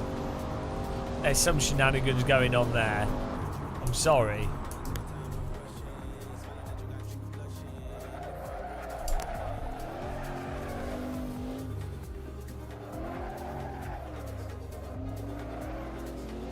Oh, you got a setup. Bloody cheat. Cheat setup. Okay, we'll try this trick setup. Off to the gulag with the setup for you. Look at the buses. Right.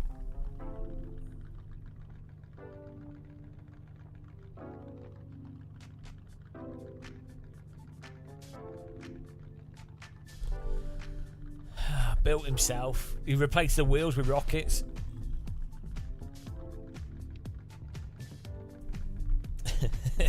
Cheat, pure cheat wheels.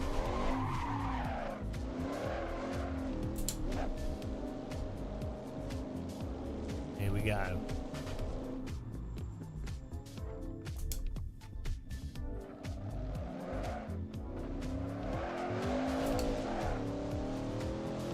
Is this setup a hack?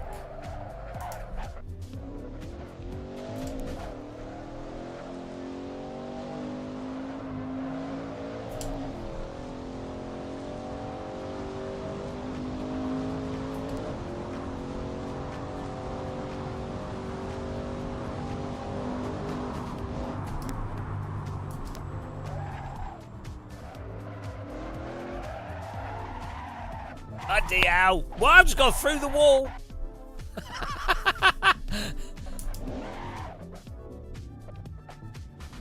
We've gone through the wall. Well, that's the hack. That's the hack to that setup. Makes your car no clip.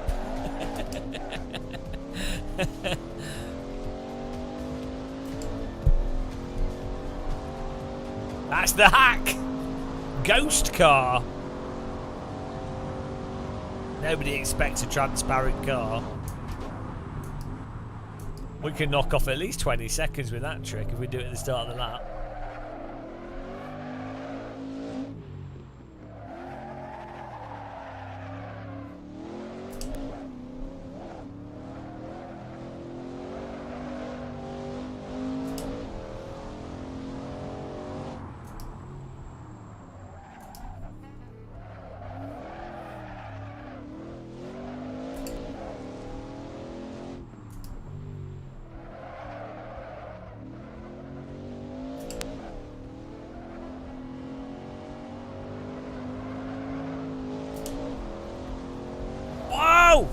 Bloody hell.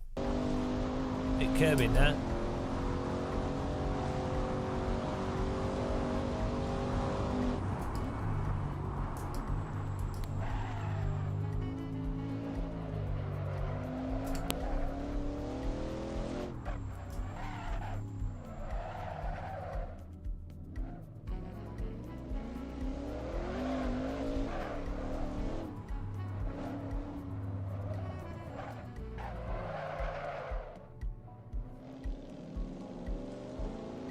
I don't think this setup's any faster. I think it might have been my driving. I think my driving might have been the problem. The left-hander, I think we can do a lot faster. The roundabout.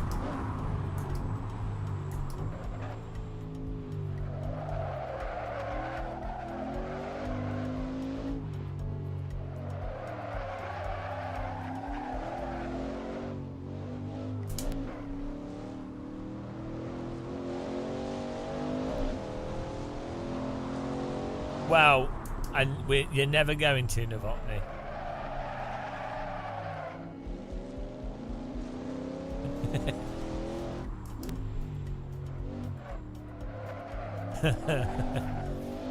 Don't know if the street lights work.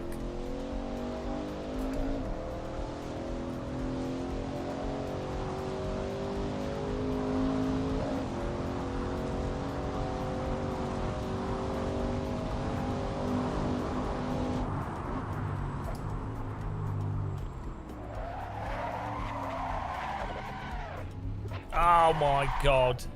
I've got... Yes! I think my other setup was better. For me. Oh, I can't drive.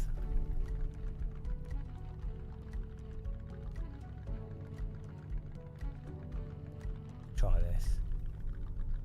Basically, just make the car stiff is a good idea. Stiff car?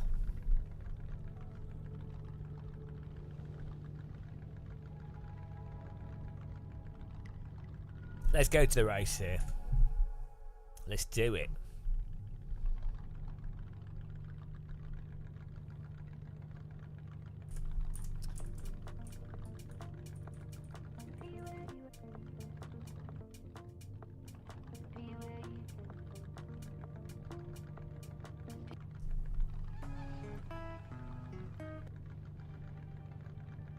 Here we go.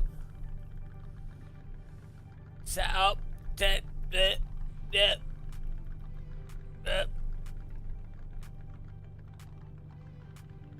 Ah, we got this. Easy, easy, easy.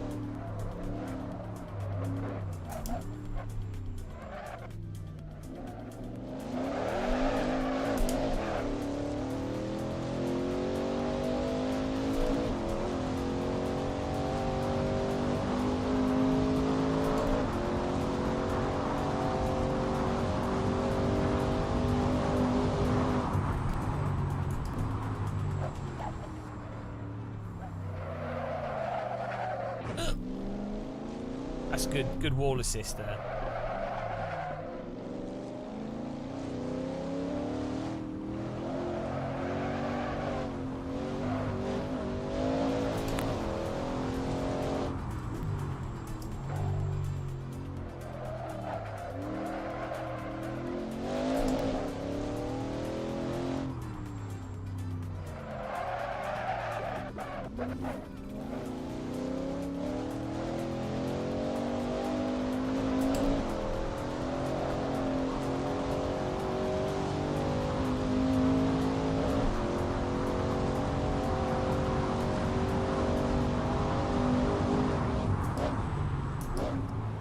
Oh, he's in the wall!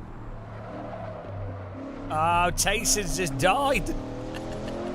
He hit that pretty fast.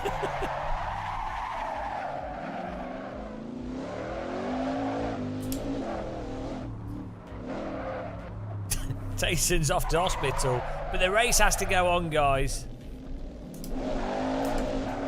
The race has to go on.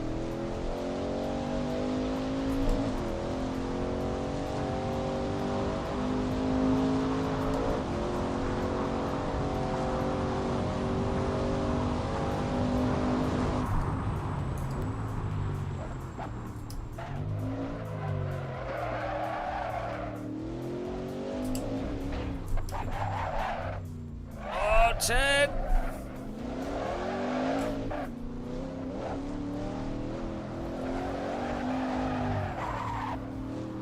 Oh my goodness.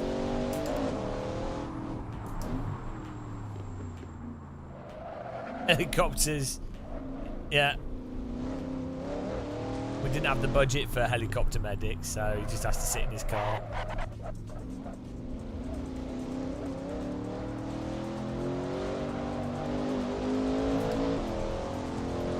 Just how it is. Serbia racing's hardcore.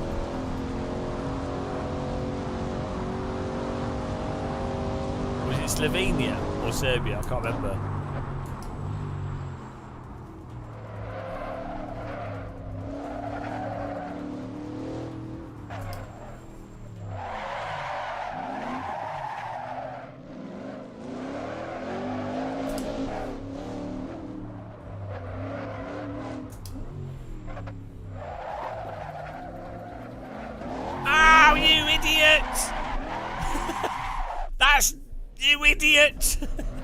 Illegal. Right, illegal overtake there. Marshals have been informed.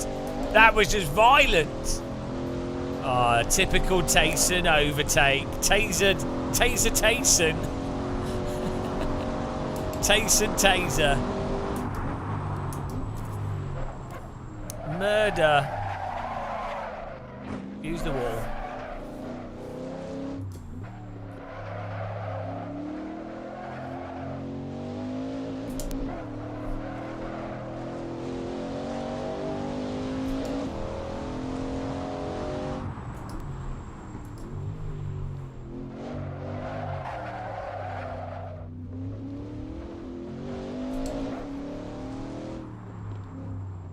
Yeah, the problem with the motorways, Novotny, is that they just go in circles. This is the actual entire motorway system.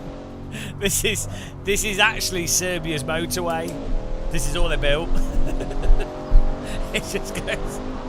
It's great for people that live here, but if you don't live in that town or the other town, it's it's a bit rubbish.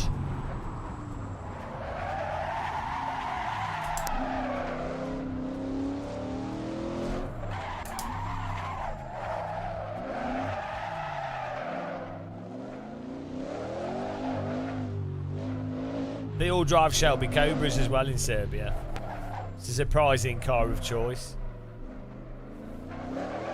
Just turned out it was really good for driving this type of motorway.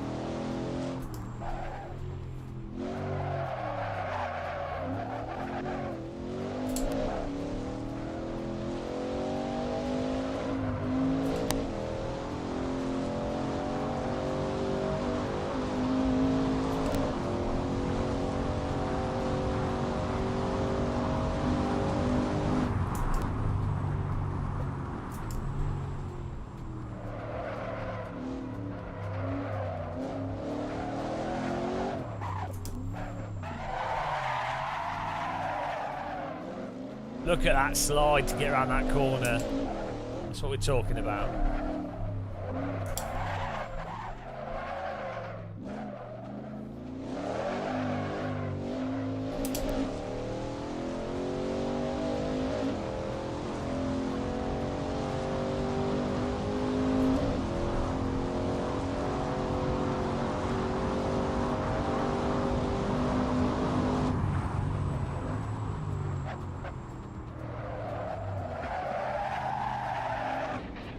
Nailed it. I'm pretty good at driving into walls. Oh, every time the catchback, I can't get the timing right with this car. I think it's my force feedback. Is wrong. Like with this car, you need more damper, but then you lose the detail. So.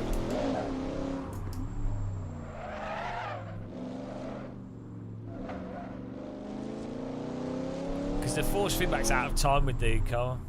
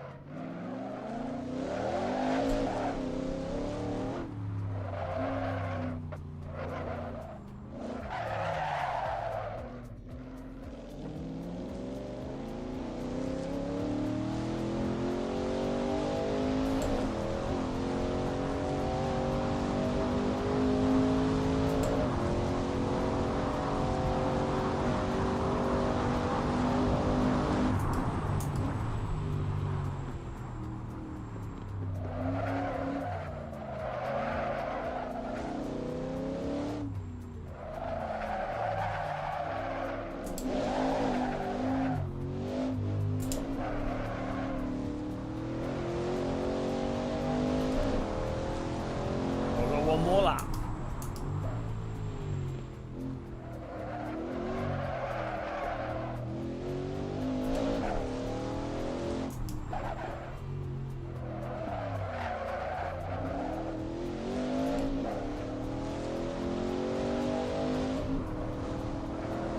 Try and finish on a PB.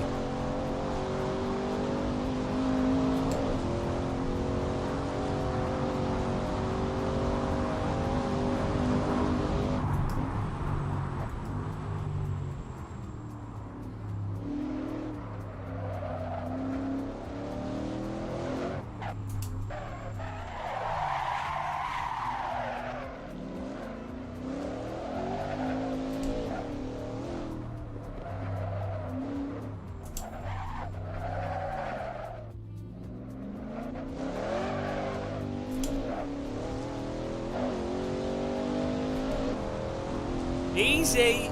Easy won the race.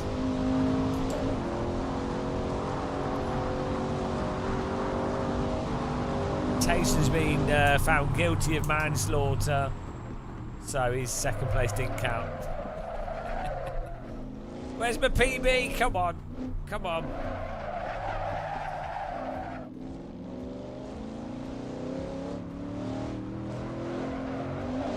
Oh, yes!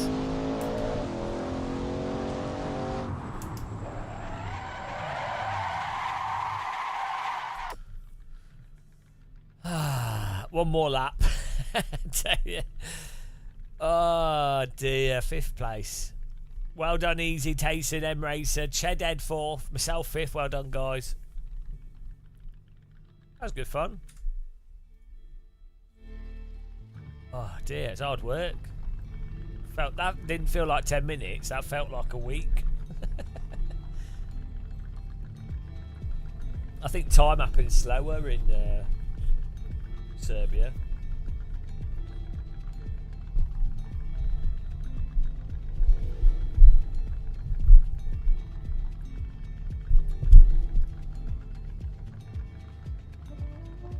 yeah, good racing. I'm tempted to get the update for LMU and give that a quick bash. That was good fun though with AC. We'll leave the server up on that track. Do we get? Should we download LMU update? When did that come out? Was that today that came out? Well, some good tracks there. I think we've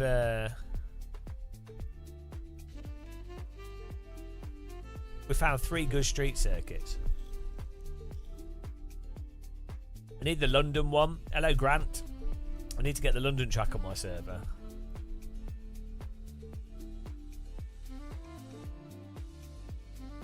Right, LMU. Lemieux. The Alpine car. You're welcome. Right, we go. Library, LMU. Be interested if the Force Feedback's changed. I don't think it will have. Update queue. There we go. 16 gig update. Yeah, I think the one thing that AC, 2 things that AC1 I don't think does very well is the suspension, but then also I think low speed turns. Do I update? Do I donate? Yeah, well, I personally, I have a, yeah, I subscribe to the Patreon for Pure, and so I just leave it on. You don't have to, but yeah, I'd leave it on because I use their stuff all the time.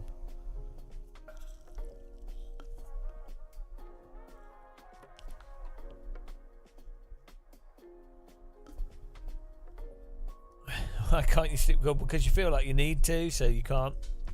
That's how it gets you. Ah, dear.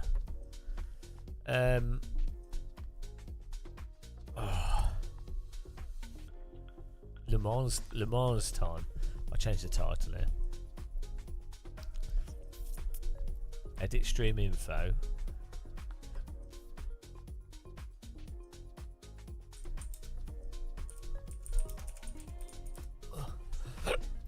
Le Mans. Oh, no, LMU.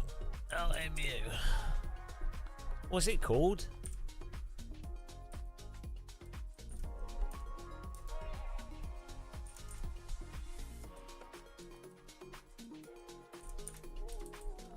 What is it called on Steam? Oh, here we go. Le Mans Ultimate. Not on Steam, on Twitch.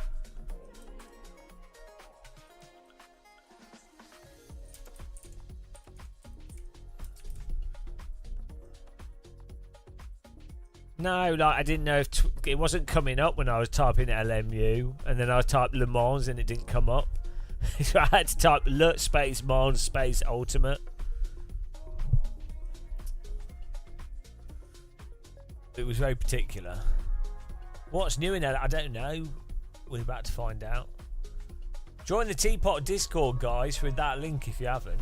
It's a place to be. All the cool kids are there.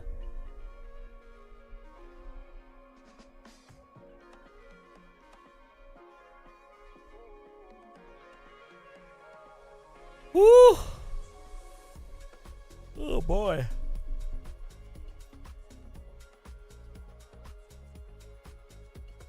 We're just downloading 16 gig update. Give it a blast. You have to buy the car though, don't you? Major update. Is it a new DLC? Oh no, is it free?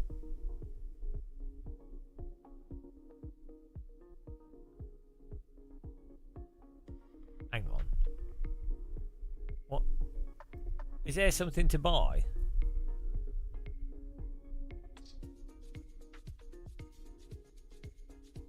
I bought a season pass, so Does that mean I'll get it automatically?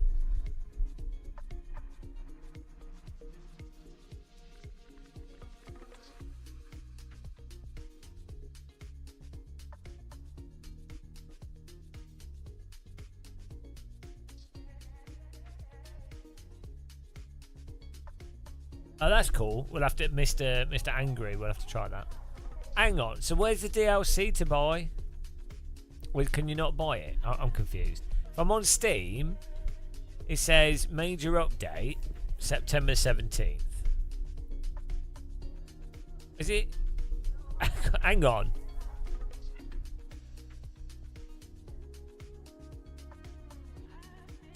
Yesterday, September 24th. Right.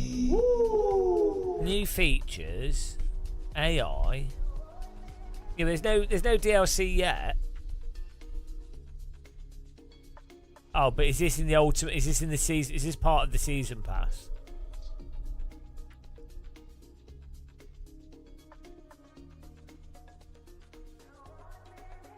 But how do you buy the DLC separately?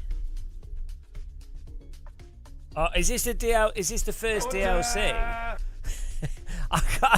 I don't know where we're at with DLC. Hang on. Because everyone's complaining, but I don't know what they're complaining about. Is this the Le Mans 2024 pack? Okay, let's go. No, that was released on the 23rd of July.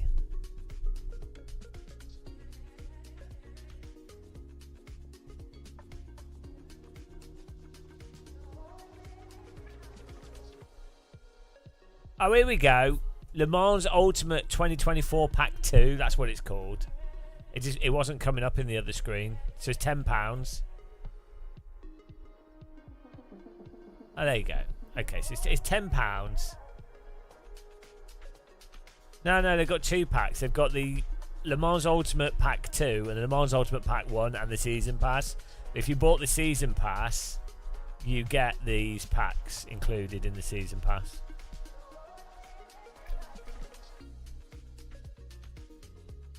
Yeah. And then this pack you get ripped off. No, I don't think it's too bad. You get what do you get? Track Circuit of the Americas, which is terrible track, but it looks like a good version of it. It's business. It's business.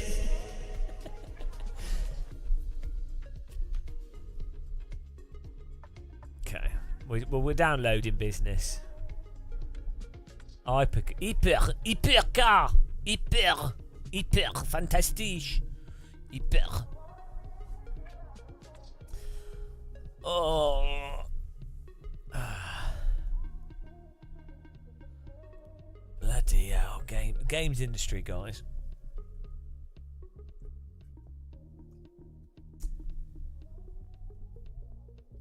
Dale and Dawson stationery supplies. No, why? What? All your games you recommend me, Novotny, are terrible. Every single time it's like Sub Commander,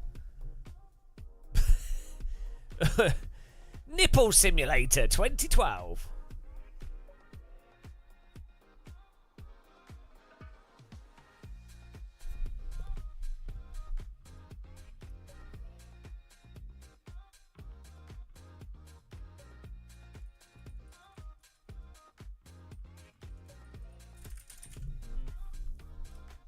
What is this? Play as a manager?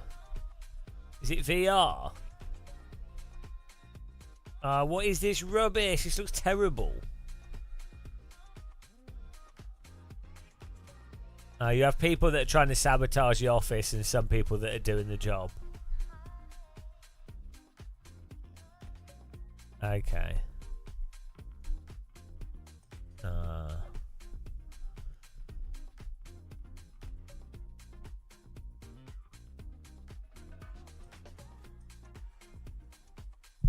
Okay.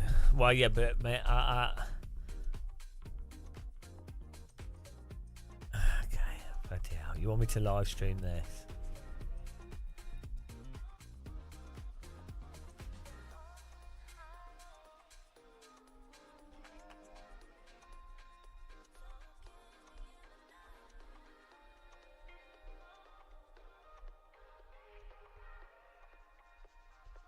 Is it multiplayer?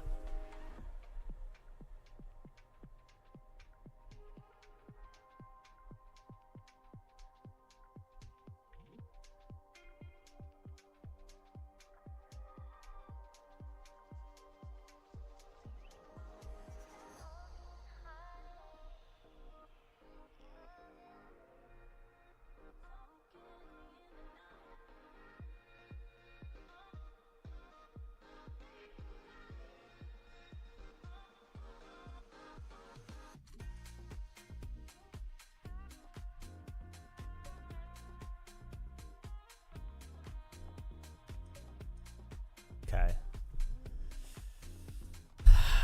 It sounds like where you work.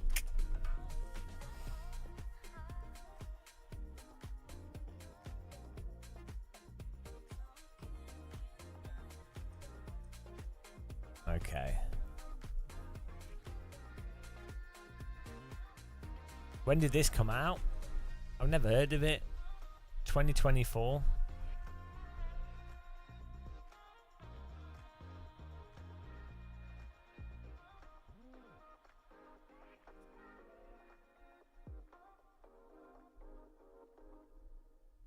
What a time to be alive.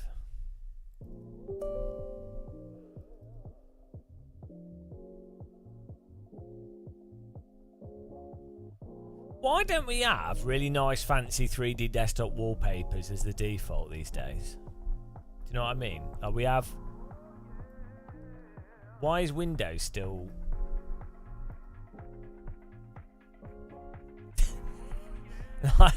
like you would have thought something that Windows would do would be really cool, subtle but amazing desktop backgrounds, but they run really seamlessly, so you're not like, oh, this is using up all my computer resources, but you'd be like, oh, that's cool, you know, rather than it just being a... No, I know, that's it's weird, isn't it? It's just very strange to me that Windows, like you'd have thought, oh, we're doing a new Windows, right, let's make sure the goal of this new Windows is that everything runs completely smooth. It's always totally smooth and instant.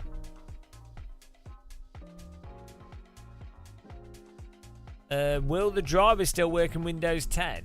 I'm not sure actually. It should do with games that have direct input. It should still work, yeah. Like DCS, it should work with Microsoft Flight, the old Microsoft Flight Sim. New Microsoft Flight Sim doesn't have force feedback. No, I know, but Windows blinds is bloated. I'm saying it should. I'm saying you'd have thought Microsoft would want to do stuff like the what would be the upgrade that would convince for an operating system? The upgrade would be, oh, it runs really, really fast all the time and is smooth. Oh, and it's got his awesome, it looks really nice because it's got his really cool, like, subtly but nice 3D backgrounds that just look really nice. And also don't, you know, they don't slow the computer down at all. Oh, I don't know. The dream. I'm just, you know. Like, Linux runs really well. Runs better than Windows.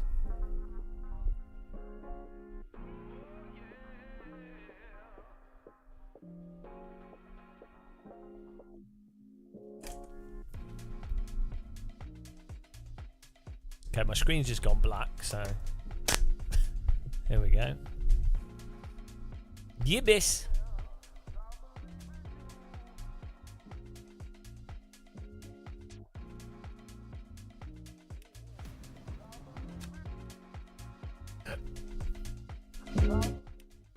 Right, what's new?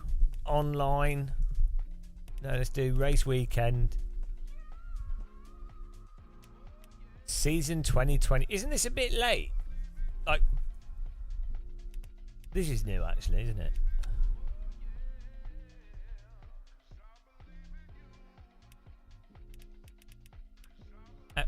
Oh, yeah, Circuit of the Americas.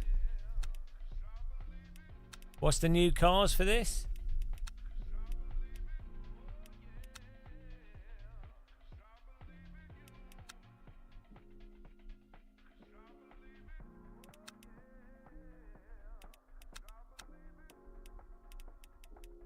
This. Is that all is that the new stuff?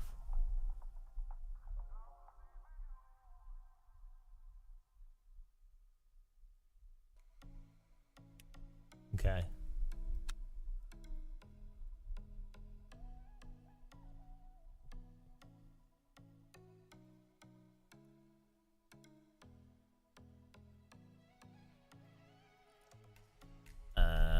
Let's try this. Start race weekend.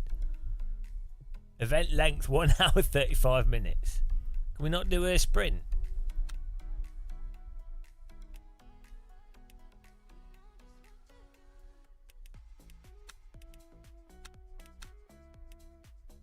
Oh, it says 5 times. Okay, well, let's just go.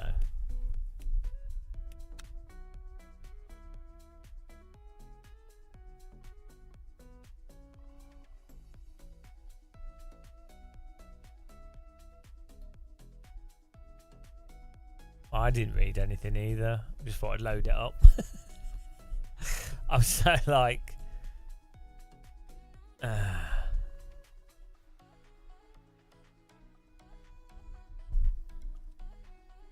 Track looks nice. The loading screen looks really nice.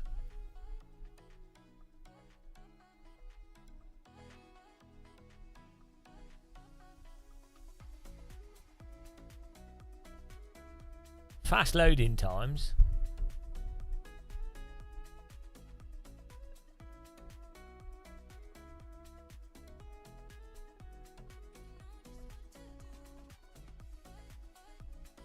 Isn't it weird that Circuit of the Americas looks like a squashed Great Britain?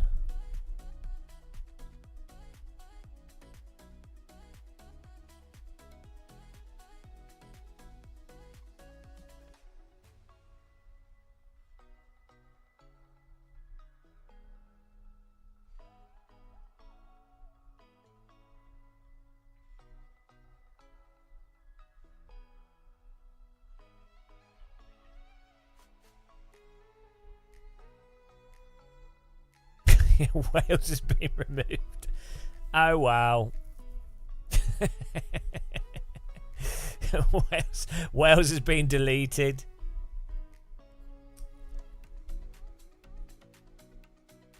Scotland's been expanded at the expense of Wales.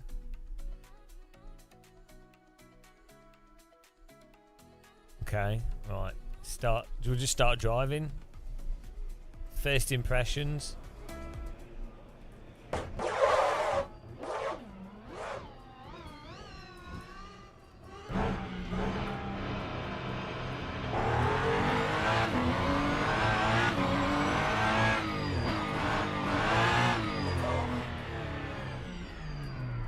Hello. Need a bit more steering.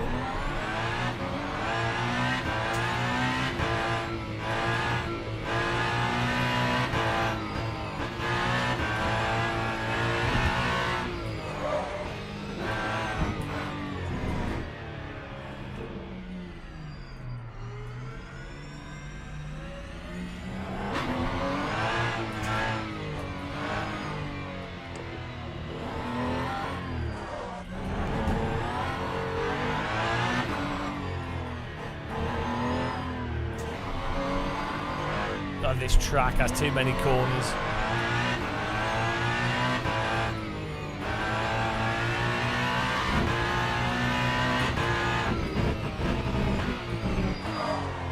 Why does it not turn on the brakes?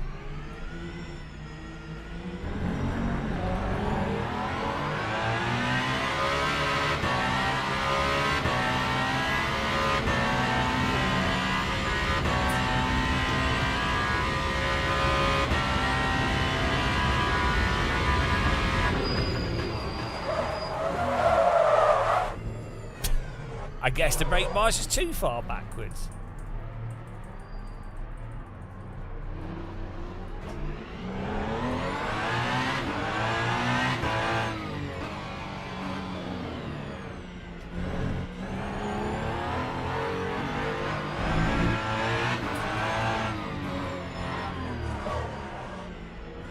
There's something weird with this. really.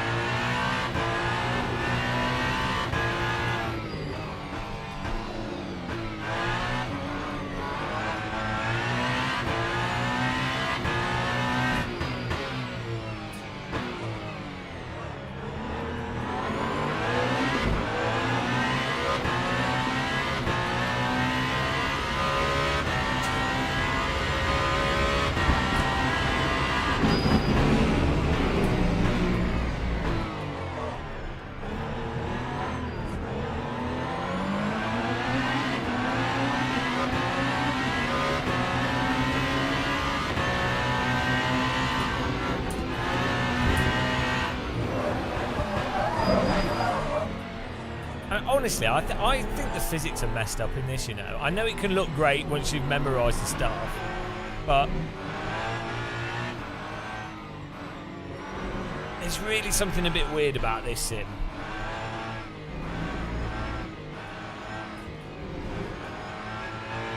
There's something weird.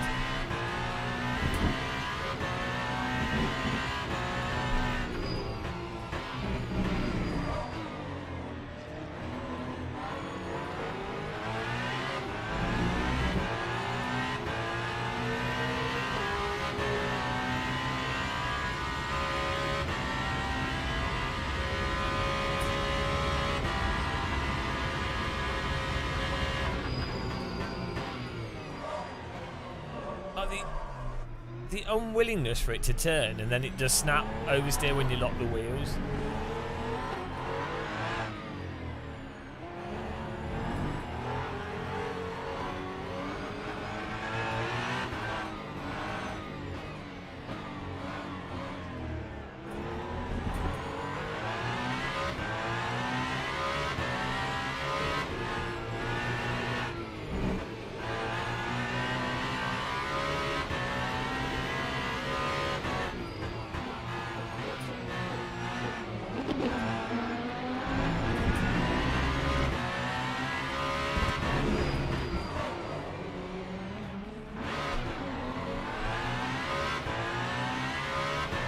Lap 2:07.89.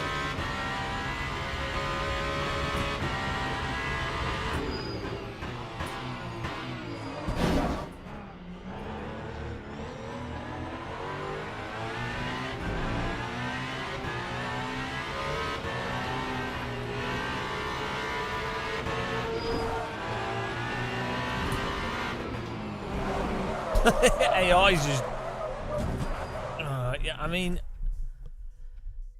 something weird about it. Well, we just load it up and there's just something weird about it. No, I want to quit to the menu.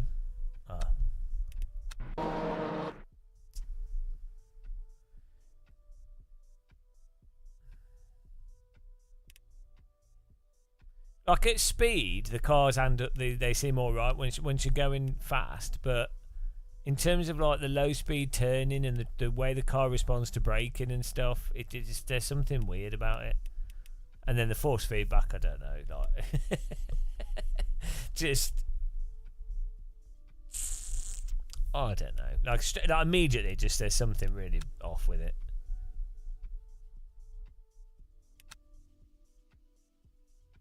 Yeah, we could try other cars. Just gonna put some filter on the force feedback.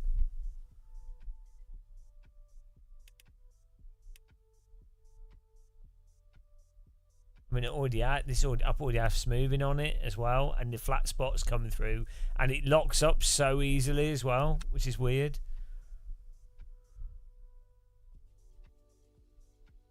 Why would you? What, come over to the UK? I'm basically in London, near London. Right. What should I do? What's going on online? Let's have a look.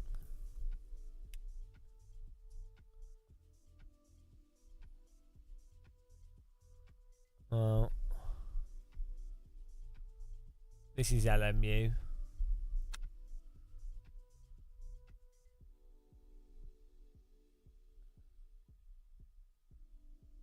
When does this start?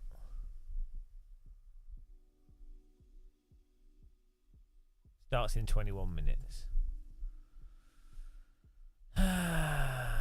Let's join the practice and see if anything seems to have changed.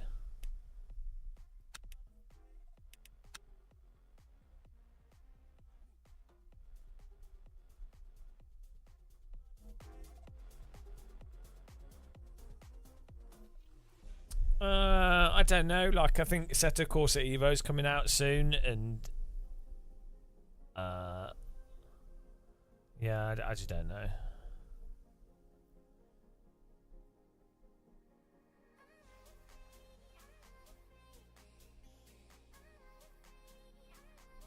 I mean, ultimately, this is basically the same as R Factor 2, and some aspects of R Factor 2 are fine. I mean, they have done stuff to this, more polished, graphics look better, you know, but there's just something off about it when I drive. Like, and even compared to R Factor 2, there's just something weird with the steering. There's some weird disconnect with it.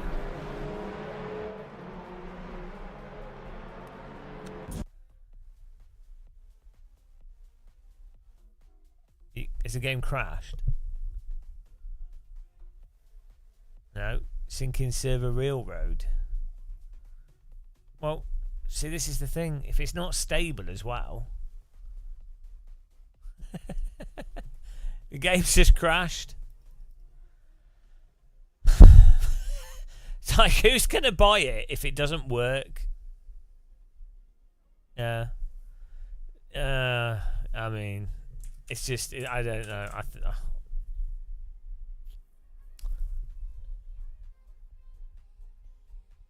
Basically, if you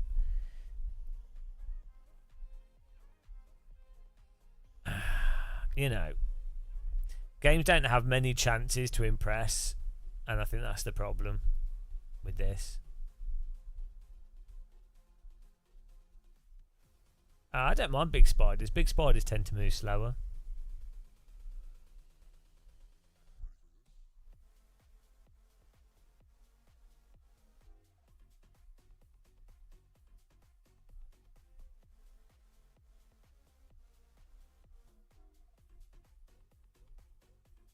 Yeah, but it's irrelevant if it's early access because you can buy it, so.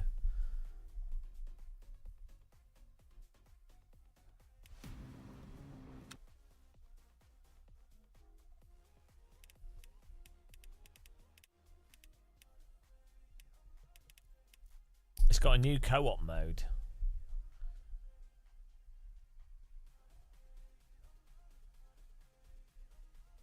I don't even know.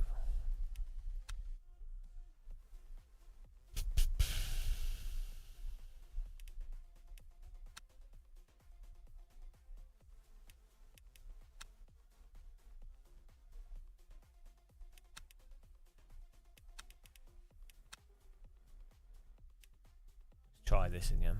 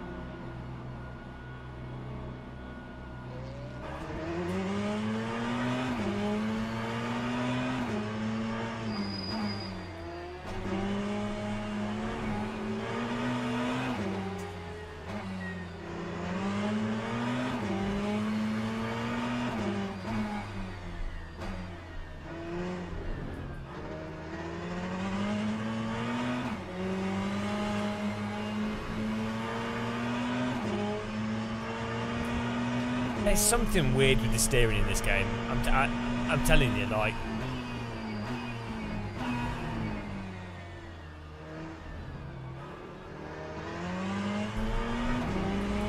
It's like a non-linearity.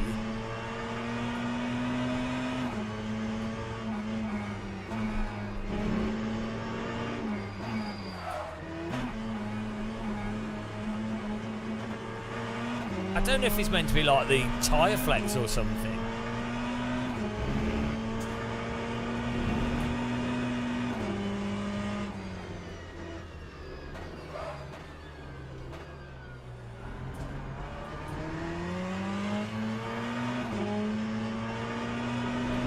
It's like this, the mushiness to the centre of the steering.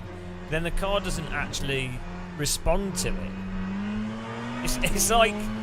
It's like you turn the wheel, but the physics of the vehicle are operating separate to the steering input.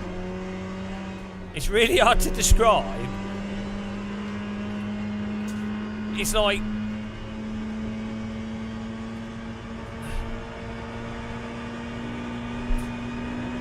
and then it's like a non-linear response.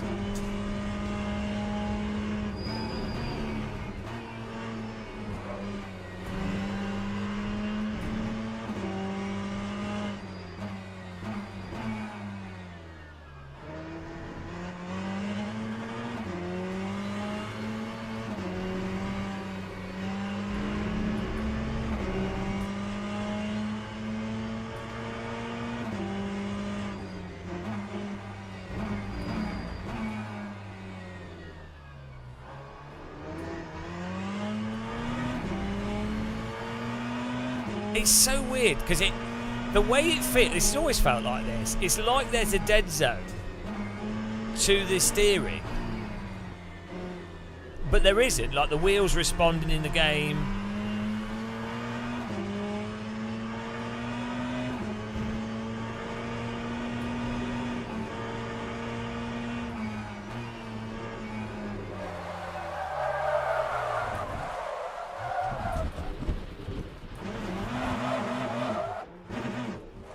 It's just, there's something really off about it. It's just something really off. I imagine people that play it a lot will just not, they'll be like, oh well, you know, they get used to it.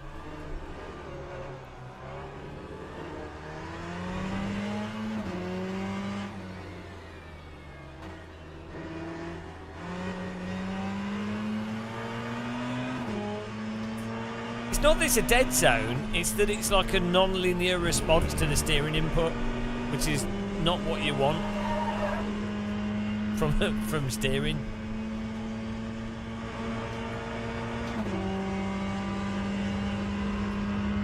Lap 156.05.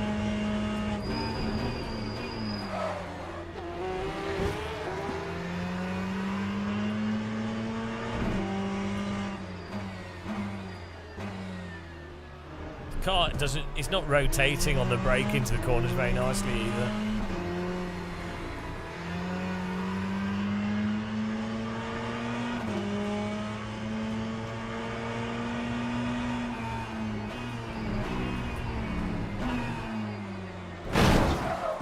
Good driving.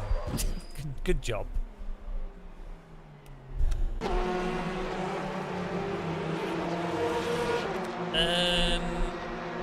Neither. It's not like it. It's like R Factor 2, but with some weird tyre model changes. It's just weird. It just feels off. Even compared to iRacing Race Room AC, the steering response feels like linear, makes sense. iRacing's tyre model's mental, but before you actually get to the limit, it makes like it's 1-to-1. Like Race Room, it's 1-to-1. AC, it's 1-to-1. This, there's like some weird like disconnect.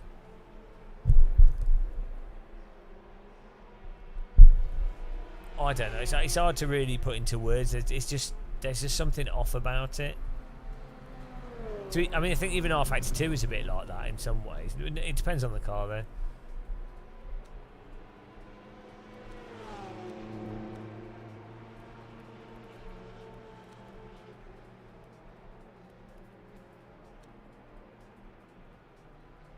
Well, it's more forgiving than iRacing. Yeah, I don't... It's... The car contacts, the general handling has more controllable slip to it. So... in many ways that's better than iRacing. But...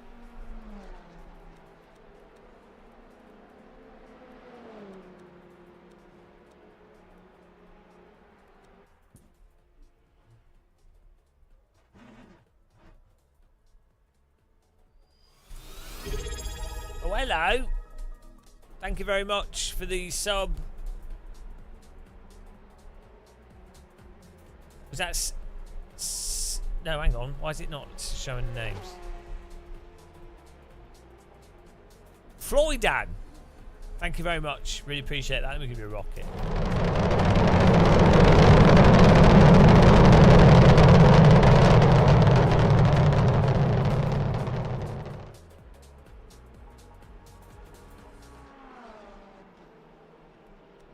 This doesn't work properly still. You have to... This is back to front. Well, my graphics are glitching out in this game. What's going on there? This is a graphics glitch that R-Factor 2 used to have.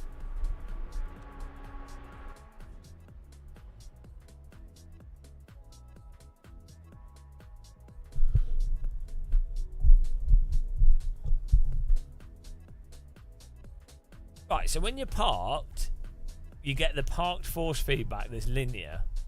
And if you look at the external view of the car, the input is linear. That lines up like the animation lines up and everything. So that feels like a consistent thing. But as soon as you start moving, it starts just feeling super wonky. Maybe it's the force feedback or something, I don't know. But it's like... So it's not like it's not linear input. It's just some like weird interaction between probably the tyre model and then how that affects the steering and the wheel geometry and everything else.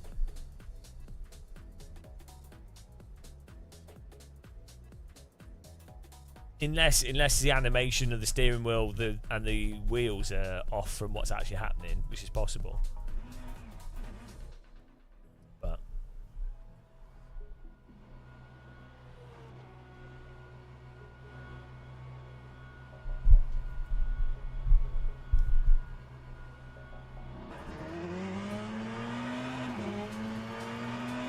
yeah, as soon as you start moving, look, this whole centre of the thing here. Look at this. There's like this whole... It's like you have to really start turning the tyres quite a bit before the car actually starts moving. Like the car's wobbling, but it's as if you've got to bend the tyre flex. Like you really have to move the wheels to get the car to start turning at all.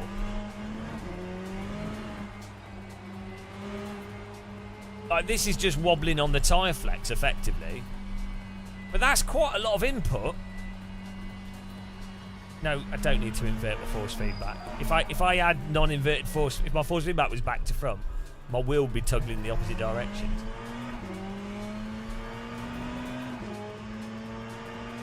No, it's not a dead zone. It's to do with the tyre model, I think, and tyre flex. Because when you're going through a corner and you're already turned, it then starts to feel normal again. I've already tried tightening up steering ratio. That would just make it smaller, but the same problem exists. No, wheel rotation's right. I know what I'm talking about. It's just a game.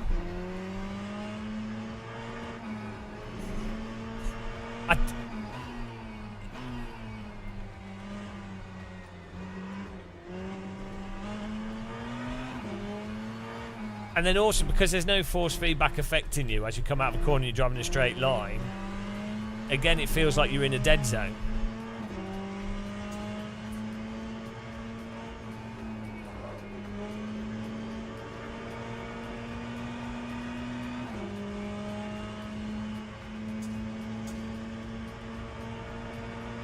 Basically, this amount of input that I'm doing now is pointless. Because you're basically wobbling within the tyre flex or not actually moving the tyres. Maybe that's the geometry of a real car. Maybe it does that.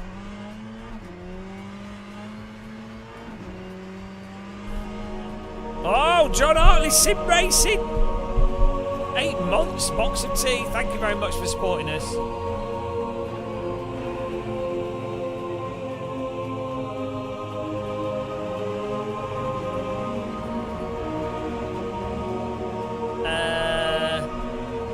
Thank you very much. While I have been in a race car, and it wasn't like that at all. So. No, the force feedback wheel settings are set up fine.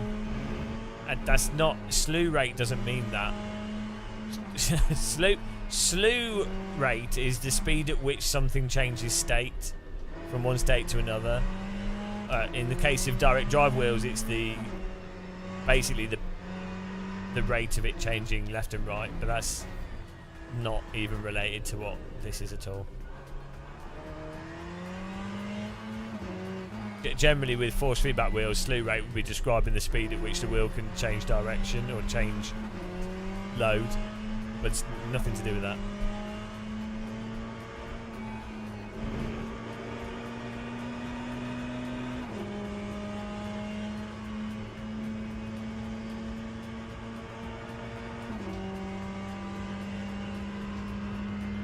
Lap 149.13.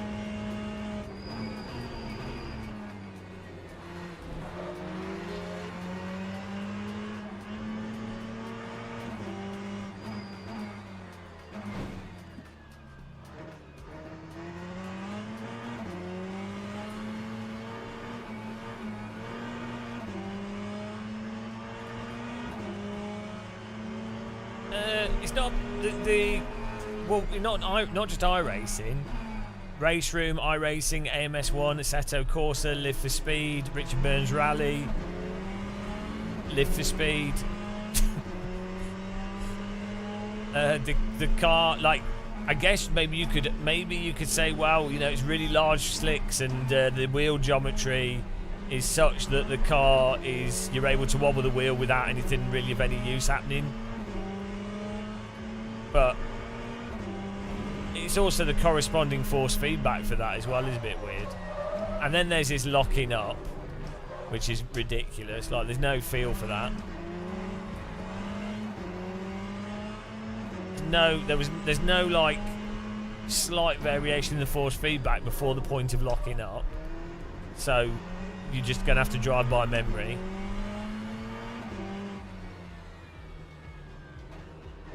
Yeah, iRacing is sloppy because of the tyre model though, not the input.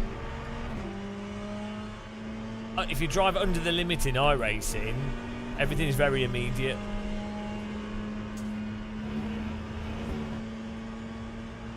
iRacing is kind of a bit simplistic, really. That time was a 149.68.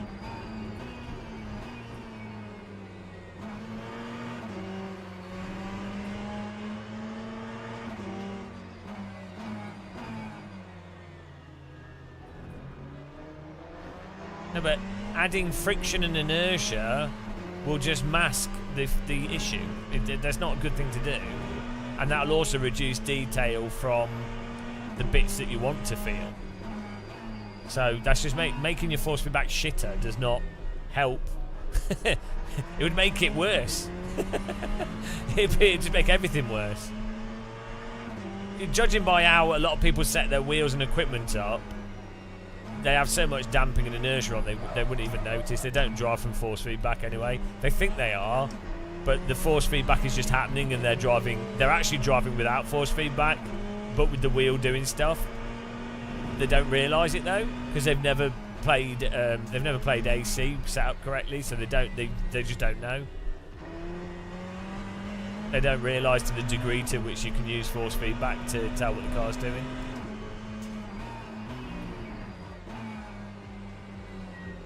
Like, the thing is, you can drive this. It is nice and forgiving. It's, you know, it's not as unforgiving in a weird way that iRacing is. But that masks the fundamental input being a bit weird.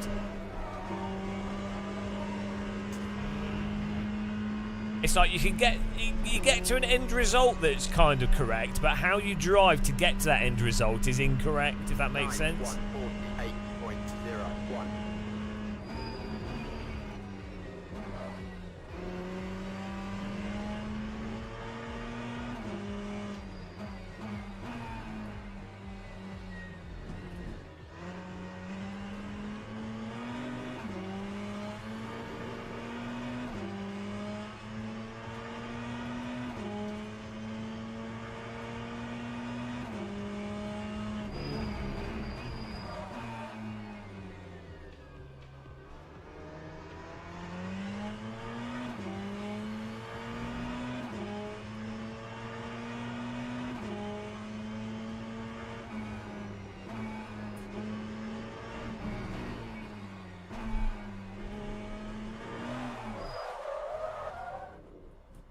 That was my fault, put too much throttle on.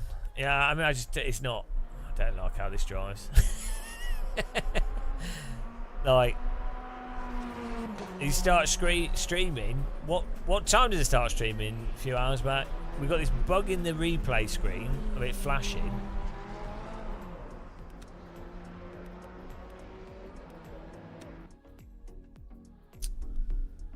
Yeah, I just don't like how this feels.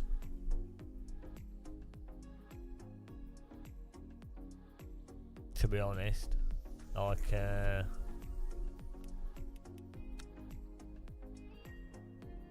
ultimately, it's more slidey and more progressive. Like, it's more forgiving than iRacing, and it's more dynamic at the limit than ACC. But it's similar to ACC in that the force feedback doesn't really have dynamic range at the limit for the limit like AC1 and AMS1 do. The cars feel a bit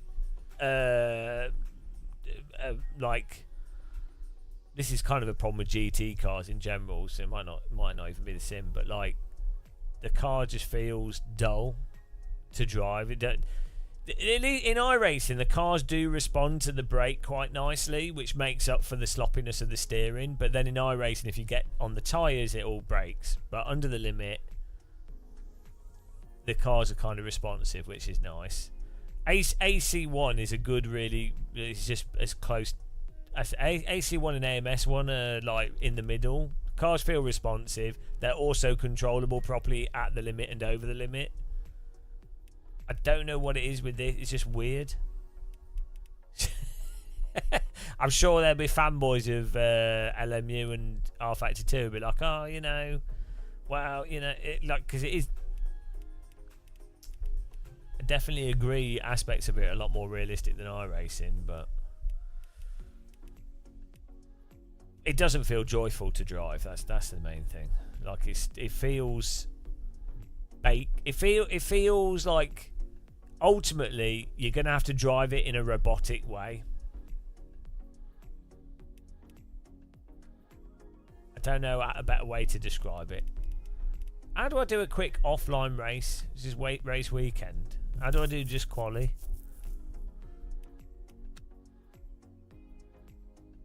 It's shit. Right, let's do Spa and do, what's the new car on? What was one of the new cars? Is that it? The Alpine? Is this new as well? This Isota. Oh, you can completely disagree. Wow. Is this a new car?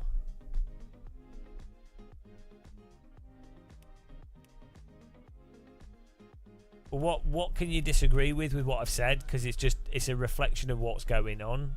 I don't think you can disagree. It's like, yeah, you can't. What I've said is just a fact. Like, not my enjoyment of it, but the differences between this, iRacing, AC, AMS1 and stuff, that's just a fact of how it is. You might like it. You might find it fun, but that's the difference between this. This is, yeah, I've just said facts. Like, it's more controllable than iRacing at the limit. That's just a fact. It's not an opinion. Yeah, iRacing is robotic as well. Yeah. AC1 isn't, though, and AMS1 isn't, because it has the force feedback that's dynamic plus the controllability at the limit. iRacing, ACC, LMU, I think end up being robotic. Yeah, this lets you slide at the limit more, but the process ultimately results back into a robotic process with this, because I don't think the sliding's, it's just a bait slide.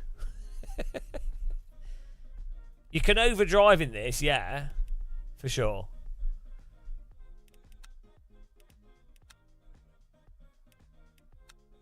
You can slide around more, but if you've got no force feedback to convey to you if you're on the limit productively or not, then it's like it just ends up as a safety net. So that's fine, but yeah, well that's the thing is, I'm just gonna ultimately the AC's 14 years old. AMS1 is like 20 years old. I think the benchmark. But do you know what I mean?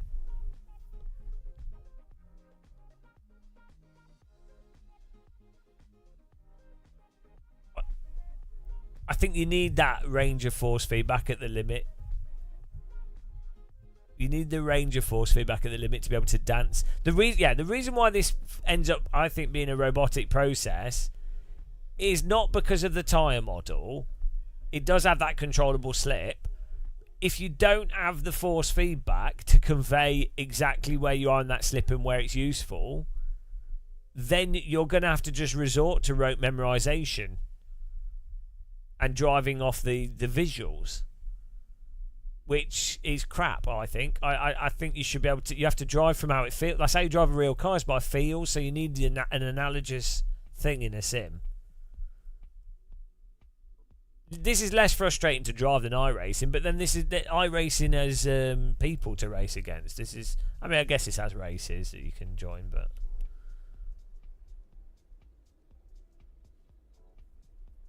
yeah, R-Factor 2 seemed more direct, I think, and more punchy. I think because they've changed the tyre model in this.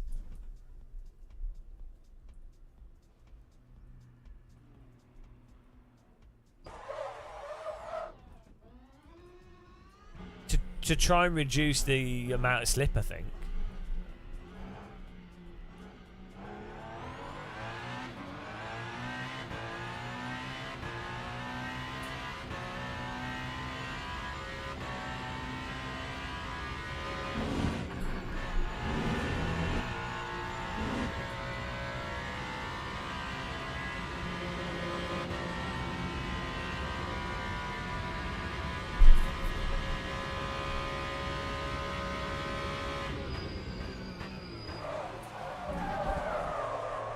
Great. That just snagged because at the point that snagged, you're done. There's no lead into that.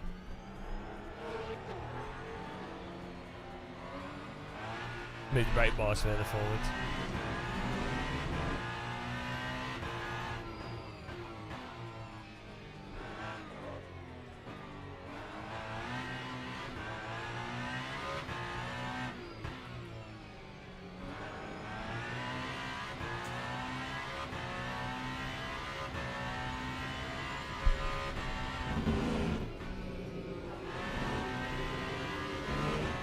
Cold tyres. I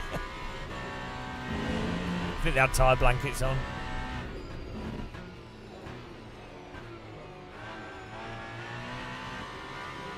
The thing is, I think with people that learn a sim and get used to it, the game turns into, oh, can I get better at what I've learnt? Rather than them comparing from a sort of overarching perspective of what's actually realistic.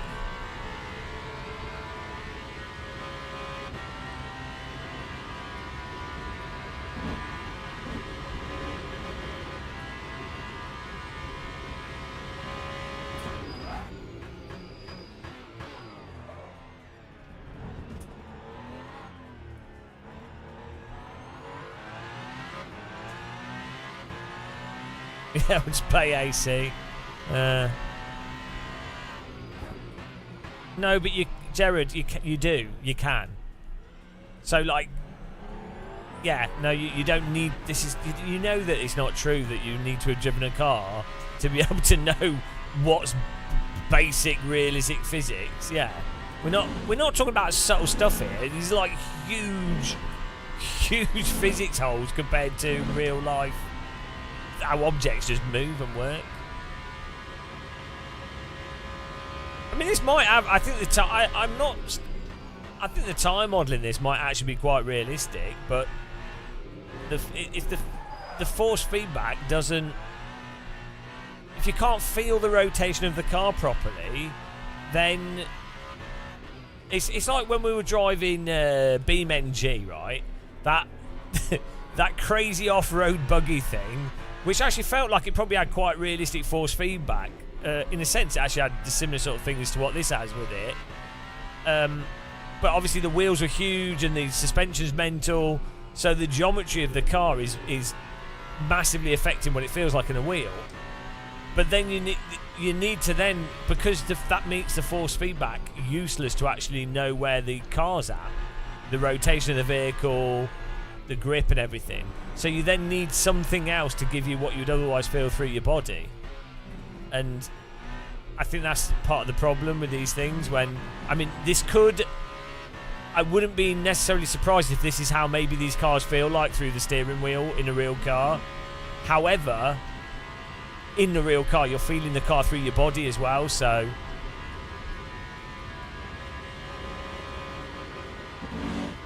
Yeah, but you say it's quite fun, but it's shit compared to AC, right? I mean, I don't know. I mean, all of these things are quite fun on a certain level. Like, if you're just going to ignore that Richard Burns Rally and AC exists, and you're just saying in general, then yeah, I mean, in many ways, this is absolutely incredible. Like, it's a really nice version of Spa. Car looks nice. You know, I mean, it's closer to real driving than Train Sim is to driving trains. It's closer to real driving than lots of planes in Microsoft Flight Sim are to flying. But in a comparison between other sims that have existed for 14 years, you're like, well,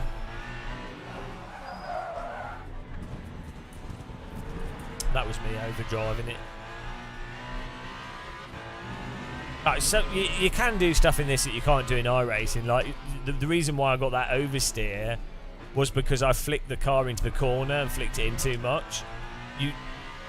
But you could use that to your advantage, and you could actually strategically flick the car into a corner a bit. Let's say you were overtaking someone and you wanted to maintain momentum or something. You can't do that in iRacing. We wouldn't have been able to recover that slide without hitting the wall in iRacing.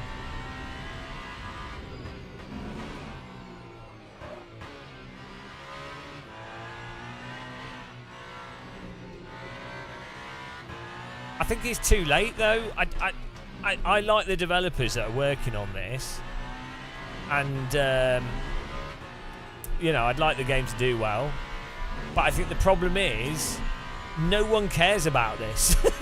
Like, if you like GT3 cars, you're doing ACC.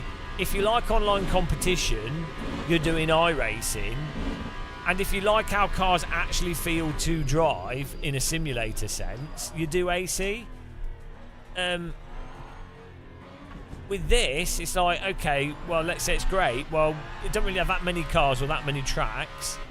And then when AC Evo comes out, 8.95. apart from Michi Hoyer and some like esports drivers, like why would you want to get stuck in R-Factor 2 land again? What does this really do that's on another level to other driving games? That's the problem. It's like, I mean, I think the tracks look really nice, but even it's not even convenient. Like, AMS2 is convenient to load up, works great in VR, is playable on the Steam Deck nicely. I don't know what this does. that makes it stand out outside of a hypothetical. It's the most realistic Le Mans sim. Okay, but most people don't care, so. And that's debatable on home hardware as well. Yeah, but I don't think people care, Sky Wilk. It's not like... I mean, GT3 is lucky because of Porsche, Ferrari and all the brands and stuff. I mean, this does have Porsches and Ferraris and stuff, but... Yeah, not enough people, though, Sky Wilk. Maybe if they did really high-profile events. But...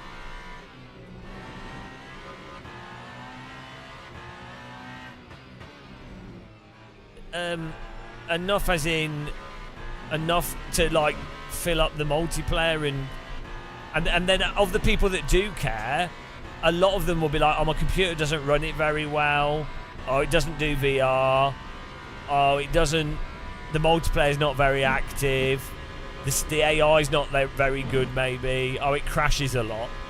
So of the people that do care, the game would need to be really stable, you know. Well, that's it, Martin. As I say, I like the developers that are working on this. I mean, I know them, and I'd like this to do well. I don't get it where it fits in as a product.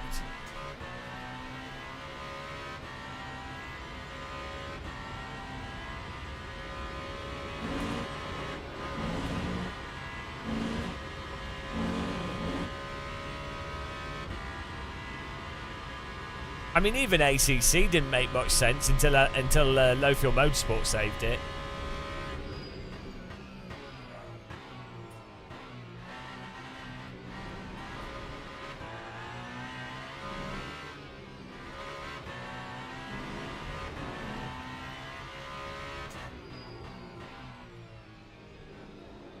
I mean, the handling of this car to me is not fun to drive.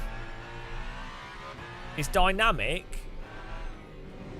It's not as simplistic as iRacing,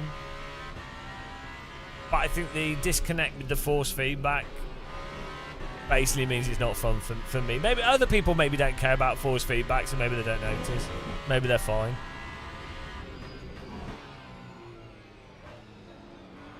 It is nice and forgiving. Like the tyres, the car's pretty stable when it starts sliding.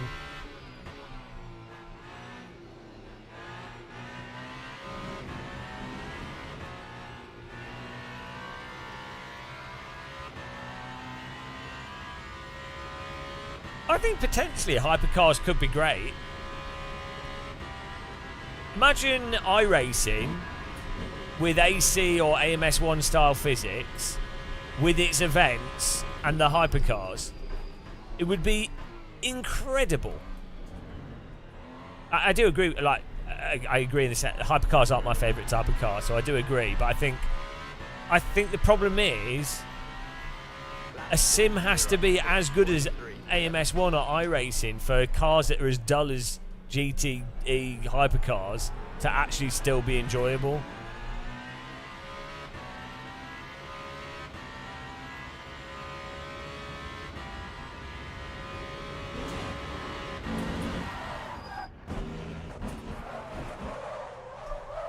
Oh, that was a pretty crazy crash. The car lifted off the ground. That was quite good. The aerodynamics of the wind getting under the car was cool.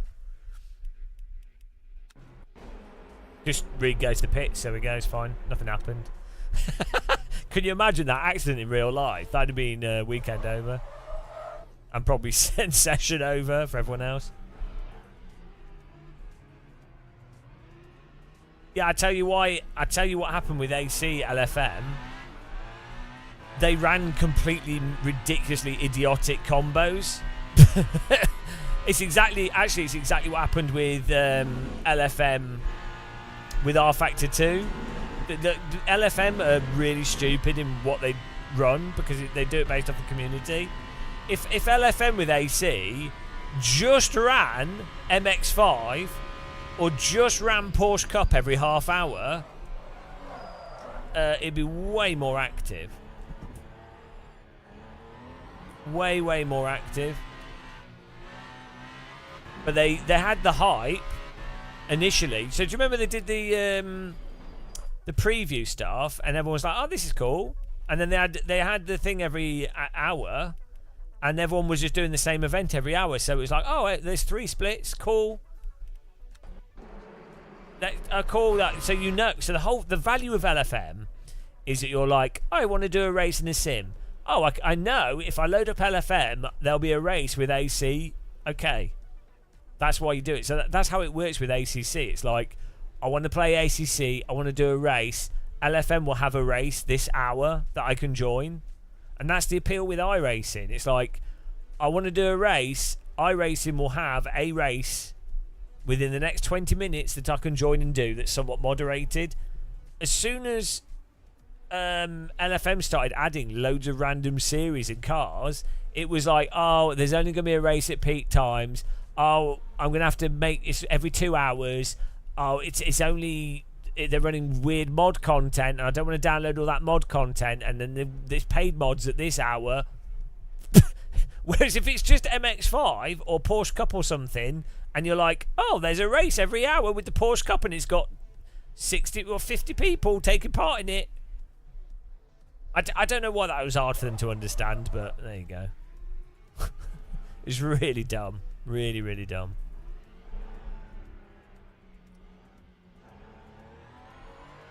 Because the community suggested it, and the problem is their community's stupid. Because a lot of their community are ACC players who are like dull GT3 drivers, but they're like, oh, well, we've got GT3 cars in ACC, so, oh, it'd be really nice. AC has mods, so we've got to drive them all. It's like a really dumb thing that people do with AC. It's like, yeah, it has mods, but you don't have to use them all. Oh, dear. iRacing's a good example. iRacing keeps adding new bloody cars.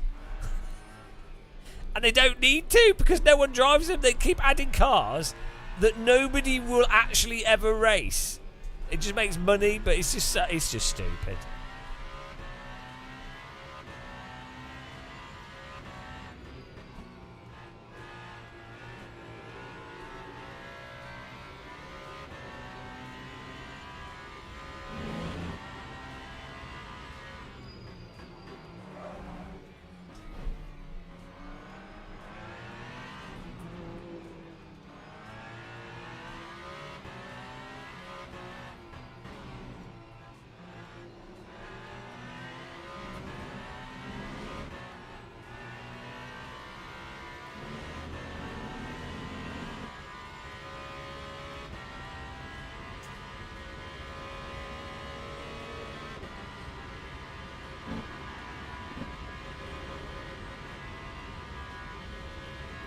Yeah. Anyway, like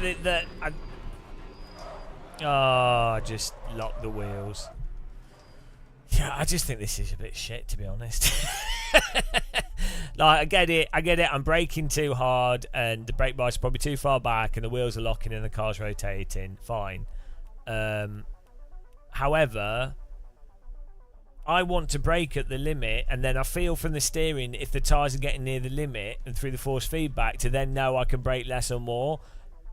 This has the same problem that our Project Cars 2 has, and the AMS 2 has, where you brake as hard and late as possible, and there's no feel for the point at where it's going to lock up. So unless you've pre-rehearsed the brake point at that brake bias to know that you're well under, or you brake well under the limit, if you're trying to actually brake at the limit and then bring it back, you can't. So you just have to go. This is why you then have to go through a robotic process of memorizing what you can and can't do, which I don't think is very fun.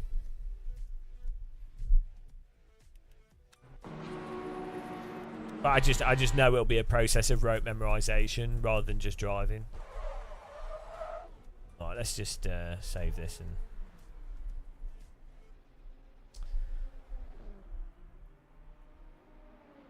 I mean, you should really drive. I hate the Circuit of the Americas. The track.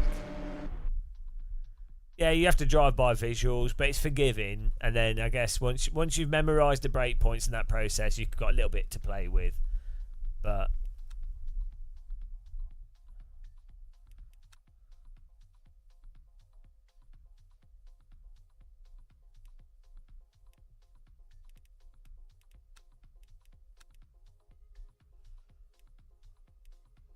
is this a new car as well? Both this. Is that what this tab means? It says new. Oh, yeah, there we go.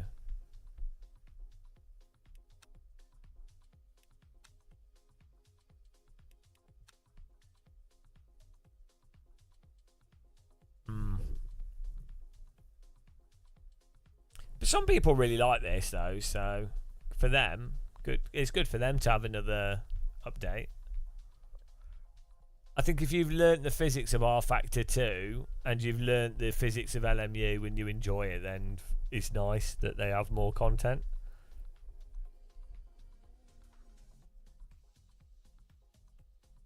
Hello, Chris James Easy. It's your home circuit. Circuit of the squashed Great Britain with Wales missing.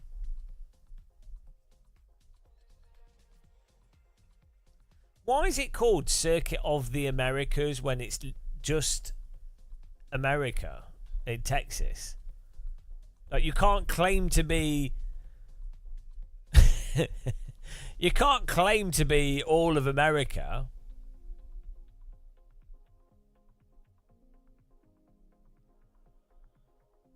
Of the Americas? Which Americas? South America, North America? Such a weird name for a track. South America. All the Americas.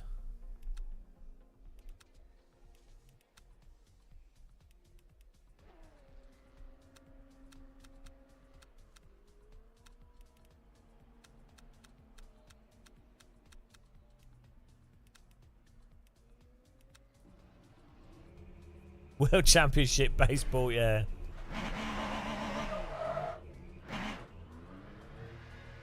So what is this car? Is this a hypercar as well? Was this an LMP2? This is an LMP2 car, isn't it?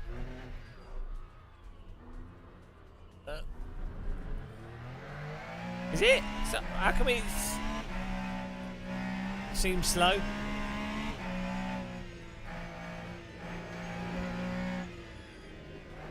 It's just a slow.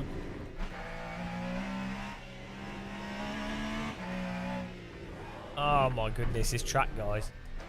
This track's gonna. It does me in. I've never bothered to learn it.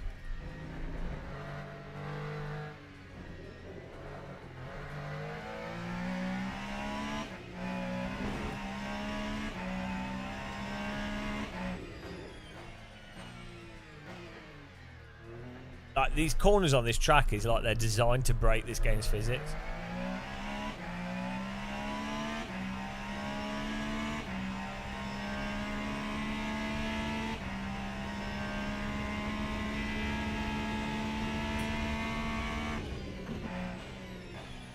So it's like there's speed sensitive steering on as well.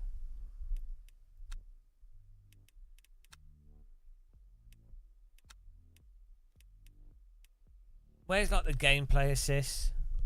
I'm sure we've gone through this before.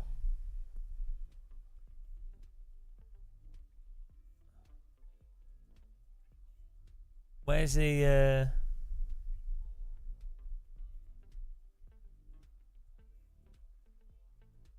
where would speed sensitive steering be if it had it in this game? No, LMU uses R Factor 2.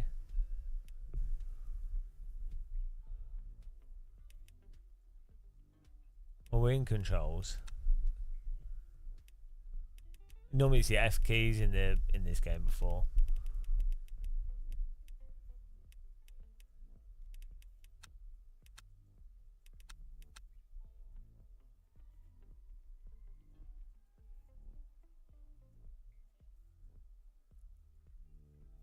No, my Moses settings are set really nice. What's this flashing about?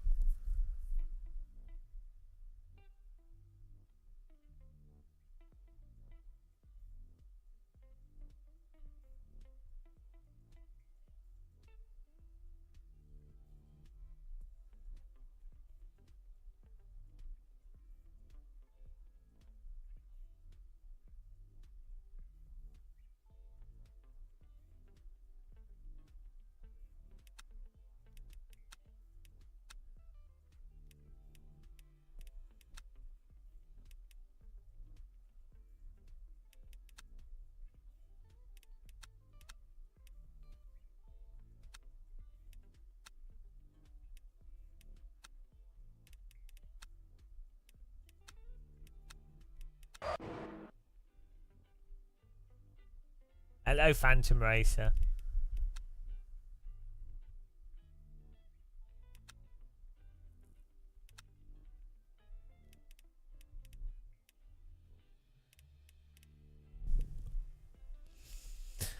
No, it doesn't seem to have it. Is it? There's a thing in R Factor 2. You press the F keys to go through assist, but we went through it last time and it didn't seem to do anything. But I'm just seeing if there's a way to force it.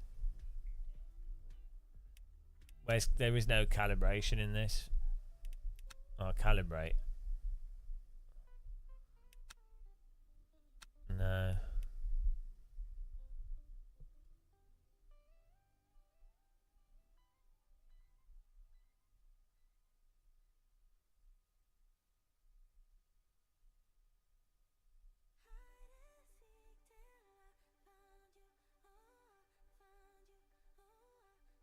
No. What's funny is they've arbitrarily removed some of the options that were in R Factor 2.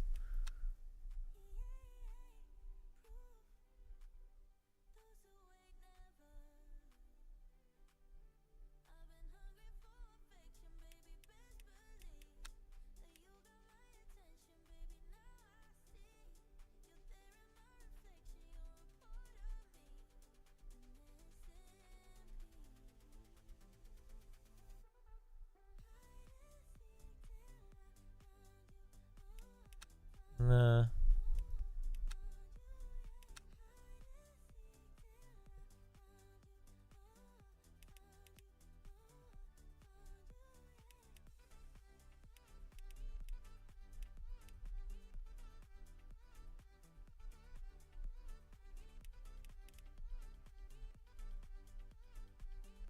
This does have a search function, but it doesn't. You don't know what to search for.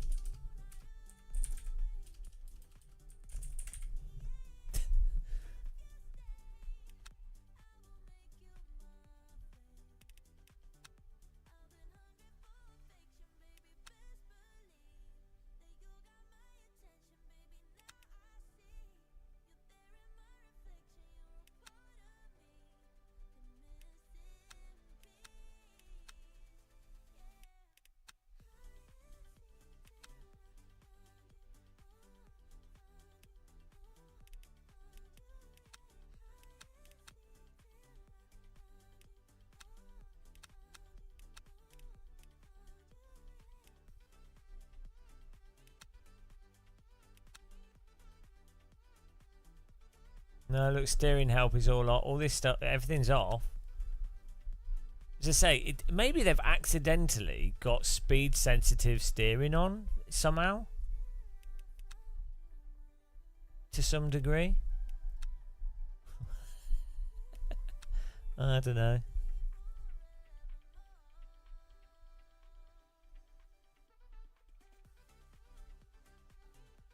I mean, it shouldn't be on anyway.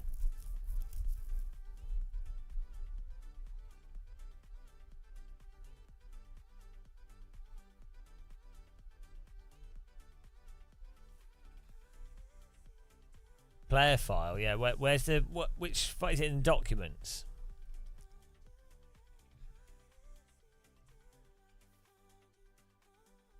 Where does it save it to documents? What's it? Where's it? Steam apps. That's it.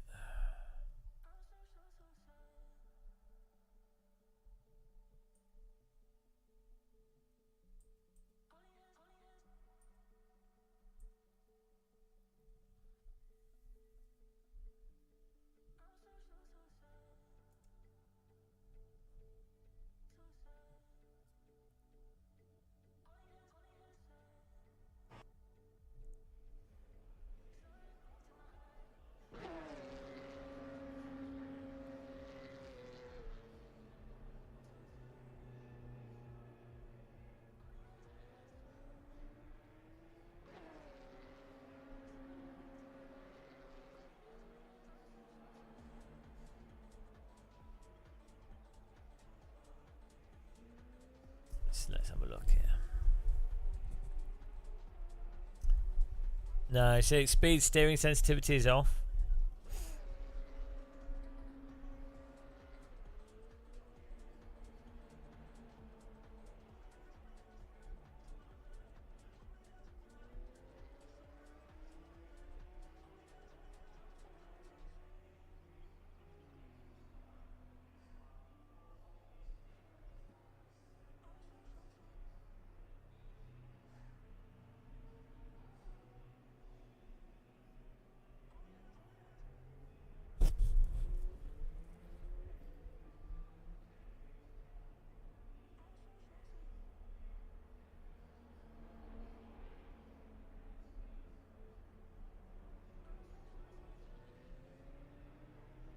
Oh, hang on. Find the right device.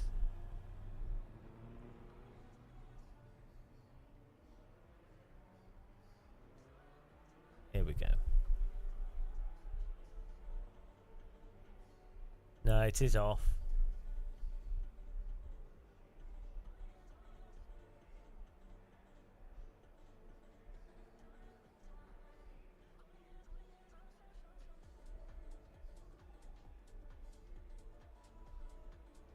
Yeah, it's all set to the standard settings. No, I used to edit these I like I helped someone set a DD wheel up with rFactor 2 before before public DD wheels were available, so we had to edit all the stuff.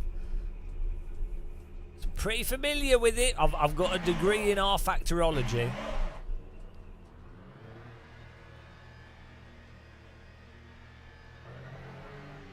What's the sensitivity type? Type of steering sensitivity. Okay, that could be interesting. Was that type of sensitivity type? Where was that?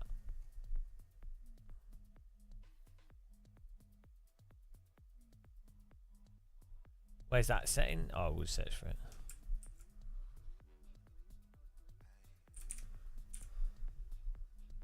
That's a new line.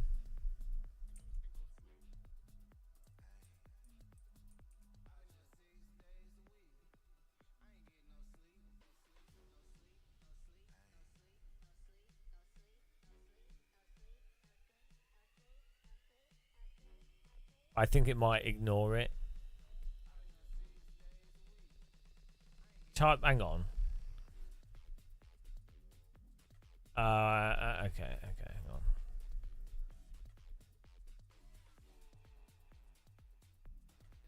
No, it didn't say where are you getting that from, Martin?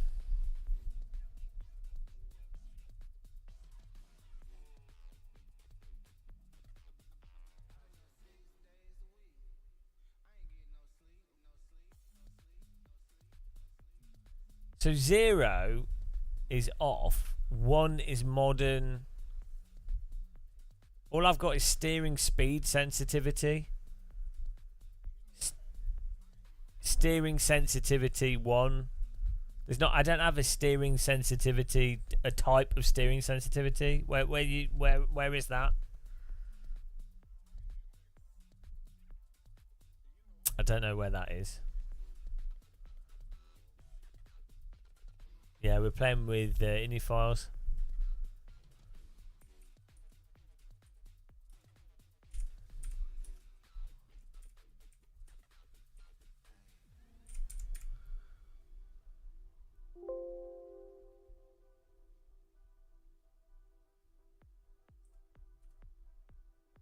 Yeah, no, I know I'm in the text file, but the text files. I don't think you understand how the direct input JSON file has like 3,000 lines in it. No, there's no line that says type of steering. That's not a line in there. There's not even a type of. So I don't know what you. Really, Woodstock None? I don't know how to search text files. Oh. I wonder if working as an IT technician taught me how to search through text files. I don't know. Probably missed out on that part. Thanks for letting me know. Wow. There's no line in the direct input that says what you just typed out. So are you sure that sensitivity type? Okay.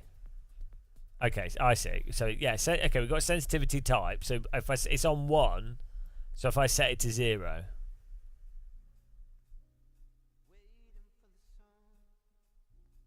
Okay, let's set it to 0. Let's also make sure it's on the Moser R12. See, instructions unclear. Yeah, the instructions have to be.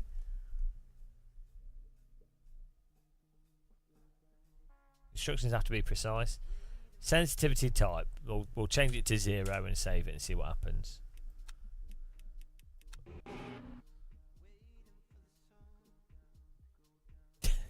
Blood pressure, boy. No, it's just any time. Anytime you're doing troubleshooting online, you will get messages from people that say stuff that you've already done or is so obvious. Like people watching sometimes forget that, like, I mean, I know I present myself as an idiot, but I have worked as an IT technician. I have a BTEC National. I have a degree in R Factor 1.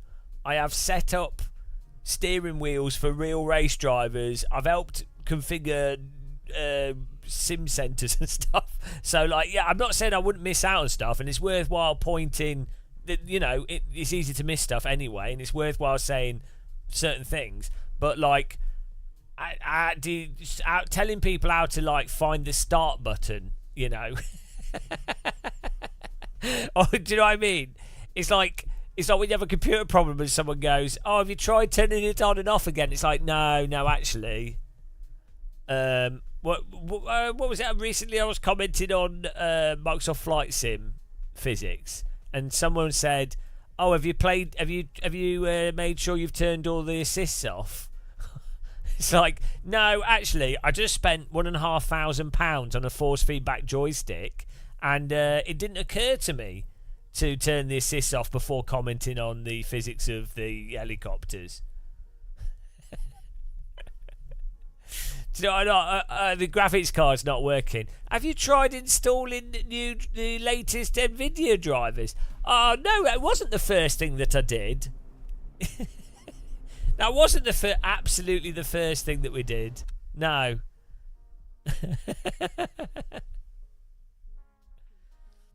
That 30-second thing is BS, right? Like, that was back when power supplies had really slowly discharging capacitors on them.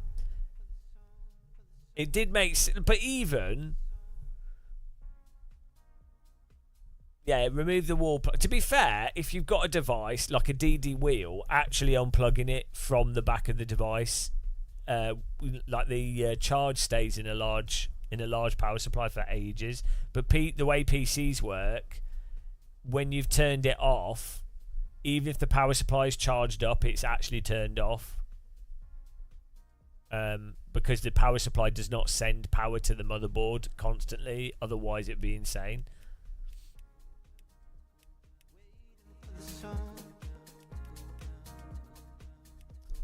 Right, here we go. Let's try this again. Let's try it, see if this feels massively different. Ah, thank you. Thanks for divorcing DD girl. It's yeah, you can do like a cooperative mode. I don't quite know how it works, but yeah. No, like I think you can do driver swaps with someone else.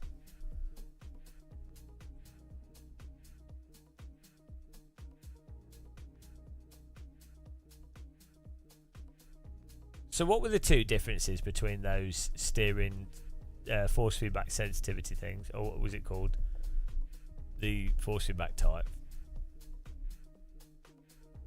So what was funny is I was setting up race room for someone that had a DD wheel, and this was early DD wheels. Like no, I think they had the first DD wheel in the UK, and the race room. First of all, when we first loaded it up, the wheels started going.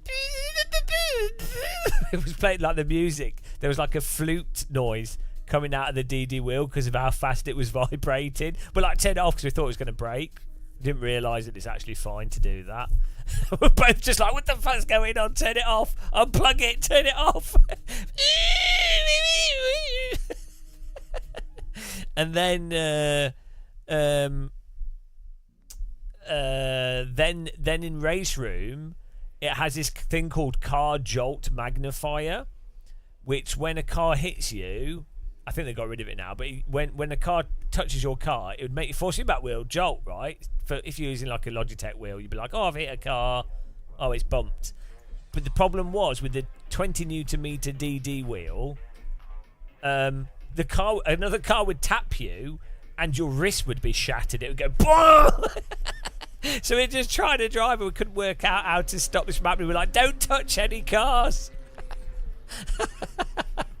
It was so stupid. And then after experimenting for hours, I found out that there was that force jolt magnifier. Yeah, you can edit a lot of stuff, Floyd, and race room's different now, so.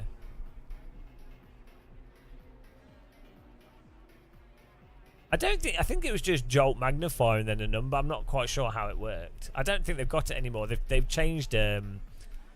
This was like 5-6 years ago. Oh, actually, like 7 years ago now. As I said, this was when DD wheels. It's like when the AccuForce wheel first came out, or you could buy it in the UK, and some people had OSWs.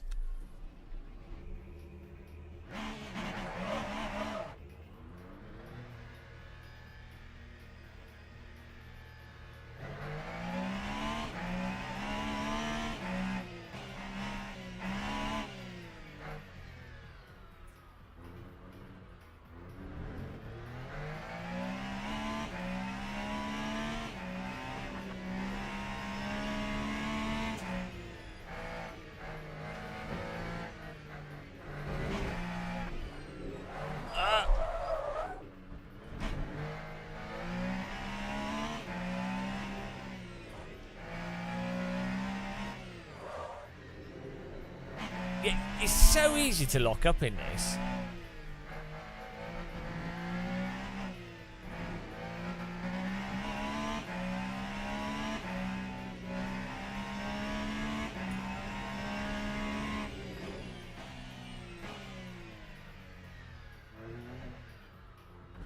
Oh, not Novotny.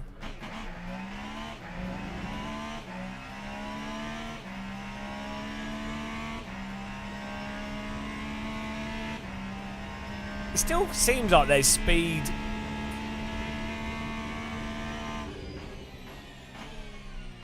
I don't know. This car has quite vague force feedback anyway.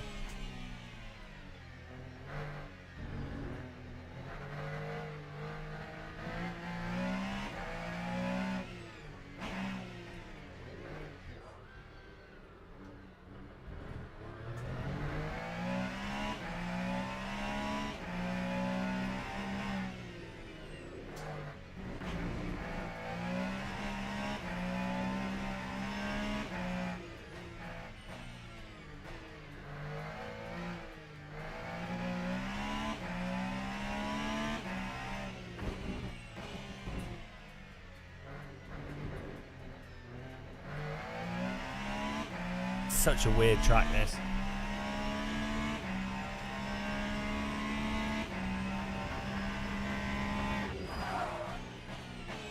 There is no feel for that braking, and it locks up so easy in this compared to other sims.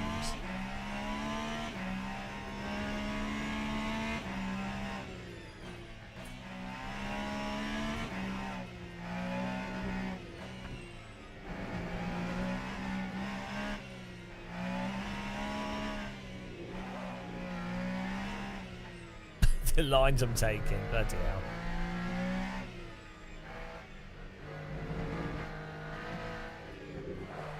Oh. pushed it over the limit. All these corners on this track. Let's do it at Spa. I mean, it's a chore to drive because there's no feel. Yeah, I mean, you have to have something wrong with you to like. Maybe with a real car, I could see why that track's fun.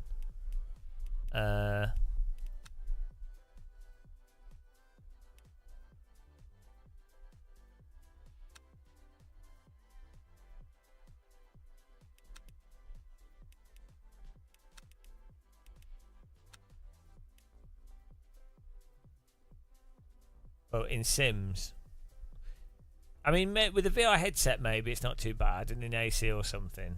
But I don't know what types of car. Like, actually, it's all right with the Skippy. I think hypercars are designed for Formula One type tracks. Like, I mean, I guess that is a Formula One track, but like Spa, Silverstone. Yeah, it'd be great at Road America, Le Mans. It's just too many tight corners at COTA. They're just annoying corners. It's like this bloody like Dubai tracks.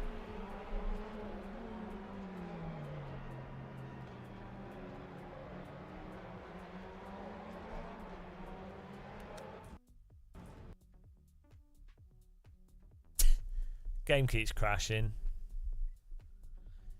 I mean, that's twice it's done that now. I mean, that's just not good enough, is it?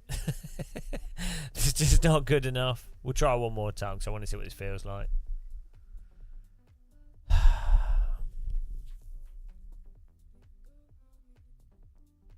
think stability is kind of like a basic thing for a game, isn't it? It shouldn't.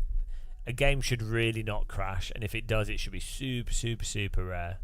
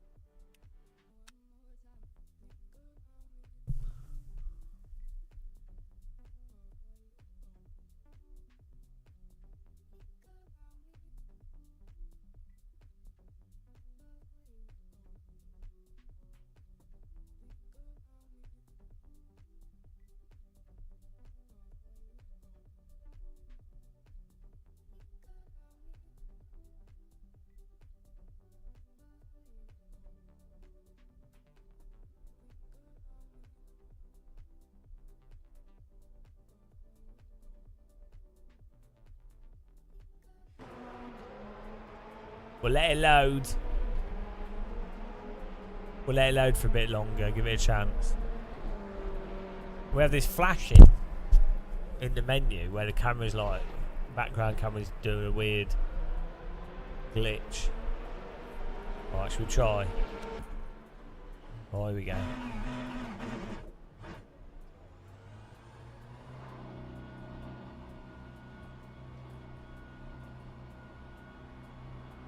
Oh, this might be better though, this force feedback option. Don't know.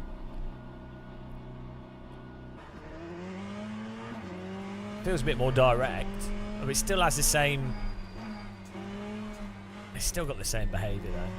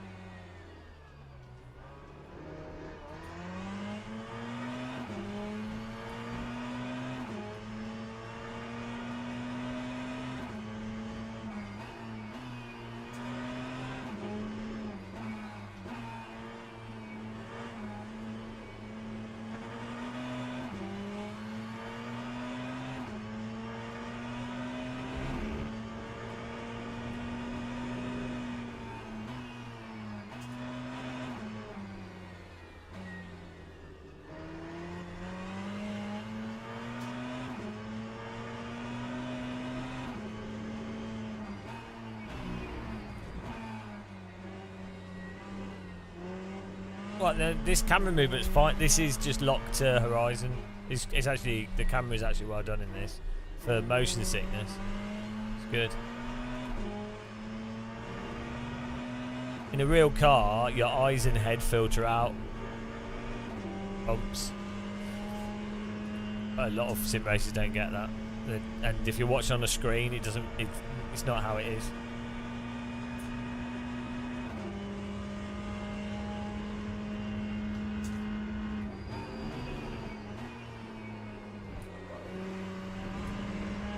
You can set up however you want as well. So.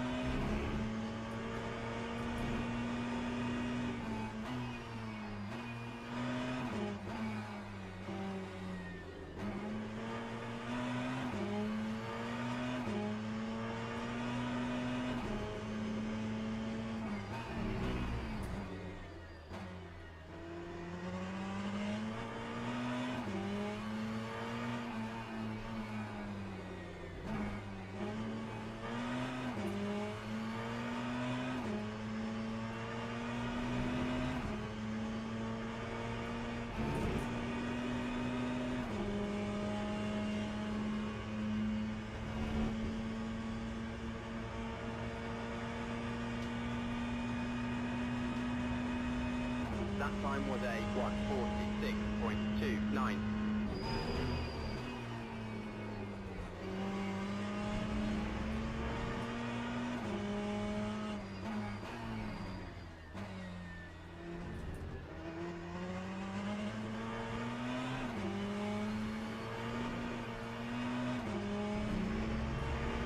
I think it is laser scan. The track models are nice in this.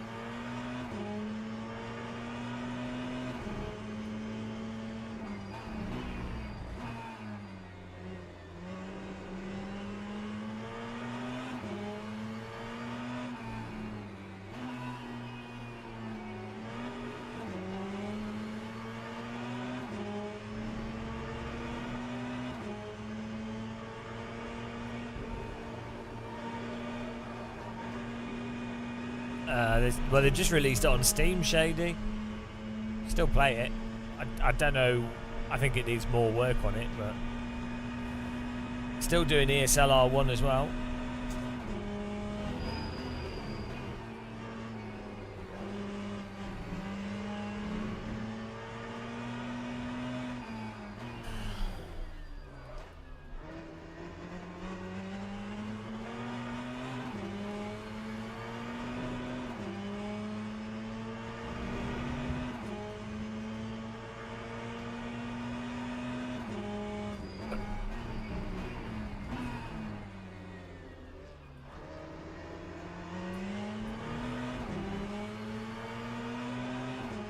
Well, I would probably play Rain Sport more. It just doesn't run well on my system.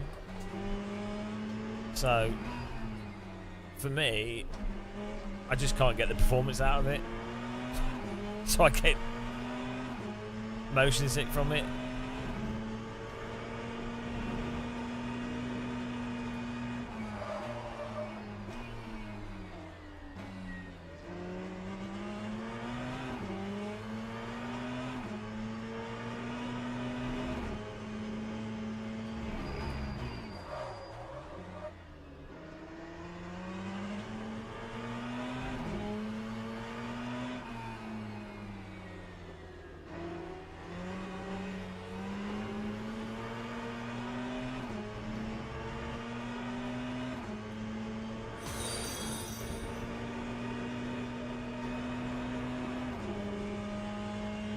Nurutabuka, thank you for following. This is LMU, Le Mans Ultimate. Lap 146.71.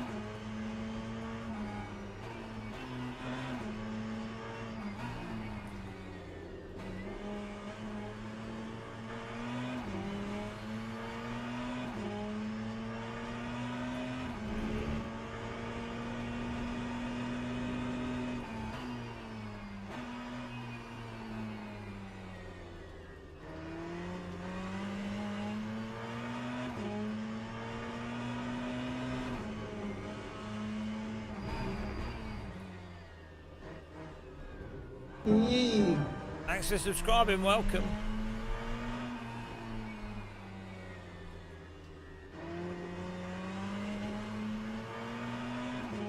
Kiri, thank you.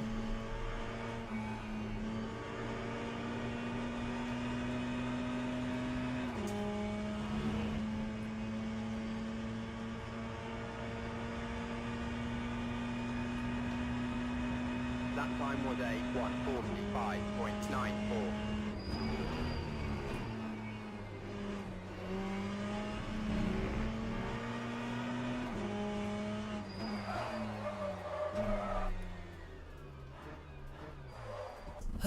Yeah, I mean, I just, it's not fun to drive. It's just not fun to drive. It's got a nice bit of controllable slip. Force feedback's not detailed enough for the limit. Self-aligning forces are nice. It doesn't rotate as much as iRacing under the limit on the brake, so the cars feel a bit stiff to turn into the corners. Just, yeah, the tyres have nice depth to them in a sense. They're a little bit more nuanced than AC and stuff in some ways, but then the force feedback's not, you know, the force feedback doesn't line up with what the tyres are doing in the same degree of detail as AC. So even though it might simulatedly might be doing more on the tyre model, the actual what you can feel it is less. And then yeah, so yeah. You know, track's nice. Car sounds, I don't know, at low RPMs I can't hear the engine clearly.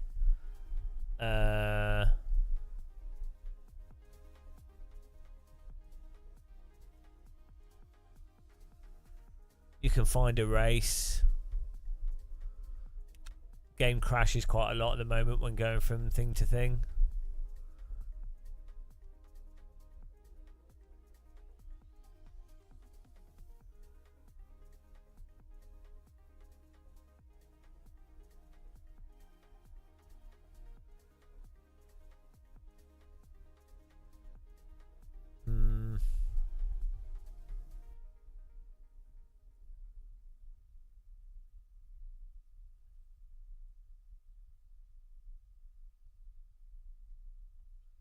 Yeah, I don't I just don't yeah, I don't. It's like ACC, it's like, it's fine, but I mean, for me, I just don't like how it drives. Alright, David. Is Algarve International in ACC? I don't think it is it?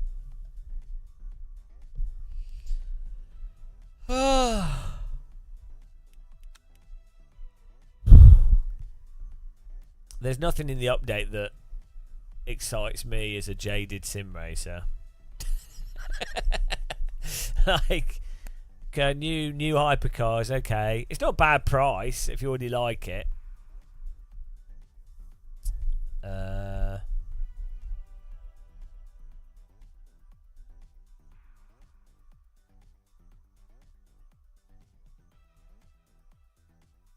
I'm not really seeing the hype. I don't know. I don't know. Maybe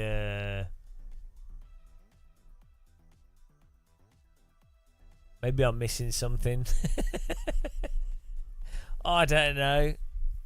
It's not a bad price for 2 cars. Like if you do the online, but they were thinking of doing a premium multiplayer. But who's going to bloody pay for that? And then there'll be no one in it. So there's going to be no competition. So how does that work? I don't know. I would. Yeah, it's a weird one, guys. Very weird.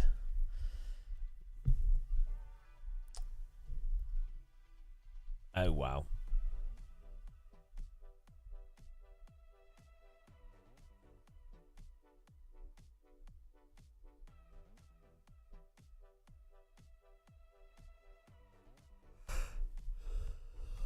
Ugh.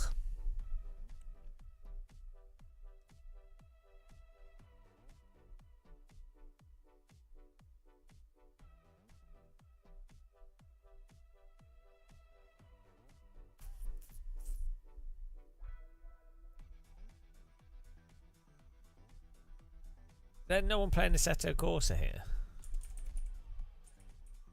Assetto.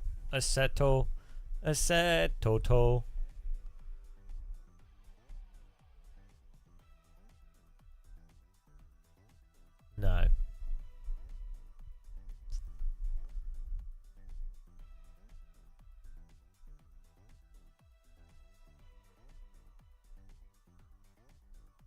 Yeah, but I think it's iRacing. You're not really paying for the car or the track, are you? You're paying for the racing online.